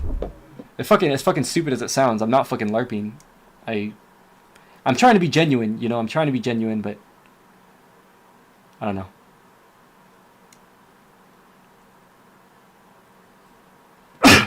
Trusted institutions become important again. You can't trust random video. Trusted institutions become important again. You can't trust random videos and accounts. Only trusted people and institutions. Gotta trust someone / something. Yep. Yep. And younger generations who grow up with it are gonna they're gonna have a fucking super sharp intuition about that. A couple of days ago, I stumbled across a video on TikTok that started like this. How bad's the pain from 1 to 10? This shit is sick to me, by the way. This is art to me. This shit, like, stuff like this is sick to me. Good. It's a good hook. It's got sort of an analog horror vibe, and it stuck with me. So much so that I actually scrolled past, and then I returned. I wanted to know more. I think this one's good to go. What do you say? This is an episode of the TikTok series Angel Engine.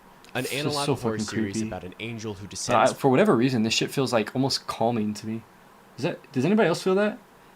It's like, it scares me, but it also feels calm in a from way. heaven to Maybe it's because it's fucking scary, but it's also nostalgic of like when I was really young, so it brings comfort. come to the earth, who's captured, and whose energy is harnessed to power the world, ushering in an era of prosperity. And here's the thing, it's AI. Not the writing, not the memorable part, but the voices and art isn't made by the human hand, it's generated. As AI continues to sweep through industries, decimating white-collar entry-level jobs everywhere, it seems like every group is waiting with bated breath, asking, well, they can't possibly replace me, can they? Can it? It was announced a couple of weeks ago that Amazon was investing in a studio dedicated to making AI TV and movies. And as the film and television industry still hasn't fully recovered from the... Guys, you're gonna fucking hate this. You're gonna fucking hate this, okay? If it's actually good, and they label it as AI, hell yeah. You're gonna fucking hate that, Kate. And if I have to explain myself, I will. But again, the environmental impact is bad, okay? So we need to fix that. But if the movie, because I feel like, again, the reason we fucking hate AI music is because it sounds like trash, it sounds inhuman. But the second you hear one that, I mean, is genuinely good, because I've heard one, the second you hear one that's genuinely good, you forget that it's AI, and you're like, oh, I don't have a problem with this. Like, strike, and more voice acting and graphic design jobs are slowly takes away from the movie if it's AI. But the thing is, you think it does, but it doesn't, in my opinion. It's just bad. Like, what you're seeing is just bad. If the movie actually grips you and is just fucking beautiful, if it is fucking beautiful, and I don't mean the visuals, but I mean the story, and it is just so, it is beautiful. If you watch it and it's AI, like, you'll be able to differentiate that it is AI, but you'll still feel like and think that this was an incredible movie, and I'm really glad I spent my time watching this. Like, this was fucking incredible. I might even share this with my friends. And it's AI, so that's kind of weird. I don't know how I feel about that, but the fucking movie is incredible. So, at least that's been my experience with music. Like, if you find the song that's good, you're like, okay, this is the exception. This one's okay. But then that means that in principle, it's not, the problem isn't that it's AI, the problem is that it's fucking bad and it's icky. It's the combination of it being bad and being outsourced to AI. There's been at least one recurring saving grace. Well, it can't make anything good. True. Like, doesn't this just fucking disgust you? Because you see this and it makes you mad. Because you're like, this is why people are losing their jobs for this fucking stupid, this shit. People are losing their jobs for this, and it makes you mad, right?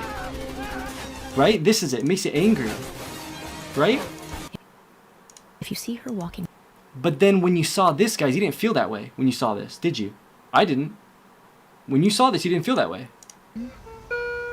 Good.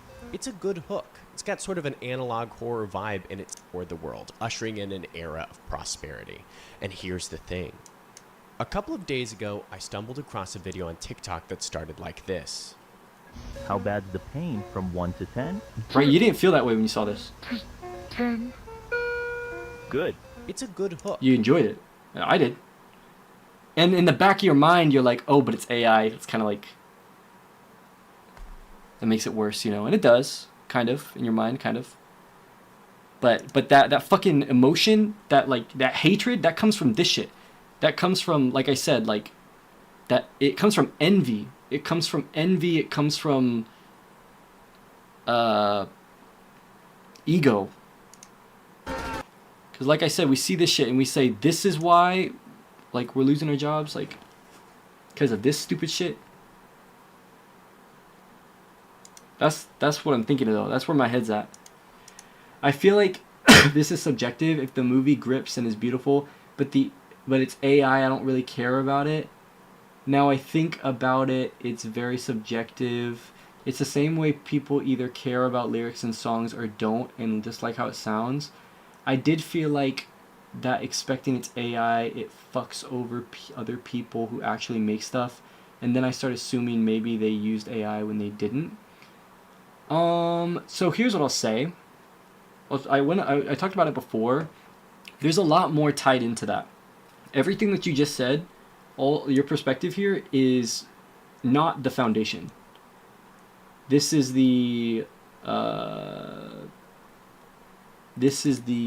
not the foundational driving factors. There's some reason. Which, by the way you feel is totally valid. By the way. So everybody's different. Everybody has different brains, different minds, different personalities. So you're totally valid in the way that you feel. And you're allowed to, like, feel this way. But I will say, the reason I appreciate when it's made by human,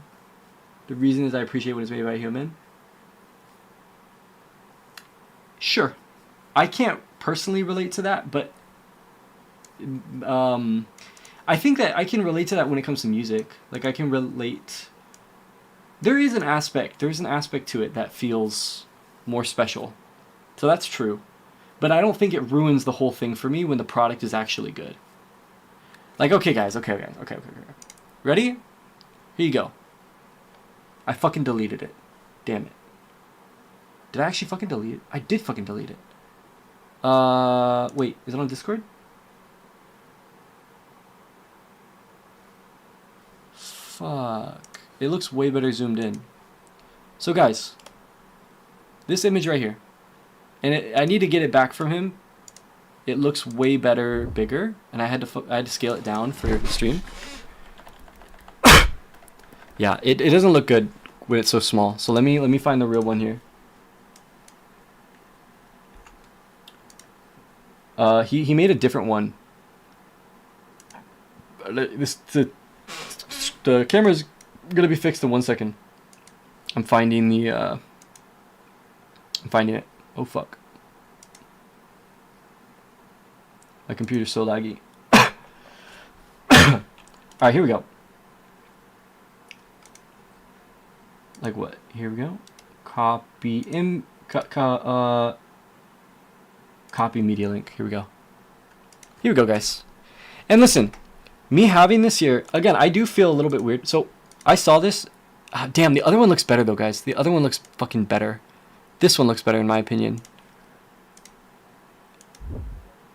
Yeah, this one looks, just my face is weirder. But when I first saw this, guys, I thought this was fucking sick. This was insane. And a viewer, he asked me, he was like, I don't know how you feel about AI and stuff. I don't know how you feel about AI, but you know, I'm trying to be inclusive.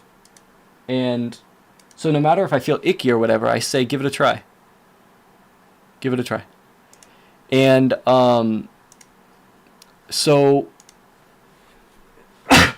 he took a still from my stream and he put it in AI and he said what he wanted and he made this. And again, it looks way better when it's higher resolution. I fucking deleted it because I have to delete stuff off my hard drive. I download the clips, right? And then it clogs up my C drive and then it makes my computer run even slower. So I just delete everything in this folder that my downloads go to. And it was in there, unfortunately. So I'll have to get it back from him. But I saw it and I was fucking astounded. And it made me feel really special because nobody's ever made anything like this for me, like for the stream before, with me in the picture. And he made this and it's really looks really great and I love it and it's really nice. And he did it really quick and he did it with AI. Like he did it in some minutes. Like this was the first thing it spit out. And that's really cool. And so the fact that it's AI does take away from it. But then again, like, guys, just think, okay? If now you see this and it's AI and you're like, damn, it's not as cool. Fair, okay? I feel the same way. But I'm trying to think. If I paid someone, I paid them, and they made this. Like, if I got rid of this and paid someone to remake this, and it was just as good, and you look at it, you really feel like, yeah, I feel better about this now.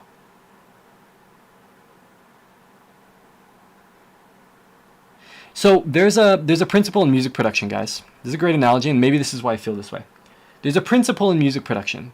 There's people that hate. There's people that hate people that sample. Okay. There's people that hate people that don't think that sampling is real music. Or you have to be talented to sample. Okay. And here's how the argument goes. Okay, so you can't sample, so you have to record everything like yourself. Or rather, sorry, sample packs. So there's something called sample packs. So sometimes people use loops. All right, people like Skrillex uses loops. Like everybody uses loops when they produce. And what it is it's like a loop of. If I had Splice, I could pull it up. Do you guys know what loops are, guys?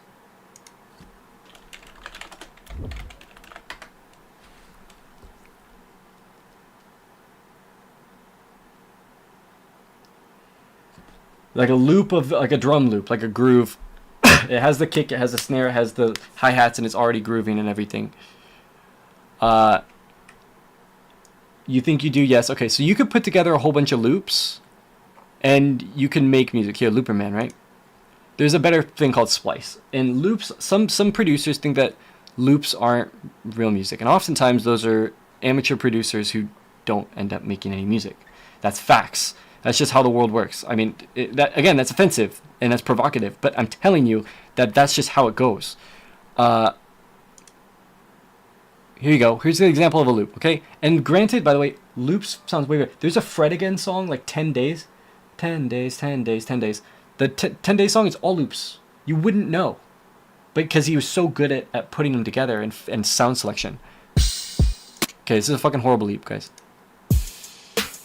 Okay, it's just like an example of loops, but loops can sound better, okay?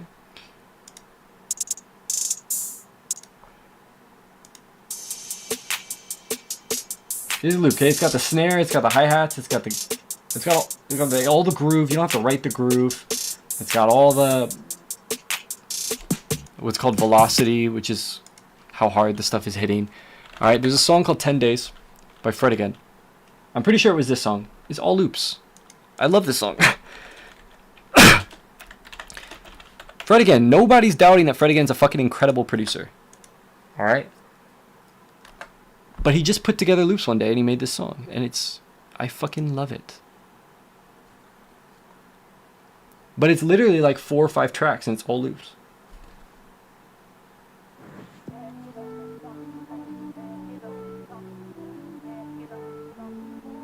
I mean, of course he processed it. He used skill to mix it and put vocals on it. But the whole beat,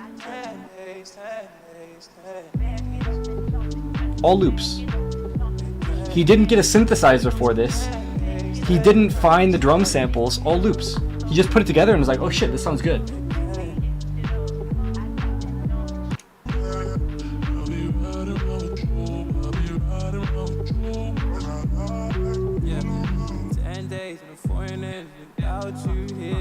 So a lot of producers think that using loops is not real music production, and that's fucking icky. All right, and the argument goes, okay, so you have to, yeah, you're not going to use loops, but you're going to use samples, right? So you're going to use a sampled kick, which means you're not going to record the kick. But you didn't record the kick, so you should record the kick. So now you got to go get the kick, and then you got to go get the kick drum. You got to find the drummer. You got to find the proper drum set. That's probably expensive. You got to do it in a studio. You got to use nice mics. You have to learn how to do all that, by the way, or you have to pay a recording engineer who has 10 years experience, which it'll probably take you 10 years to figure out how to do it all properly. So then you finally got the right drummer. You finally got it. You got the right kick sound, right? Well, but you didn't make the kick drum. So maybe you need to go and you need to actually fucking learn how to make the kick drum. Yeah. You should go do that. That would, in principle, that would make it more you, right? So you go, you learn how to fucking make the kick drum, but then where'd you get the wood? Yeah, and where'd you get the nails? Where'd you get the screws? You know? And then, okay, where'd you source the iron, and yada, yada, yada, yada. And so the point is that you're onto it, Slothy. The point is that we arbitrarily choose at what level matters to us, and that's subjective, but also you have to wonder if that is holding you back. And you have to wonder where that comes from. Because for a producer, if you're never going to use loops and you're never going to work with someone that uses loops, you're never going to succeed in the industry. Every FL Studio producer, every hip-hop producer uses loops.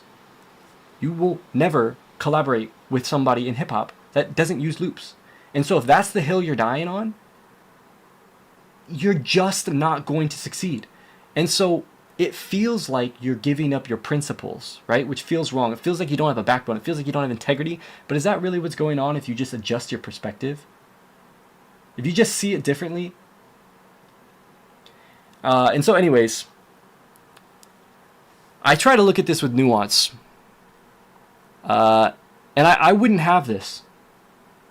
I wouldn't have this if that one viewer didn't feel like trying with AI, you know, and making it. And you can feel like it's icky, but I feel like, to be honest, there's more value with it here than with it not here. And so with all the cons of AI, it still had a net positive. I think so. That's my nuanced perspective.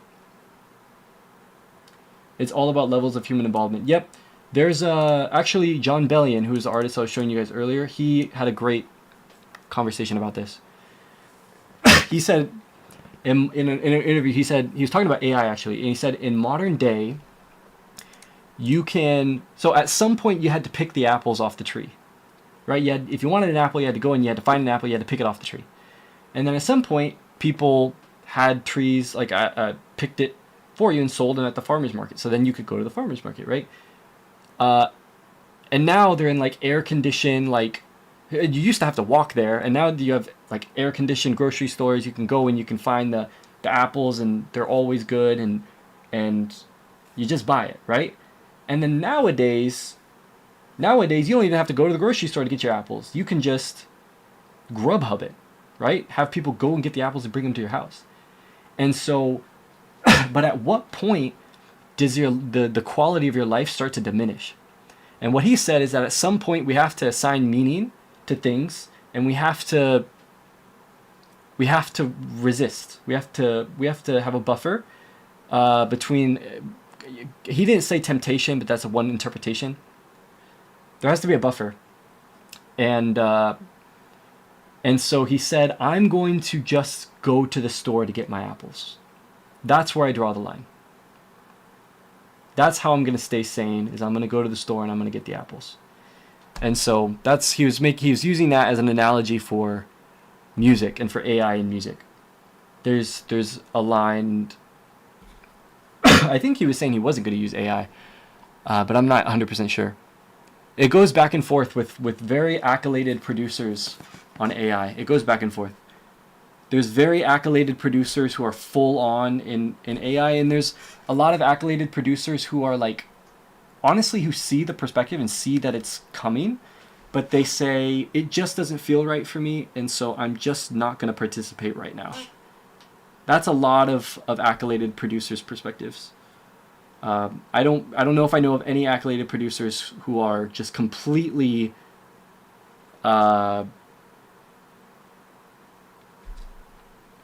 just fiery about it, as they just absolutely hate it. Like they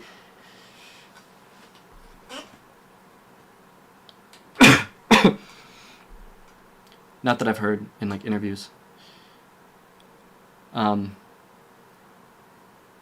Honestly, guys, we're reaching the end of what I've thought about this stuff. We're reaching, because at this point, I mean, I'm not sure that I have much more to expand on this conversation, which is interesting. We've actually gone through that. Usually I have so much to say constantly, but I think actually we're at a point now where I don't know anymore.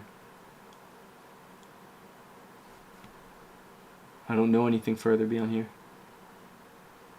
I don't mean to be pseudo-intellectual. I'm not trying to be cringe. I hate that. But that's me speaking plainly. I saw the image before we started talking about it and thought it's AI, to be honest. The only reason I don't complain about AI as much as I would is because it would feel like I'm policing other people and making them, it makes me look like an asshole. Makes you look like an asshole, or are you being an asshole? There's a contemplation there. You're policing other people, like, I mean, I get it. You can share your opinion without telling people that they're bad or that they're evil. Like I said, your most compelling argument was the environmental one. Very strong argument. That's a very strong argument, but but like I said, that doesn't mean we should stop AI. That means we should fix our production of electricity. You should watch the rest of that video at some point. I think you'd find it interesting. Absolutely. Will do. Where is it? Is it here? Yeah, I will. Yeah, like I watch this, I fucking hate this, by the way. If you see her walking alone at night, don't stop. So I'm with you guys on this. Just run. She is Rokurokubi.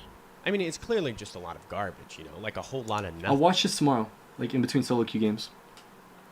Alright guys, 3 a.m. guys. I gotta go, but great talks. It's been, yeah, great talks. It's cool. Like I said, I love that you guys are involved, and we're having a really interesting conversation. Yeah, have a good night. So I'm gonna go to the bathroom, and as I am, it's gonna let the stream catch up. Yeah, awesome, man. Awesome. Well, I hope to see you around another time. Whenever it accommodates your, whenever it works for your your schedule. You know, maybe not next time, but whenever. I'll be looking forward to it. So, all right, I'll see you guys later. Okay, I'm gonna go to the bathroom, and that'll let the stream catch up on YouTube and Twitch. And then once I get back, I'm gonna end the stream. So have a good night, guys, or have a good day. So I'll see you guys.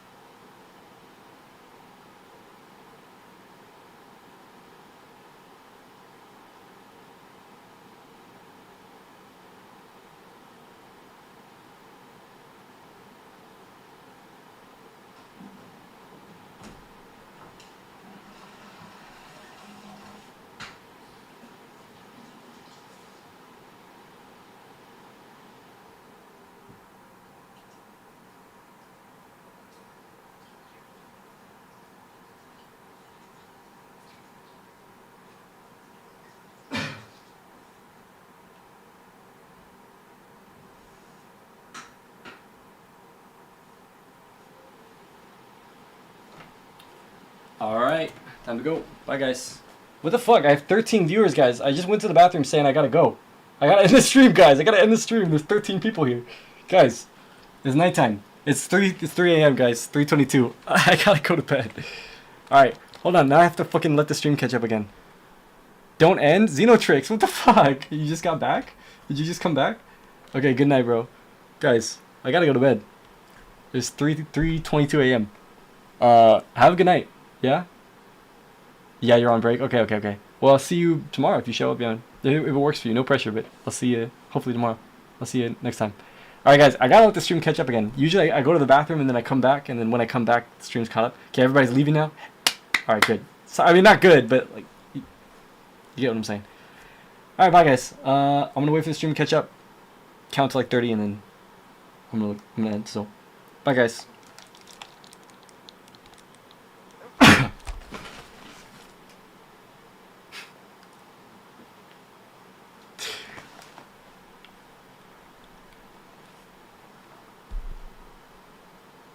$15, $16, $17, $18, $19, $20, $21, $22, $23, $24, $25, $26, $27, $28, $29, $30. See you guys.